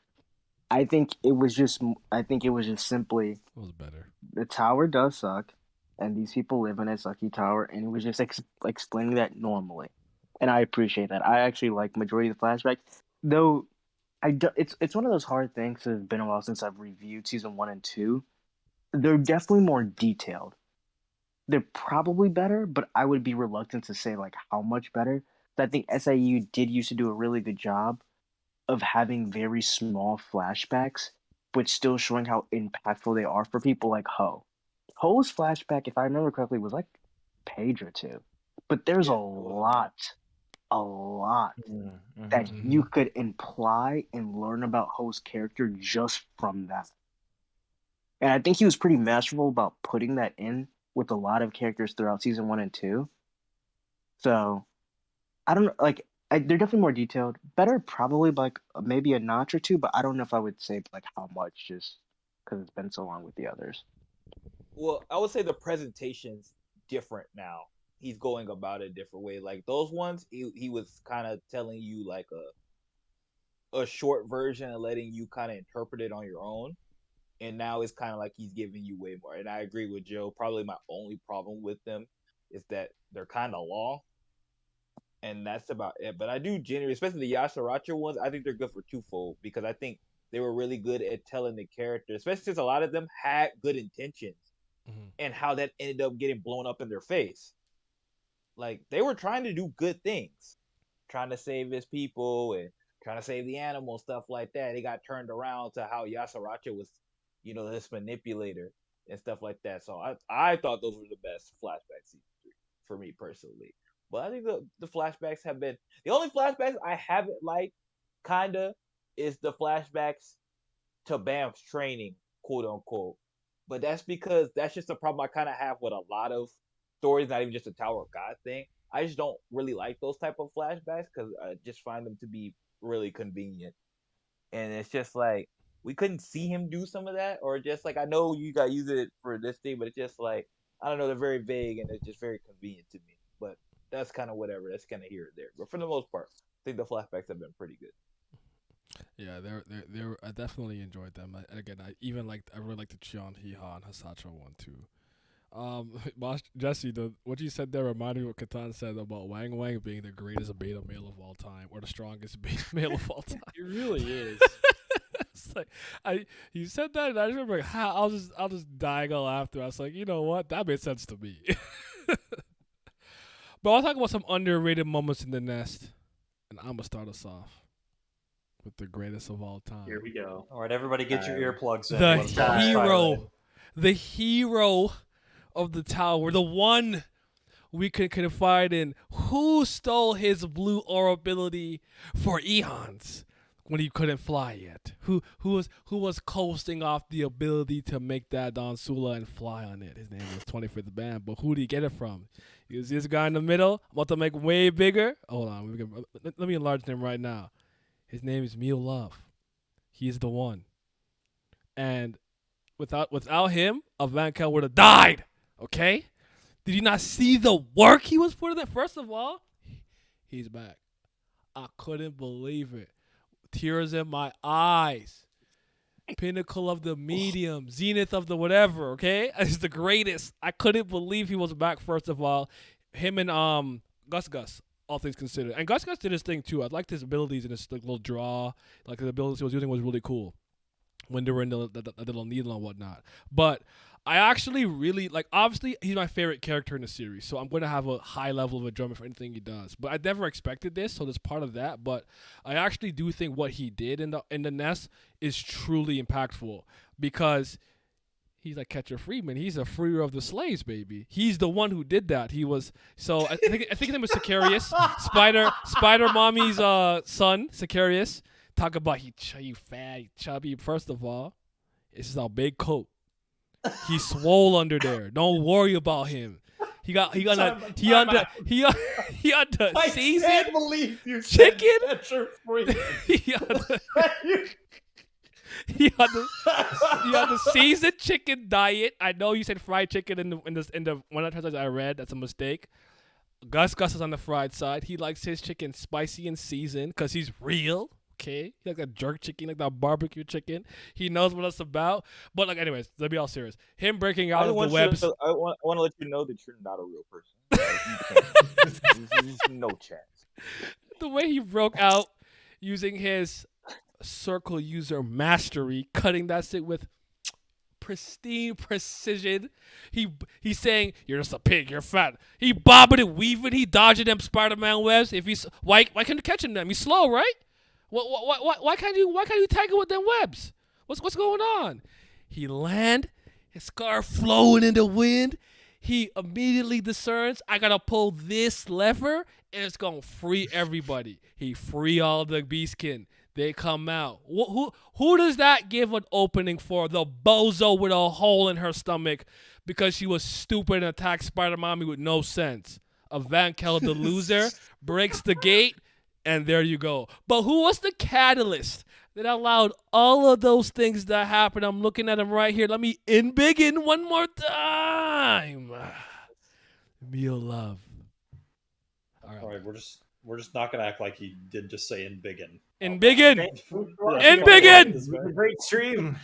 Good time. Shout out to Mew Love, baby. All right, I'm done. But really, underrated moments. I love him so much. His design is so great to me too, by the way. But all right, do you have an underrated moment in the Nest or a moment you want to at least a moment you want to highlight? The other one that I have, just real quick, is Gustang ashing his cigarette and blowing up like 50 ships. I'm like, wow, that's so crazy. I thought it was cool. It was like the Ruination or whatever. That was dope. But anyways, go ahead. If you had any more you want to point out. Well, okay. This is okay. You're not gonna like this one, Naya. I don't think you're gonna like this one It better not because be you about brought no it. love. So no, no, it's not really. He said, "Well, okay, no, it's not. It's okay. In my opinion, one of the underrated moments of this arc was Evan Kell losing the fight against Widow. Why is it underrated though? I think your reason. Because everyone hates it. And so I want to know. I want to hear your opinion on why you don't like that. I don't. No. Okay, so if you talk about that like kind of particular interaction and specific instance, I thought Evankel was a character. While I won't act like she showed these high level of like just like general intellect. I thought she was too inexperienced to hear someone who was I was a previous floor ruler say I have a treasure from my family head. And she's like, well, anyways, I'm going to throw this fire and burn you and then get packed up like that. Like, my problems with Evankel span her kind of entire introduction. It's from kind of start to finish, where after this instance, I'm like, okay, I was holding on to the cliff with one finger. I'm done. I'm letting go. I just want to fall to my death. I'm done. I'm not defending her. I'm not waiting anymore. I'm kind of done. I just thought it was a kind of like inexperienced move. I kind of reminds me of like Jack pulling up on like, was it Sudo, Sengoku, and Fujitora? Fujitora. Stupid. Yes. What do you think he was? That's just a dumb thing to do. Like, I just thought it was a really like inexperienced, like knucklehead battle move to do. So that was my problem. But I want to make it clear that with Evankel, wasn't that one moment that made me dislike her. It's kind of from her legitimate introduction to the end of to that moment, plus kind of the hype that character has had for a long period of time. Got you. Okay, so what I'm about to say then probably isn't like contradictory to what you believe then. So I really like the fact that she took an L like that and took an L that badly too, because if you think about it, let's look at all of Bomb's allies and look at all the enemies.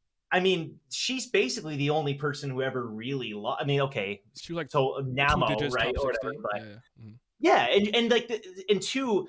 I think me as a reader personally, I was like, oh, okay, time for Evankell's big fight here in the nest. Can't wait to see Evankell beat this character because that's what I'm used to. The good guys are going to win. That's what I've been seeing throughout the arc. But then, I mean, Widow she stabs her and that's it. You know, she gets back up, but she can't fight or whatever. And that to me was such a shocking, like, oh my gosh, like one of our big players actually lost. That's awesome. You know, like okay. So I actually, if your kind of big picture takeaway is that, you know, maybe we felt cushiony and safe because Bam was around all these high rankers, but we saw the quote unquote possibly strongest one lose in such a pathetic way, adds a bit of tension and fear. I think your point's well taken. I'm not mad at that. Yeah, that's it. I mean, like, I can see why people could be like disappointed in Evankel, but I also like Evankel just like. Within the last hour, within the last day, was like shot in the head with like a top 300 ranker. She fought all the people in the Cat Tower, the Mario Party. Yeah, the Gacha Dose, blah blah blah. And like, I don't want to underestimate Widow, who's like possibly top. What I think is guaranteed to be top 3 branch leaders. So it's like, I kind of liked it. I kind of liked the fact that Evankel was arrogant, which is her main flaw, and then she actually that flaw like. It was her caused her downfall, to lose. You know? Okay, that's fair. Yeah, and this one puts me in a rock and a hard place because I want to disagree on one aspect, but I agree on the other because it's good to see the heroes get clapped like this. But in the other respect, it's like because it's Evankel and there's a certain level of expectation that the story's had for her since season 1 of who this character is supposed to be, and that she has not really lived up to, in my opinion. That it's like, damn, bro. Like, it had to be her, really? Like, it couldn't have been somebody else? Like, you could have packed up Child? Like, just because, like, I still think that the shit that she was doing basically casually in Last Station is more impressive than the actual fights that she's had in Season 3. Honestly. I agree. Yeah, 100%. Like, and I don't like the notion that almost half of her clout in terms of ranking came from floor ruler status instead of just strength, because it made it seem like the only reason she had become a floor ruler in the first place was because of how powerful she was. Because she killed one. I do want to Not- say this. Sorry, Miles. Just don't forget what you're saying. Just real quick. I personally and some other people amended the stance that I do believe that power is not the most important thing. Remember, ranking is power, influence, and recognition. I assumed power was the most important thing. I no longer believe that. I think it's second or third. And I think her having the role of floor ruler and stuff, I guess because maybe it adds to her recognition because she's the one who basically tests the regulars before they can go up the tower. Maybe that bolsters up to 60. I'm not saying it's a good or bad thing. I just think that I had to recontextualize the way that I thought about the series, because I thought like the most important thing is probably going to be power, unless you're some type of outlier. Maybe like Evan. Maybe he's the best of the Silver Dwarfs in terms of how he guides people. So and he has good items. So he was catapulted to the top 100.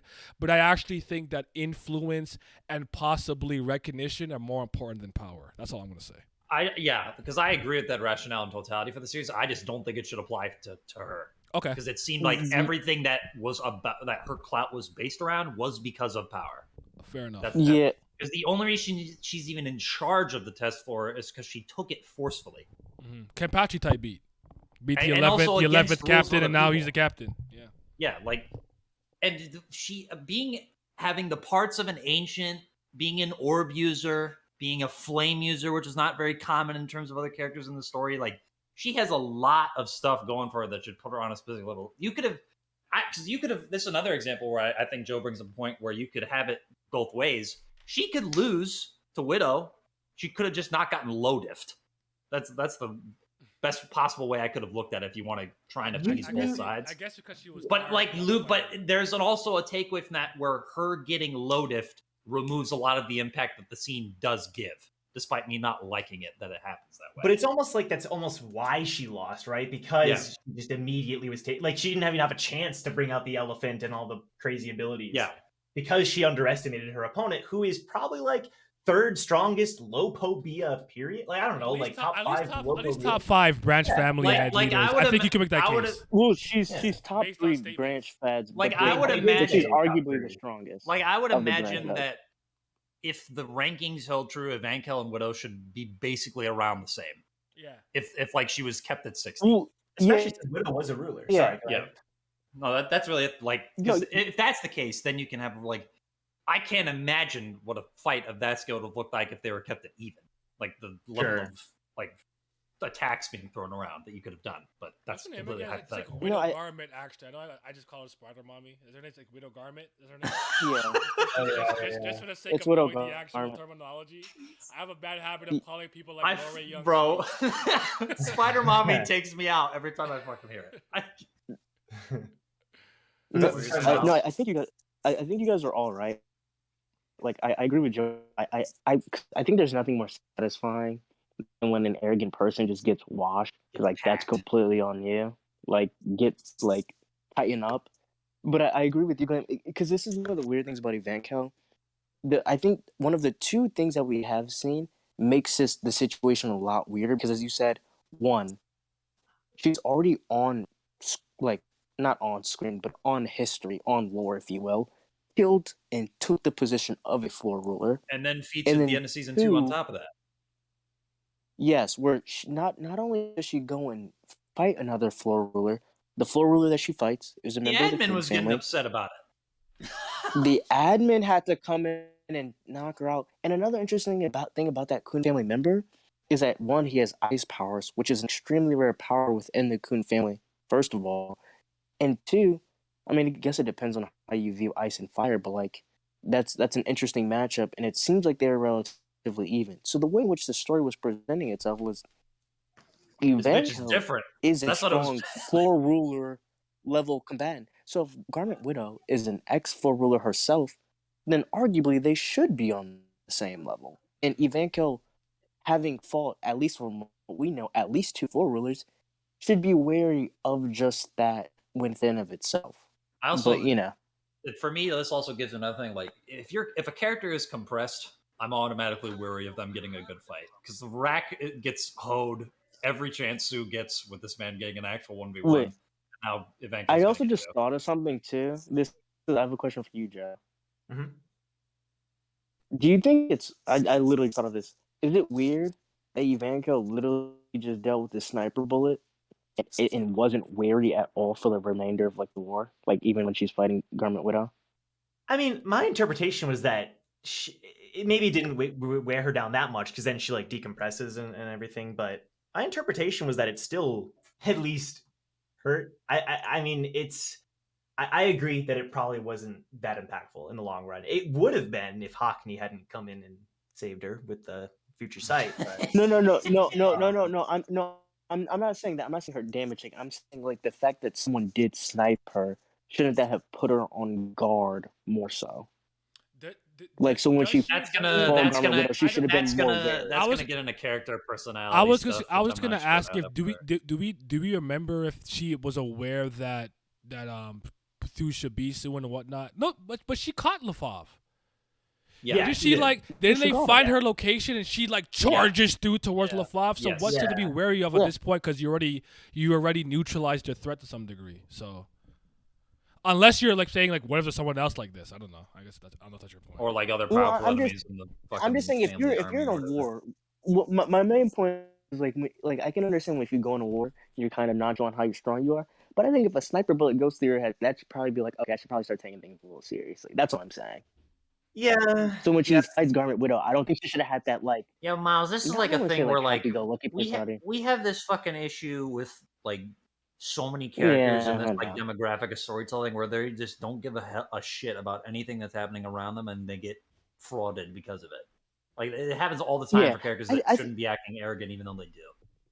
See, my thing is, Because I they don't think stick it's so bad. true to like characterization about it. Yeah, I think it actually would have made sense if she didn't get sniped before. Like, if she never got sniped and she was just washing everybody, I think it makes sense that she would go to Garment Widow extremely arrogant and then slip up because of her arrogance. But I just feel like if you got sniped before in your head, you'd probably be like, eh. I don't know It's how you not. take. I don't know how you look at Garment Widow at all and don't take her seriously. I mean, yeah. True. Yeah. I don't wanna fight you. that I'm woman, scared. is, I'm not fighting you. that bitch is menacing. yeah. And yeah. I'm sorry. Go on. No, Sorry. go ahead. I was just gonna say that like it's in her eyes too. She survived it, so I can see her character like that's kind of like because I know Yeah. Jesse compared Rack and Evan Kill earlier. It's kind of like Rack almost being killed and then being like, I got to be careful next time. It's like he's not gonna be careful now. Like he's all about the fighting Yeah. and like just rushing in. That's fair. You know. So True. I don't know. Maybe Evan Kell would be happier. Maybe she's just satisfied someone can actually hurt her on the battlefield. God. Yeah. Running around God. looking That for is might be bad. after Hold that. on. One small pushback that I want you to list your rest of your underrated thing. But the only pushback I would have that is that she already knows there's people stronger than her with the family head and whatnot. So it's like I never like the idea of someone being like, I'm the best, I'm the strongest, no one could beat me, I can have a good battle when you fully know there's people in the universe stronger than you. Because she understands the power of a family head and everything too. So like that doesn't move me to that degree. You have to be if you're a family head on that and you're talking like that, different story. Do you mean branch leader or? Oh no! Wait, we're talking about a Vankel, like one having someone to challenge her. Or we're talking about Spider Mommy. Yeah, we're talking about Widow and Evan Kell. Yeah. No, because like a Vankel can't be like, huh, I'm craving a good battle. No one's stronger than me. You're not stronger than any irregular. Like, you know what I'm saying? Like that doesn't work for me. Like there's certain series where there's characters like that, where there's characters that they even somewhat low key admit are stronger than them. So it's like you can't say that. That doesn't work for me because some people have tried to paint her as a kind of battle hungry character sometimes, and I'm like, I don't buy it personally. I don't get that Like impression. you're not even top 50. Like, I don't think I ever got that impression of her at all. It just seemed like Some she people was in my somebody that comment was- section kind of saw her in that kind of like, you know, Hibari, Kamikoto, so I want to fight strong people type of role. But I'm not gonna lie. When she was first like actually introduced in the story at the end of season 2, she came across to me as somebody that was supremely confident in her abilities, but knew where she stood in the overall like plane of the verse. That's what it came across to as me. Okay. Right. I kind of agree with that actually. Yeah. Fair. I think she's like bloodthirsty, but I don't think she's like battle hungry. Like Well, I think that's she bas- definitely that's enjoys. I basically think the she same thing. enjoys. I would think vice versa, maybe. like, I think she's that's- battling. Yeah, I don't facts. know. Facts. No, like I'm saying she doesn't like go out like looking for fights, but like I think she enjoys burning people. Does that make sense? Oh, for sure. Remember in the last Whoa. station when that one person's burning, she's like, "Yo, shut up." I'm like, "Yo, he's Yeah. on fire. Yeah, that's Can what he? I'm Like, saying. he's in pain." Yeah. like, what do you mean, shut up? Yeah. Yeah. She's like, "Can you shut up over there?" I'm like, "Yo, you set him on fire." Yeah, that did happen. That's right. Jesse, you have an underrated moment you wanted to share with us? I have a couple, I guess. I was gonna talk. You know, I'll echo what Battle Popcorn said in the chat. My favorite moment in early Nest, and I haven't really heard people talk about it here yet, is Calivan gives this speech to Bomb on why he should not succeed and why it's important to stop Bomb from climbing the tower. And I think it's so good. I think it fleshes out Calivan's ideals so well. And what's best about it to me is that it really gives Bomb a reason to like think about what he's doing and gives Bomb a moment to shine as a character and how he responds to Calivan. And I don't really like how he responds to Calivan. I think his response is a little weak, but just like hearing Calivan like actually give like valid criticism in the fight, like to I guess to like why it's dangerous for Bomb to like topple the Empire and stuff. Maybe not. Debatably valid criticism, I should say. But the just having that real conflict of ideals between the two adds so much to the fight and really just hypes up the magnitude of what Bomb is doing by charging into the nest. So I really like that part of it. Yeah, I like that too. I also have I have a smaller one. Or I mean I have a couple of other ones, but some smaller ones too are there's one at the end. It's like a super minor thing. He's not saying anything too cool during it, but when Trauma Ray enters like in the present and he stands up from his like seat as he's talking to Bomb and the group, I just thought that was done incredibly well. Like it was super Big interesting. on to it. me. Like it's like you can feel like the camera or like the perspective like rotating around there. Like he just has so much presence when he does it.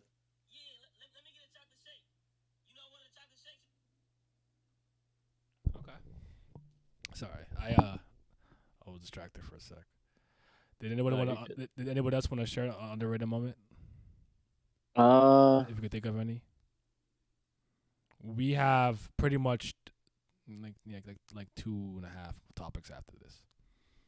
I think you guys went over all the ones I like. I'll shout out a quick one.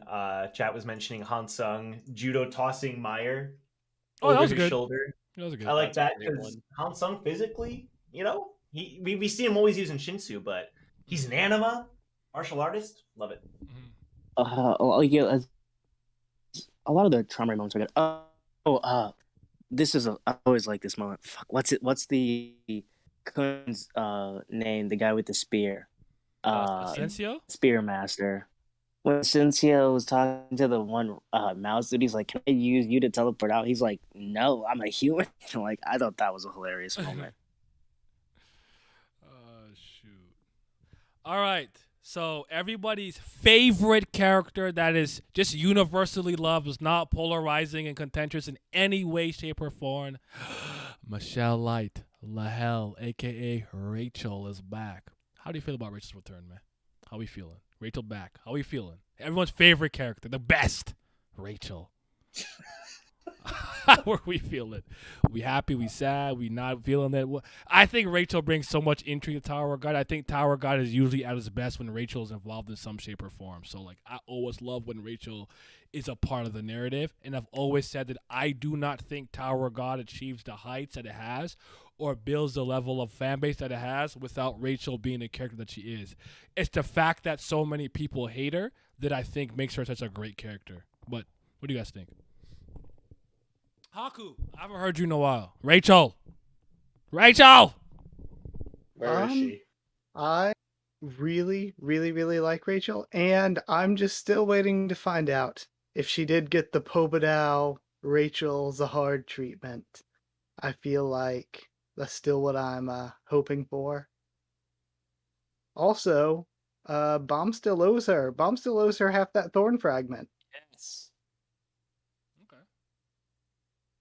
Hmm. Anyone else? Rachel?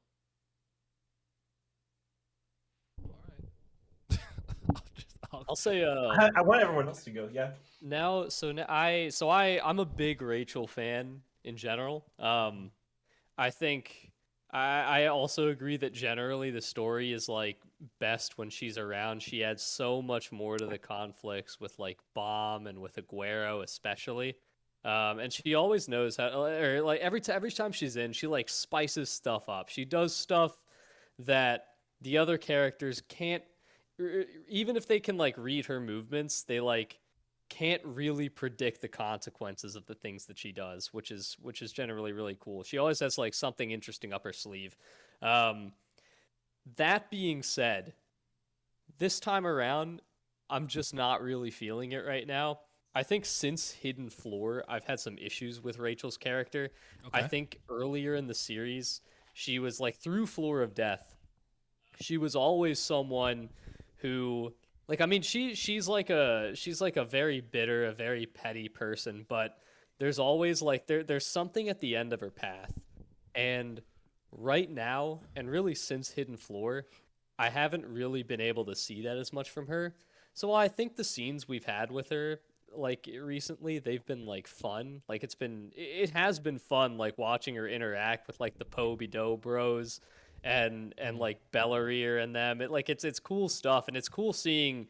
I mean, it's fun to see just how kind of petty she's become, but at the same time, I want to see that there's still something greater within her, and if it's just her being like petty and vindictive right now, that's not really enough to keep me entertained. Okay. And I thought I was going to be the only one with that take. That's crazy. I will say that I think I agree with Speed Force with Dave. I do think this is probably I want to say this. I don't think it's fully fair just because the hiatus happened so quickly after. So I don't know if I can like fully lean into this opinion, but I'll just say that in terms of her being in the story and reintroductions to come back again, I do think this has been in some ways the least interesting reintroduction of Rachel.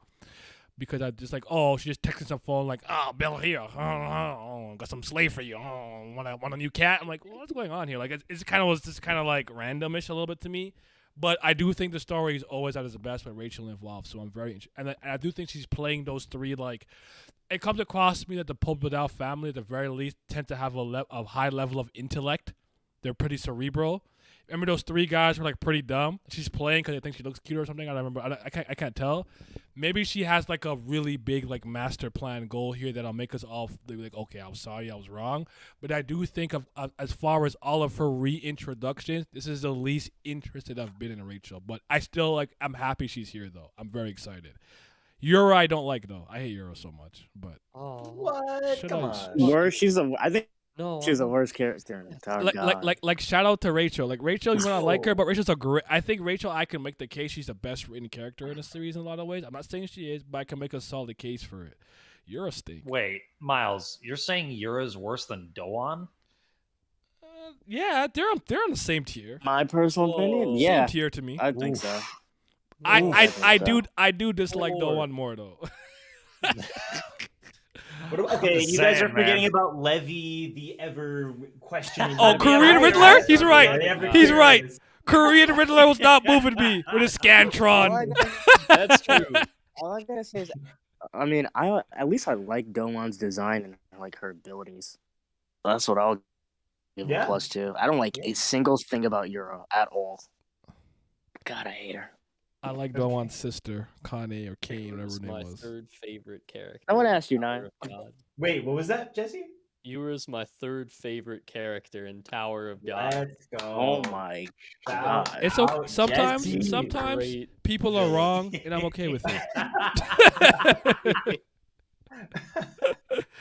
That's sorry. What's your question? He loves suitcases, man. Just give him a break. Yeah, I'm a huge luggage fan. I do a lot of traveling. Frequent flyer miles really getting. Are you a Nexus flyer? You Nexus? What was your question? Yeah. All right. Yep. So I thought I'll swear say someone asked one you a question. thing. Go ahead. Oh, okay. No, go ahead. With Rachel, I agree that like I think that despite the fact that it's not like a super strong reintroduction of the character, it does have like some of the most potential just because of this entire setting. We're in this completely new area, this Pobadao arc of knowledge, which is super. I mean, there's so much that could happen here, and I think if you involve like the three wishes and all the people that she's duping and tricking in Yura, and she's like using Yura to trick them, and I really like the scene. It's very brief, where she asks Bellarir to come and see Kun in the jail, and then Bellarir like gets permission from Mate, the Ha Pobadao guy. Yeah. And then Bellarir's like, okay, just this once, and they're walking by, and then Rachel's like, oh, just this once? How many times has he said that now to Mate? It's like, what? Why? Like she, every little chance she get, like this is just one little. He's just dropping the little seeds of discontent, and I really like it because it's like so unnecessary, but because it's not surprising, but it's fun to see that like this is the Rachel we've always seen. She's scheming. She's trying to make people. She's using every little chance she can get to sow discontent, and I like that a lot. I'm not gonna lie. The only part of this movie is potentially being able to see those two big ass motherfuckers from the end of season 2 that were on the ship for Pobadao. The dude in his little seashell chair. Oh, the guy yeah, with the spear. That's the only thing that's moving me. I want to know who those two dudes are. Oh, that was the other thing. Ghost is with her too, and like the Arcwrecker's daughter potentially. There's a lot that could happen here. Yeah. No, honestly, like I'm pretty excited to see what's gonna happen next. But all right, we're kind of at the last topic, and then I'll do the thing where like if anyone wants to leave, do your thing. But I'll open up questions to like the chat and stuff. But I want to talk about Bam versus the Lal conundrum, if it was fine, and kind of talk about the next arc. If we think the next arc is definitively the Princess War arc, and kind of your thoughts on where and what direction we're going in. But yeah, so Bam versus the Lal whole conundrum that happened. I feel like me and Joe probably are well documented on our thoughts on this, but but if anyone else wants to start us off, let us know. If you want to go, Joe, you can go. If you want to rehash. I'm kind of curious to hear everyone else's opinion. I mean, we touched upon it briefly earlier, and then I'll voice my thoughts. Wait, can you say it again? What are we doing? We're doing the It's Bam little versus Lal thing, Lala. which me, Vince, and Miles would just be an echo chamber of what Naya thinks. So I don't think there's much to say. I absolutely hate it. I hate. I think Haku and Jesse are probably gonna have more interesting opinions than the rest of us. Yeah. I mean, my opinion is that the power scaling is broken all to hell at this point, because when I talked about this topic, I was getting comments like, well, I don't think a regular princess should ever touch Bomb. And I'm like, isn't that the problem? What's the point of even having them in the story if it's like, help, regular princesses can't even touch Bomb? It's like, yeah, that's the problem. He's so strong that the regular princesses don't even matter. What's the point? I think it went for me a huge issue, and this is like beating the dead horse, because it doesn't we're not gonna ever get it to be better, but it's just the way information flows in the tower. It's one of those illogical things of the things Bam has done publicly through recorded recorded videos, and has presented of beating rankers on screen, of beating the administrator, fighting Charlie, and purposely recording these and putting it out to get more people on FUG to support him and stuff. It is well documented what Bam has done. Okay, there should be nothing be like Bam isn't trash. I can definitely beat him. And then even if that was the case, the amount of lore, the amount of hype that all the family has of being gods, there shouldn't, and especially seeing the most strongest high rankers respect Charmander the way he does, there should be no inclination, in my opinion, for Lalal to not automatically bend the knee and just take everything he says as the gospel truth and just accept it with no questions. I think for a princess of a family like this to not even really care what Chaumarey says and even act the way she did in front of Chaumarey really is kind of just weird to me. I don't know. I just think this is an extremely contrived situation. Okay. Not to mention the power part of it. The power part's really, really dumb in my opinion too. I can't really argue against like having it as like a story, like, oh, why did it happen? Like, yeah, sure. But I have zero problems from a power scaling perspective personally. And I made a whole video about it that we could, I don't want to rehash it necessarily, but go watch it. Go watch the video. Sorry, thank you. And watch Naya's video too, where he talked about it, my video. So the main thing though is that would you all, okay, so Bomb in this situation, okay, I think we can all agree that Bomb physically is not as strong as with Shinsu, right? Like if Bomb's Shinsu stat is not. I think his general physical toughness and athleticism, if you will, is his lowest stat. Yes. Okay, that's. But I think I still think it's Yes, I do think it's still pretty high, but like the argument of like Jaha Princess having very sturdy bodies, ranker level, because of moments like Andorsi completely blitzing them, even though I think they were using Shinsu reinforcement, or maybe not, but she was just with her raw speed was beating them on the name hunt station. I think all those things are actually very consistent. So, yeah, go ahead.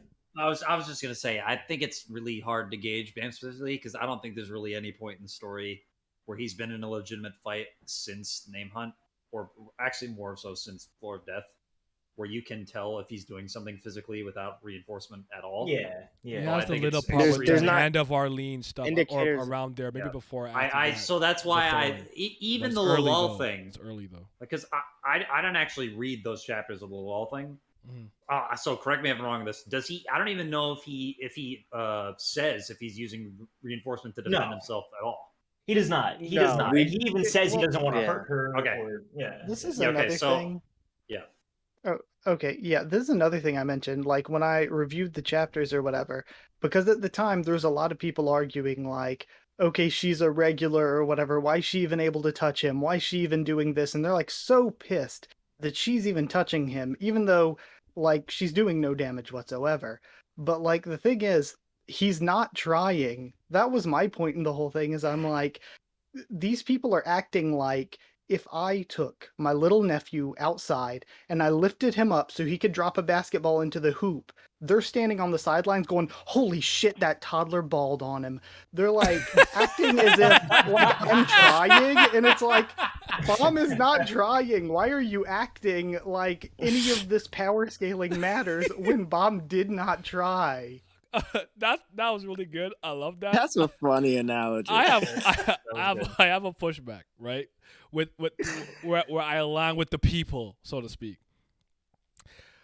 I just want you to think about it from the standpoint, like, what did you just watch the man do for the last how many chapters in terms of the caliber of opponents that he faced, the positions that they hold and or held, because I guess Calivan is technically a foot soldier right now, but the position that he held, and then the caliber of character who descended upon them, and it was like, y'all some trifles.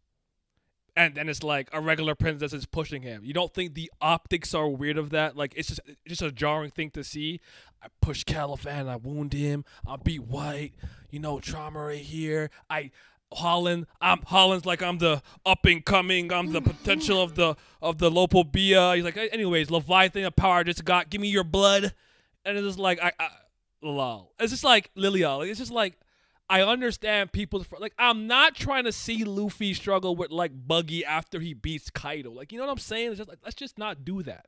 It's somewhat insulting to the experience of the story. The content itself and the part of where he's not trying is something that I've always understood, and I agree with. I'm not denying that. Like I agreed with Joe's big picture takeaway when we were talking about it back and forth in the videos. Ultimately, I just think that it's just not a great thing to do right after the caliber of opponents and the situation that he was in, to be like I think it would have done us a lot if he had one moment of pure domination, even if he didn't like follow through with it. Like he used fast skip and stopped her. And he was like, you know, haha, are you gonna like calm down? He's like rubbing his head with like a sweat mark, like something like that would I think would have gone a long way. But I do think that in terms of the way that especially I'll say North Americans possibly view Tower of God, SIU maybe doesn't view it in the same vein. So it might be a perspective. I'd also say to expand on that, and this is also something that I've kind of said a couple times in terms of the way Sue could have written it. There are plenty of options at Bam's disposal where he can not get made to look like a fool without hurting Lalal, despite the vast power gap. Reverse flow control is a very obvious one. You can literally make her stop moving for as long as he wants if he wanted to, or flex his martial art alleged skill that he has and deflect any attack she has without actually hurting her, or just dodge out of the way and she doesn't hit him at all. That's but doesn't that kind of defeat the? Sorry, go ahead. I didn't finish the point real quick. But I think the reason why it also doesn't look good from a scaling standpoint is not because of the actual scaling. Bam's rationale doesn't lend itself to the scaling. Bam thinking that I'm going to screw up whatever process Trauma Ray has in the works by having Lalal hurt herself is nonsensical. Like you could literally just do whatever you want, and he would just be like, oh, that's fine. She wasn't worthy of whatever marriage she wanted from you, or go on to some other princess, or Bam could just make a fool out of her without actually hurting her at all. It's not that hard of a decision for him to come to make, but for some reason he's making a mountain out of a molehill of the entire situation.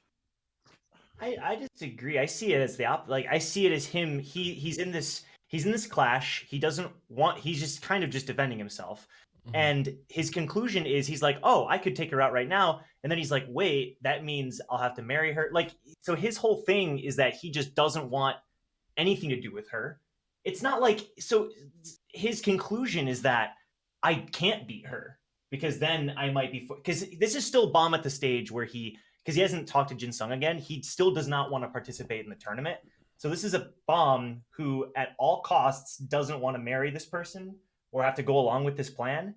And so if he beats her or even shows off his power, that defeats his goal, which is no association with the tournament, with any of this. If I beat her, it's exactly the opposite of what I want. You don't think putting the situation into a stalemate achieves the same effect?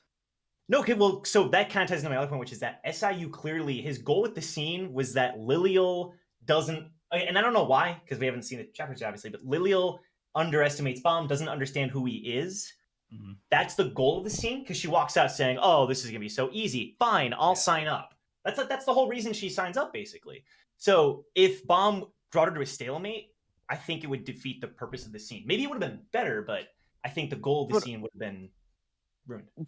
But again, my point with that is the before, during, and after still doesn't make sense. The before doesn't make sense on why she would even come to this in the first place. One, how she doesn't know him, why she would go against the family head.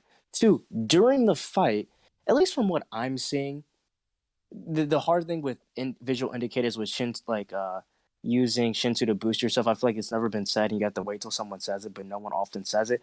But it looks like Lalal is using it, and even Bam is using it based off Bam's little energy cloud marks when he moves, or Lalal's energy being around her fist or arms when she moves. So I think the assumption is they're both using Shinsu boost, I guess.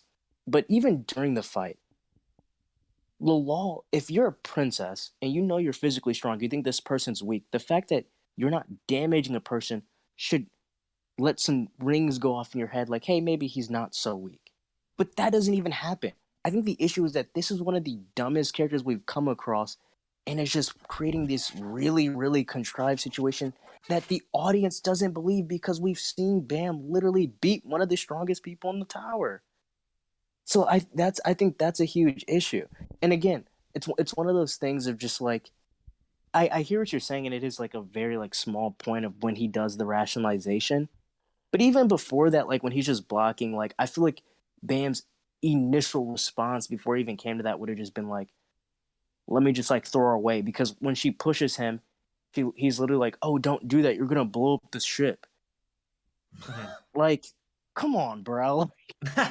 I also think that the situation might have been a bit more believable if it was at least a ranker princess and not just a regular one. Yeah, and I think the issue is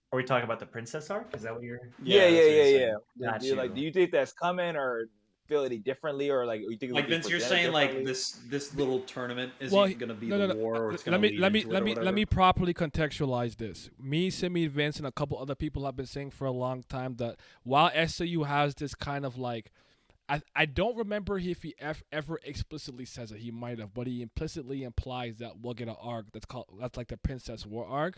But it seems to more so be a bit of a fan arc that we all expect to happen, right? Not saying that it Yeah. won't.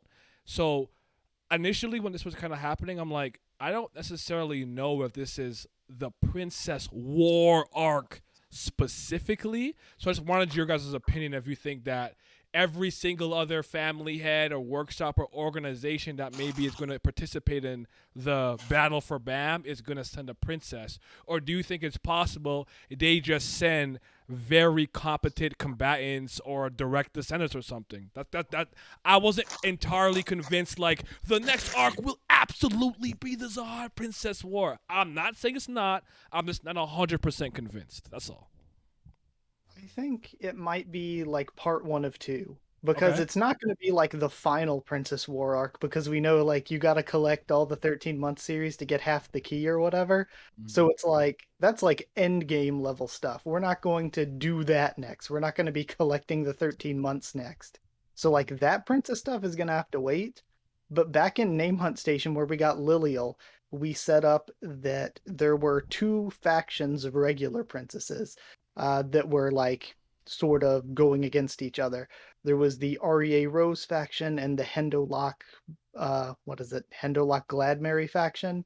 Yeah. And like Shibisu and Hatu and stuff were like, okay, what faction are you princesses working for? And they were like, well, we're not working for any of those factions. It's Lul, Shilial, and Maria working for Masheni. So it's like they're their own third faction. And then you throw in like Anakin and Andrasi as like the fourth faction. So I feel like there's a really, really good chance since that was established in Name Hunt and we're bringing Lilial back now. I think there's a really, really good chance that we're getting like that stuff involved in the next arc. But like when it comes to like an actual for real Princess War where like 13 months and stuff are involved, that's like end game level to me. Okay. See, that's kind of why I asked the question. I mean, I'm probably more in your camp. If anything, it's kind of like a precursor to what will eventually become the Grand Princess War arc, if anything. Okay. Yeah, I think I agree with that because if it's a major Princess War thing, that would I would assume resolve within getting half of the key that you can get to 4135. So I would assume you would have to do that pretty close to endgame. Yeah, I agree. I don't really have an opinion on it because I'm not really sure. Yeah. I think the princesses are going to get involved. I don't know if it makes it the princess arc per se. Aggie Farion. All right. Here's what I think is going to happen here. So we're going to have this marriage tournament, right? I think it's going to be like Haku says. This is like part 1 of 2. We're going to have this marriage tournament. And a bunch of these princesses. I'm joking. So like a bunch of these princesses, Knitting. they're gonna enter. But like not too many of them are. But then Bomb is just gonna like, beat all their asses anyway, right? But of course, if Bomb is in the arc, SIU always, every time, puts like the last opponent for Bomb as like someone he can't beat. But obviously by the end of this arc, he's going to be able to beat Traumaray, so we can't use Traumaray, and he's already been used anyway. And so the only other person SIU can introduce that Bomb cannot beat yet is a Dory, and so a Dory will beat Bomb. Told you. Then she will capture him, Mandadori. and then she will actually carry him up the tower to an accelerated ending at 134F. Where she will hold a public execution. At a certain point, this became a meme take, and I'm trying to figure out where it happened. While Adori is like climbing up there with him, or like taking him up there, of course, Masheni is scheming, and she is actually going to break Yuri out of prison, and then they are going to go to the floor of death, and they're going to go get Garum, and then they're all going to go. And they're going to go free N, and they're going to take N to fight Adori. And then we have the real princess war. Hey, shout and free my princess. But you can't forget Adori's Bam's love interest though, so she might just stop the execution herself at some point and realize. Oh boy. I've been making that joke for like 4 years. They'll stake like Bomb's execution like on the fight, and so like Adori expects to lose, so she doesn't have to kill her love. Full Bow Hancock. Then Jahar's gonna come in and say, "Do you want to marry my daughter?" Man's gonna say, "Yeah." He's gonna say, "You can't." Varek and Phantom They're Venom gonna have a rap battle. Who's winning though? Phantom Venom. I don't know. And Ryu officiates. Varek got the swag though.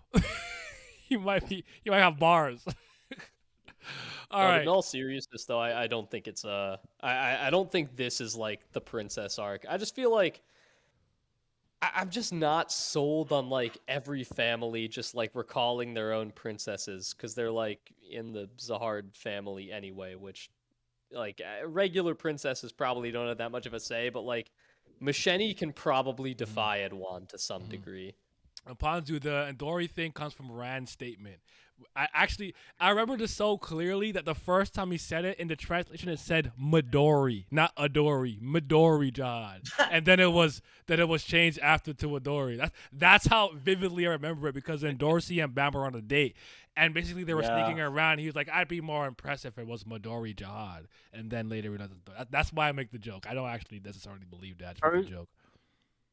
I was gonna say personally, the only thing I really want to see from the arc is I want to see Masheni come and then try to fight Bam, but I just want Yuri to come out and try and fight.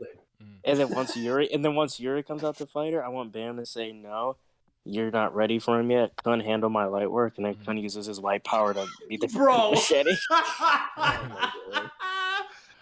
I want to take this opportunity to open the floor for anybody to mention or talk about anything related to the Nast Season 3 or Tower of God in general that you want to kind of touch on, speak about, bring up, or just highlight something. And then I will answer JD's question. JD wanted to talk about the Season 2 anime stuff, and then I'll probably just like answer some chat stuff, and then I'll call it a wrap. Teacher, pick me. All right, go ahead. I have a question this is for everybody. Now we kind of hit on this when Lopa B or Ren was talking to the person. Okay, at first I don't know if anybody else thought this. I initially thought he was talking to Adori. However, I think it might be more likely. I just forgot the internal structure of Red. I think it's one. I think it's the commander and 2 vice commanders and then them. But it's possible that it might just be his vice commander. I was just curious if you guys had any like interesting thoughts on who he was specifically talking about, if it could potentially have been Adori he was talking to. Interesting. This is in the very last chapter before the hiatus. Yeah. There's a person that's talking to him that he's obviously under in terms of rank. And it's just who do you think I don't think be? Red has like huge ranking. I have to look back. Well, Rem was in the Royal Guard at this point. He's part of the Royal Enforcement Division, yes. RED. Well, he's supposed to be, but they call it the Royal Guard in the latest chapter. I think they just combined it. I think they're just combining it as the same thing now. That's how I took it. I took it as a bad translation. You know it is. Yeah, I think they're just supposed to be the same thing. I just think it's just translation stuff. I don't think Ren has access to Adori though. I feel like that would just not sit right with me if Ren could talk to Adori. Yeah, I don't know. I kind of agree. Ren's kind of a shitter. I feel like he's too. I feel like he has a decent placement in the army, but if he's talking like that to Adori, I don't know. I kind of agree. Well, it seemed like it was an entire like meeting process. So, because I think it was like it seemed like a higher up was talking to like an entire part of the division. So I could see it as just like, hey, the local V's are doing this. We gotta, get ready and roll out. I mean, it could be vision. I was just curious if you guys thought it was Adori. I think that's kind of crazy. I like Ren. I was happy to see him. Yeah, I mean, I freaking lost my mind. Yeah. I had a friend who was like, would die on the hill that he would never come back, and I don't know. I think that made me I was just coolest thing. I think that was such a cool way to end the before hiatus. Okay. Yeah, like with me, I just think that is some like I don't know if it's necessarily a door. I just think there's somebody in RED or something like that division that he's in that is just a higher ranking commander than him. But maybe the fact that he's not gonna listen to them, I actually is the reason maybe I don't think it's Adori at this point, because I do think that Adori commands that type of respect, and I don't think they would defy her, personally speaking.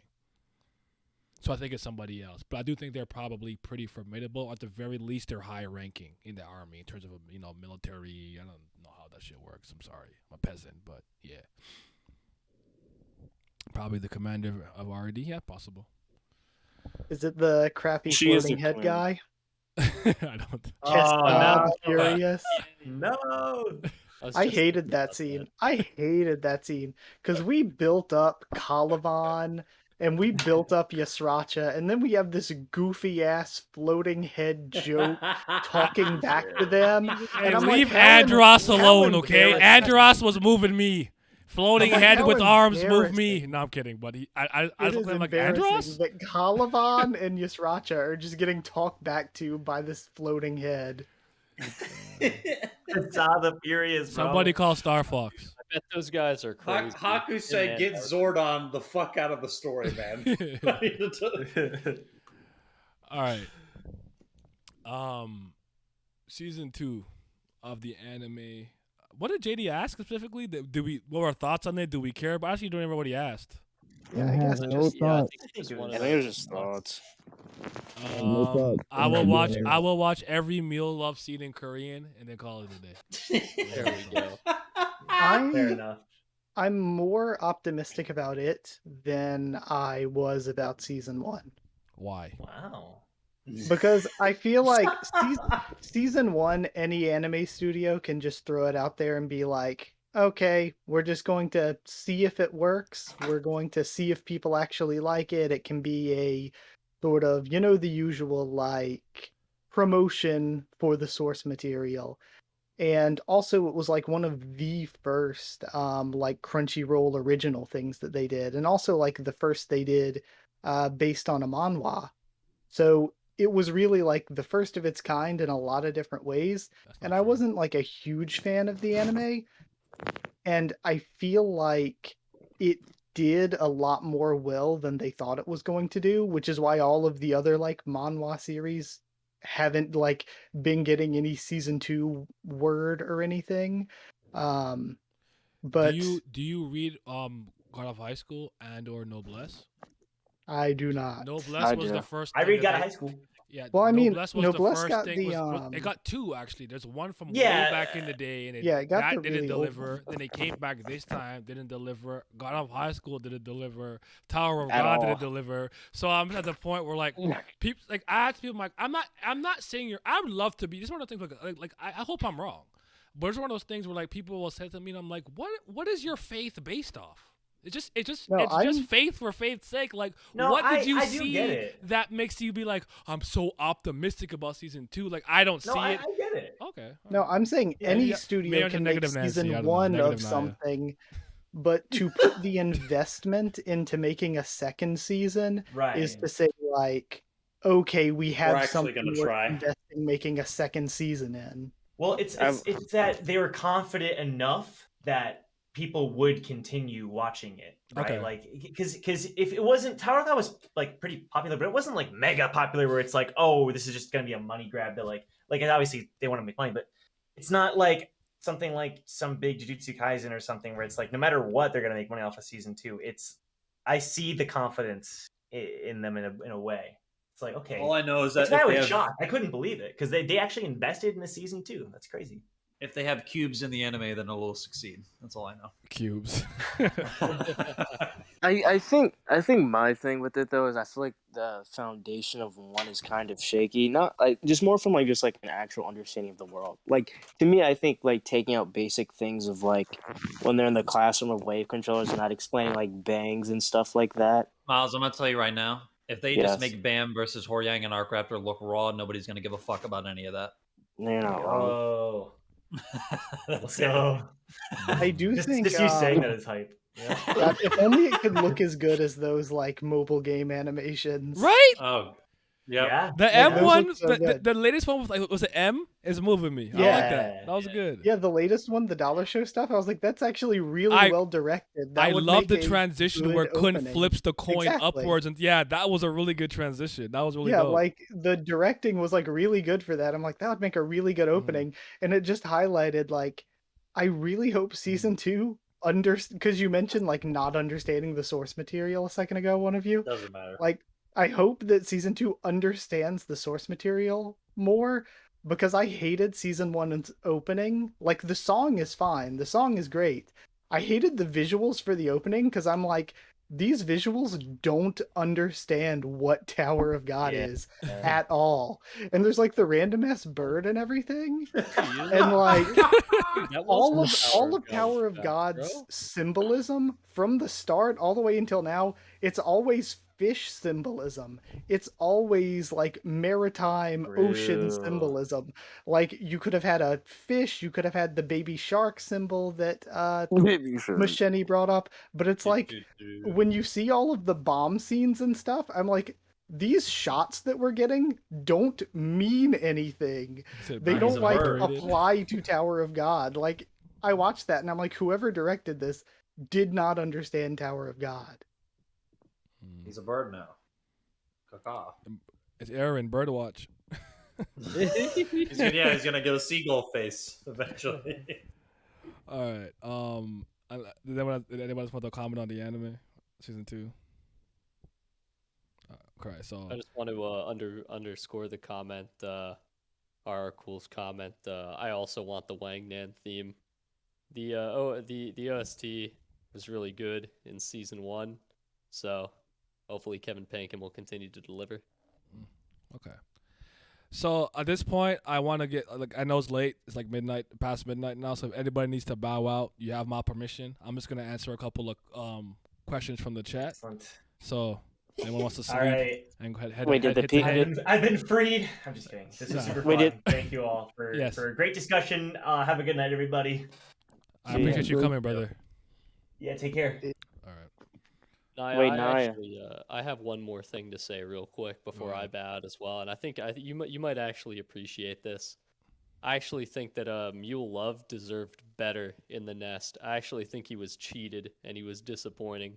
I think he needed a way better fight. Talk about it. Like, Tell the people. They need to know. So I know you made like a couple of good points for like Mule Love kind of set up the opportunity for Evan Kell to not actually like get killed that fight with White Garment. But I also think he'd like deserved to have like not many more, but like a few more character moments than he did. Like he comes in, you get like the whole like Augustus gaslighting him into coming thing. I thought it was a little weak for Mule Love like himself. I thought it was cool for Augustus, but for Mule Love, I'm like, all right, he's here, whatever. At least he'll like do some cool stuff. I did think it was cool that he like used his blue ore like from his feet to like cut through his bindings in a way that he didn't think of before. That was a cool little moment of Shinsu technique evolution for him.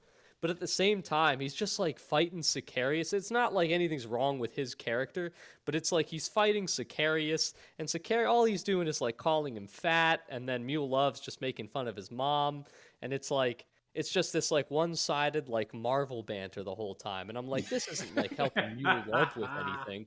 Like Mule Love deserves to have, like, cause like in the beginning, like when he goes into the cat tower, he's like, even this like kid, like Bomb, this regular is putting his life on the line in this battle against like high rankers. Like this is like the least I could do. I say we should like lean into that. He should like lean in more to like the concepts of like that brought him to the nest when he was like kind of gave up thinking about like whether FUG was good or evil or not, and just like if we lean into those principles for him, I think we could have gotten a better fight for him out of the nest. I think you're thinking about it in hindsight and in retrospect, because I would argue this: did you even expect to see them ever again?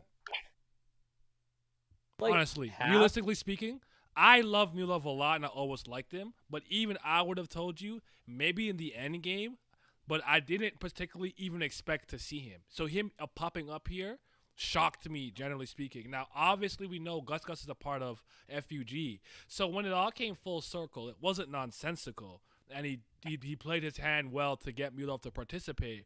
But no one expected him to even be a part of this arc, I would argue, anyway. So the little that he did was probably enough.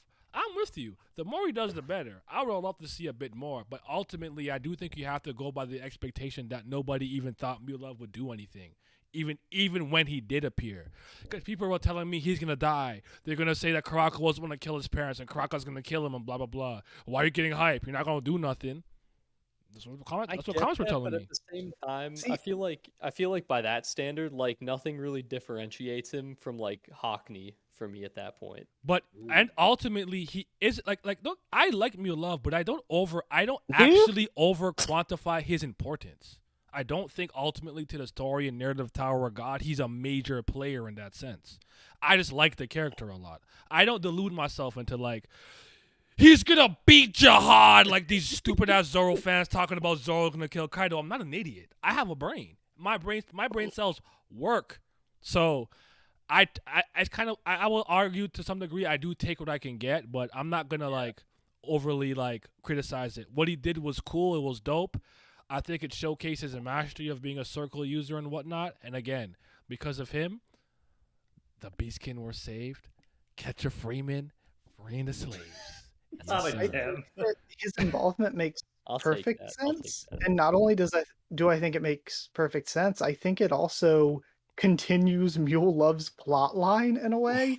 Because remember, like the whole reason he got involved is because Augustus was like, I wanted you working for me because you hate FUG, but you also hate Zahard's Empire. Yeah. And he gives him the opportunity. He's like, I'm gonna help you find who killed your parents. Yeah. If you fight Zahard's Empire. He's like, well, shit, I hate Zahard's Empire anyway. He enticed him with he used blackmail for all the money he was spending. I think he used chicken. He bribed him with money and with he used so many things. And I'll help you find your Carrot and parents. stick. So his involvement made sense. But your point, Jesse, is well taken. I don't disagree with that. I just think that it's I think it's a hindsight thing. Stu just needs to give him. Stu just needs to give him more baseball techniques. Just wait until you see him yell out shit like shutout, no hitter, and perfect game. That's when he's gonna get broken. The transcendental skill, no hitter. all I learned from this is that there's actually someone that likes Mulov more than Naya. I'm disappointed. He tried it. But I also it's not working on me. You see what I'm talking about? His bait is weak, Vince. That's weak bait. I'm not biting for You that. see what I'm talking about?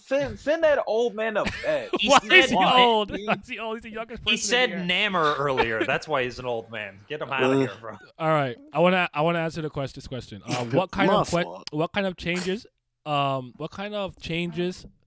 Wait, expect or would you?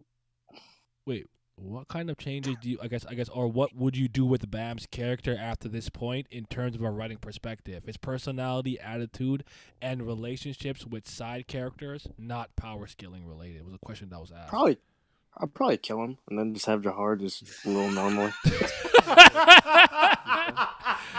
Have the credits roll, game over, and life goes on in the tower. I don't think I have anything to say not power scaling related. That facts. Because I feel like that's so intrinsic to what the problems with his character interacting with anyone. Maybe if I was super petty, I'd be like, "Fuck this! He hasn't met his love interest nonsense yet," and I'd make it in Dorsey because it should be her. But that'd be like it if I had to come. I would have more downtime with him speaking with some of the more like side character types because I need to know why Hatsu cares so much now. So they need to have a conversation. Like, Hatsu, when did you become my best friend? He needs to ask Kun. like when did that happen? He needs to call out Kun about he needs to be like, okay, so when I asked you how Prince and Akraptor are doing, and you said, yeah, man, they're fine. And they were dead? What did you mean by that? Right, Kun? yeah. They fine. I need him to sit around. And be like, "Hey, what happened to Yiwa? She been captured." And your best friend. He does. And then I need him to ask, Wagner kind of he lied to disappeared. Me and he left with a sword. Can we find a way to finally make Lori's ass wake up for once, please, and let him do something? Like, how about that? I need him to ask a bunch of questions, honestly. Yeah, I think they just need to talk to each other and act like they actually like each other. Character interactions that mean like- something and have a level of Hey, standard. Rack, Like, why are you haven't guys- you won a Rack? Why especially- haven't you won a fight since like season 1, dude? Like, what are you doing? I think the weirder thing about the conversations is like you guys have unironic cell phones. Like you can send text messages. Like you Pocket can, and you can Emily you, houses, like Emily, if I literal was phones now. They have phones. if I was Bam just needs to literally text Kun, why you lie? That's it. Like Why you always lying? you can easily do this. Like the pockets exist. Like you can text people, look on the internet. Like you're good. Like why do we act like we can't talk? It's so weird. I think for Bomb, or actually before that, one quick thing. I think when it comes to Hatsu, because it is weird to me. I don't fully understand it. When it comes to Hatsu, Bomb always or at least early in the series, they never talk. But I Bomb was about to, thinks have Hatsu they is ever best friend. interacted? Like I can't Yeah. remember He a talks scene between just 2 the or two 3 of them. times. Yeah, exactly. He talks 2 or 3 times to Shibizu, but he doesn't really acknowledge Shibizu that much. But he's always I made friends like Mr. Hots and Mr. Yeah, Coon. I was and like, I'm where'd that oh, come from? Dude. Exactly. He had the one conversation with him. I think for Bomb's future development though, the one thing is, and I don't know if it's gonna be that good. Hopefully it will. But in this arc, I actually think SIU laid down the foundation for Bomb's future, next stage of growth.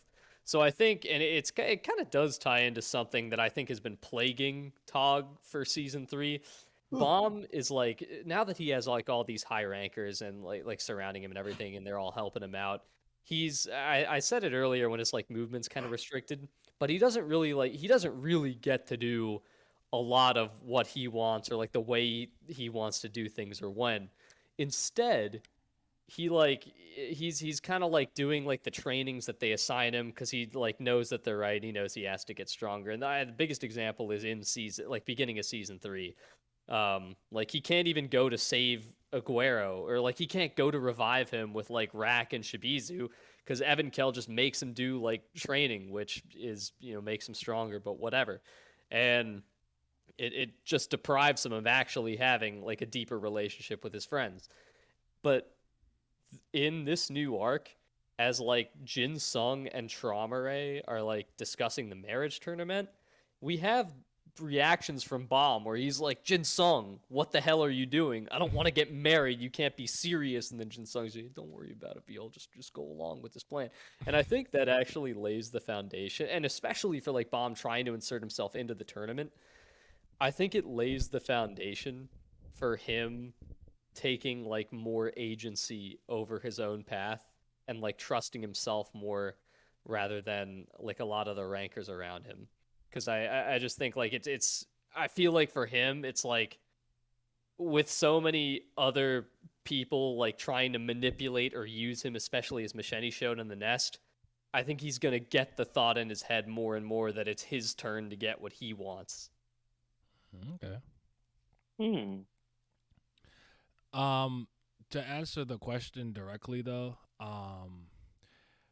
what I kind of echoed most of the time when said I think he needs to have those conversations with his friends that lied to him about the outcome of what happened to some characters. I think he needs to have more interaction with the crew and just more general dialogue so I can believe they're a more cohesive, tight-knit group to some degree. I think it's a bit of a problem from a character standpoint, so that's how I'll do with him.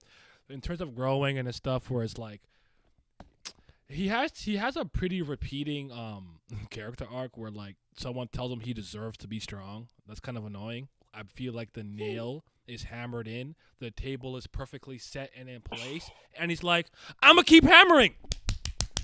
I get it. I do think he overdoes that, but I honestly have to admit that my problems with Bam come from power skilling for the most part, but I do want to add this caveat to that. Because I do think some people don't take this. Just 2 things I would say to take this in. You can actually explain a lot about a character or explore somebody's character through combat and their abilities. I would argue Ran is a great example of this because we learn a lot about Ran, who Ran is, and his goals and motivation through his fights, his combat and combat versatility. Because I argue if you kind of remove our regulars and the princesses and whatnot, he's actually the best trained regular. I think I can make a solid case for that. Maybe you don't agree, but I'm just saying I can make a good case for that. No, it is a fact. You Second- you be determined. You tell them. Wait, who's the best trainer? again? Kunran. Oh, shut up! Damn, he's gonna Kunran. say some nonsense. Right? Wait, what about Bam? I said excluding our regulars and princesses and whatnot. My fault. My Right? fault. Your what I just say? What I just say? Secondly, I think that an underrated or a very integral part of the world building and the world is the characters. You don't want NPCs in your world. What do I mean by that? Non-playable characters. In a lot of narratives, the characters in world pretty much freezes until the main character and or main cast come to that town, area, city, or what have you, and then things happen. When the world is constantly moving and breathing alive and the characters have their own agency, no matter what the main character and or cast are doing, it makes the world more alive and vibrant and things like that. So I do think those are two things that are underrated. So I do think we could still learn a lot about Bam and Bam's character through the combat because the power scaling has been literally, I want to say thrown out the window, but really I want to say Galactus took it and threw it out the fucking galaxy and universe. It's just wonky. It completely makes no sense. So it's just hard for me to take anything Bam does seriously. And this is a series where most conflicts are solved by who is stronger. Fighting. Might makes right. So you cannot act like it's not important. I do not like to over-obsess about power scaling, but to act like it's not integral to the writing and internal consistency of the narrative is disingenuous as fuck. I actually had one more thing to add for Bam. If he fucking caps and goes back on what he said to Rachel about next time I see you, like, I'm not fucking with you at all. If he actually has some, like, connection to her still that isn't, like, animosity, that's lame as shit. Stick to the fucking character statements. Let them actually mean what they say. Yeah. But all right. No. Rachel about to win the tournament. Shout out, Hey, shout out, more animosity. Shout He out takes Rachel. the L. Shout out Rachel. Everybody, we're starting with Glam. You get a final statement because I'm tired and hungry and I'm ready to sleep. So we're wrapping this up. Go ahead, Glam. You ruined White Sue, and I'll never forgive you. All right, that's my statement. Haku. I don't think I have anything to say. Miles. I think Tower of God is peak fiction, and I think Stop lying. I think Stop it's lying. really. I think it's really. I think it's Go- really unfair. Go ahead. Are there tears in your eyes? Tower of Go God. to 10 out of 10. Go to what is it? Go to suck my. Yeah, go to 10 out of 10. It was peak small, fiction. small man, medium man, and big man. Suck Oh. my dick like always. Rate at 10 out of 10. Kaido, I was a small nigga, then I was a medium nigga, then I was a big nigga. That shit's so funny. Vince. Vince. Hey, he don't care. Skip him. I'm gonna give him Shut up, one Miles. more time. Unlike Vince. you, I got other things to do, loser. Anyway, my- what did you say? Any final words for the people? No. He was right. You see what they put me through? But you don't get I to, go you don't get to speak for me. This is a See 5-hour stream. If you haven't heard my voice enough, you've heard it now. the abuse I go Jesse, through. Jesse, any final words for the people? My favorite part of all of season 3 that we haven't even mentioned is in the early part of the Bomb and White fight where White beats the fucking shit out of Bomb for like 3 chapters. There you go. That was beautiful. That was beautiful. That was the best thing There you- anybody said all night. There you go. All right. I appreciate everybody coming through and everybody who participated in this. It's been 5 hours. I know it's late for some of you or really early for some of you, so I appreciate it. This VOD will be on YouTube literally as soon as humanly possible. I'll have it uploaded for anybody who missed it or wants to go back and just like but do me a favor. Even if you did watch the video and if you're still here, do me a favor and just when it's up on YouTube on my channel, Naidi Hemmings, just go ahead and like, subscribe, and drop a comment if you can. And make sure to follow. I'll have everybody's channels in the description and everything, but make sure to follow everybody that was here, from Joe to Haku to Otaku Fix to Jesse to Vince, Miles will have a channel. Glam will have a channel. Carson, East to West, all of that. Definitely give them a follow and show them some love. And you guys have yourselves a mighty fine day. Like, subscribe, hit the bell so the Ghost of 13 Month series doesn't get you. And you can stay.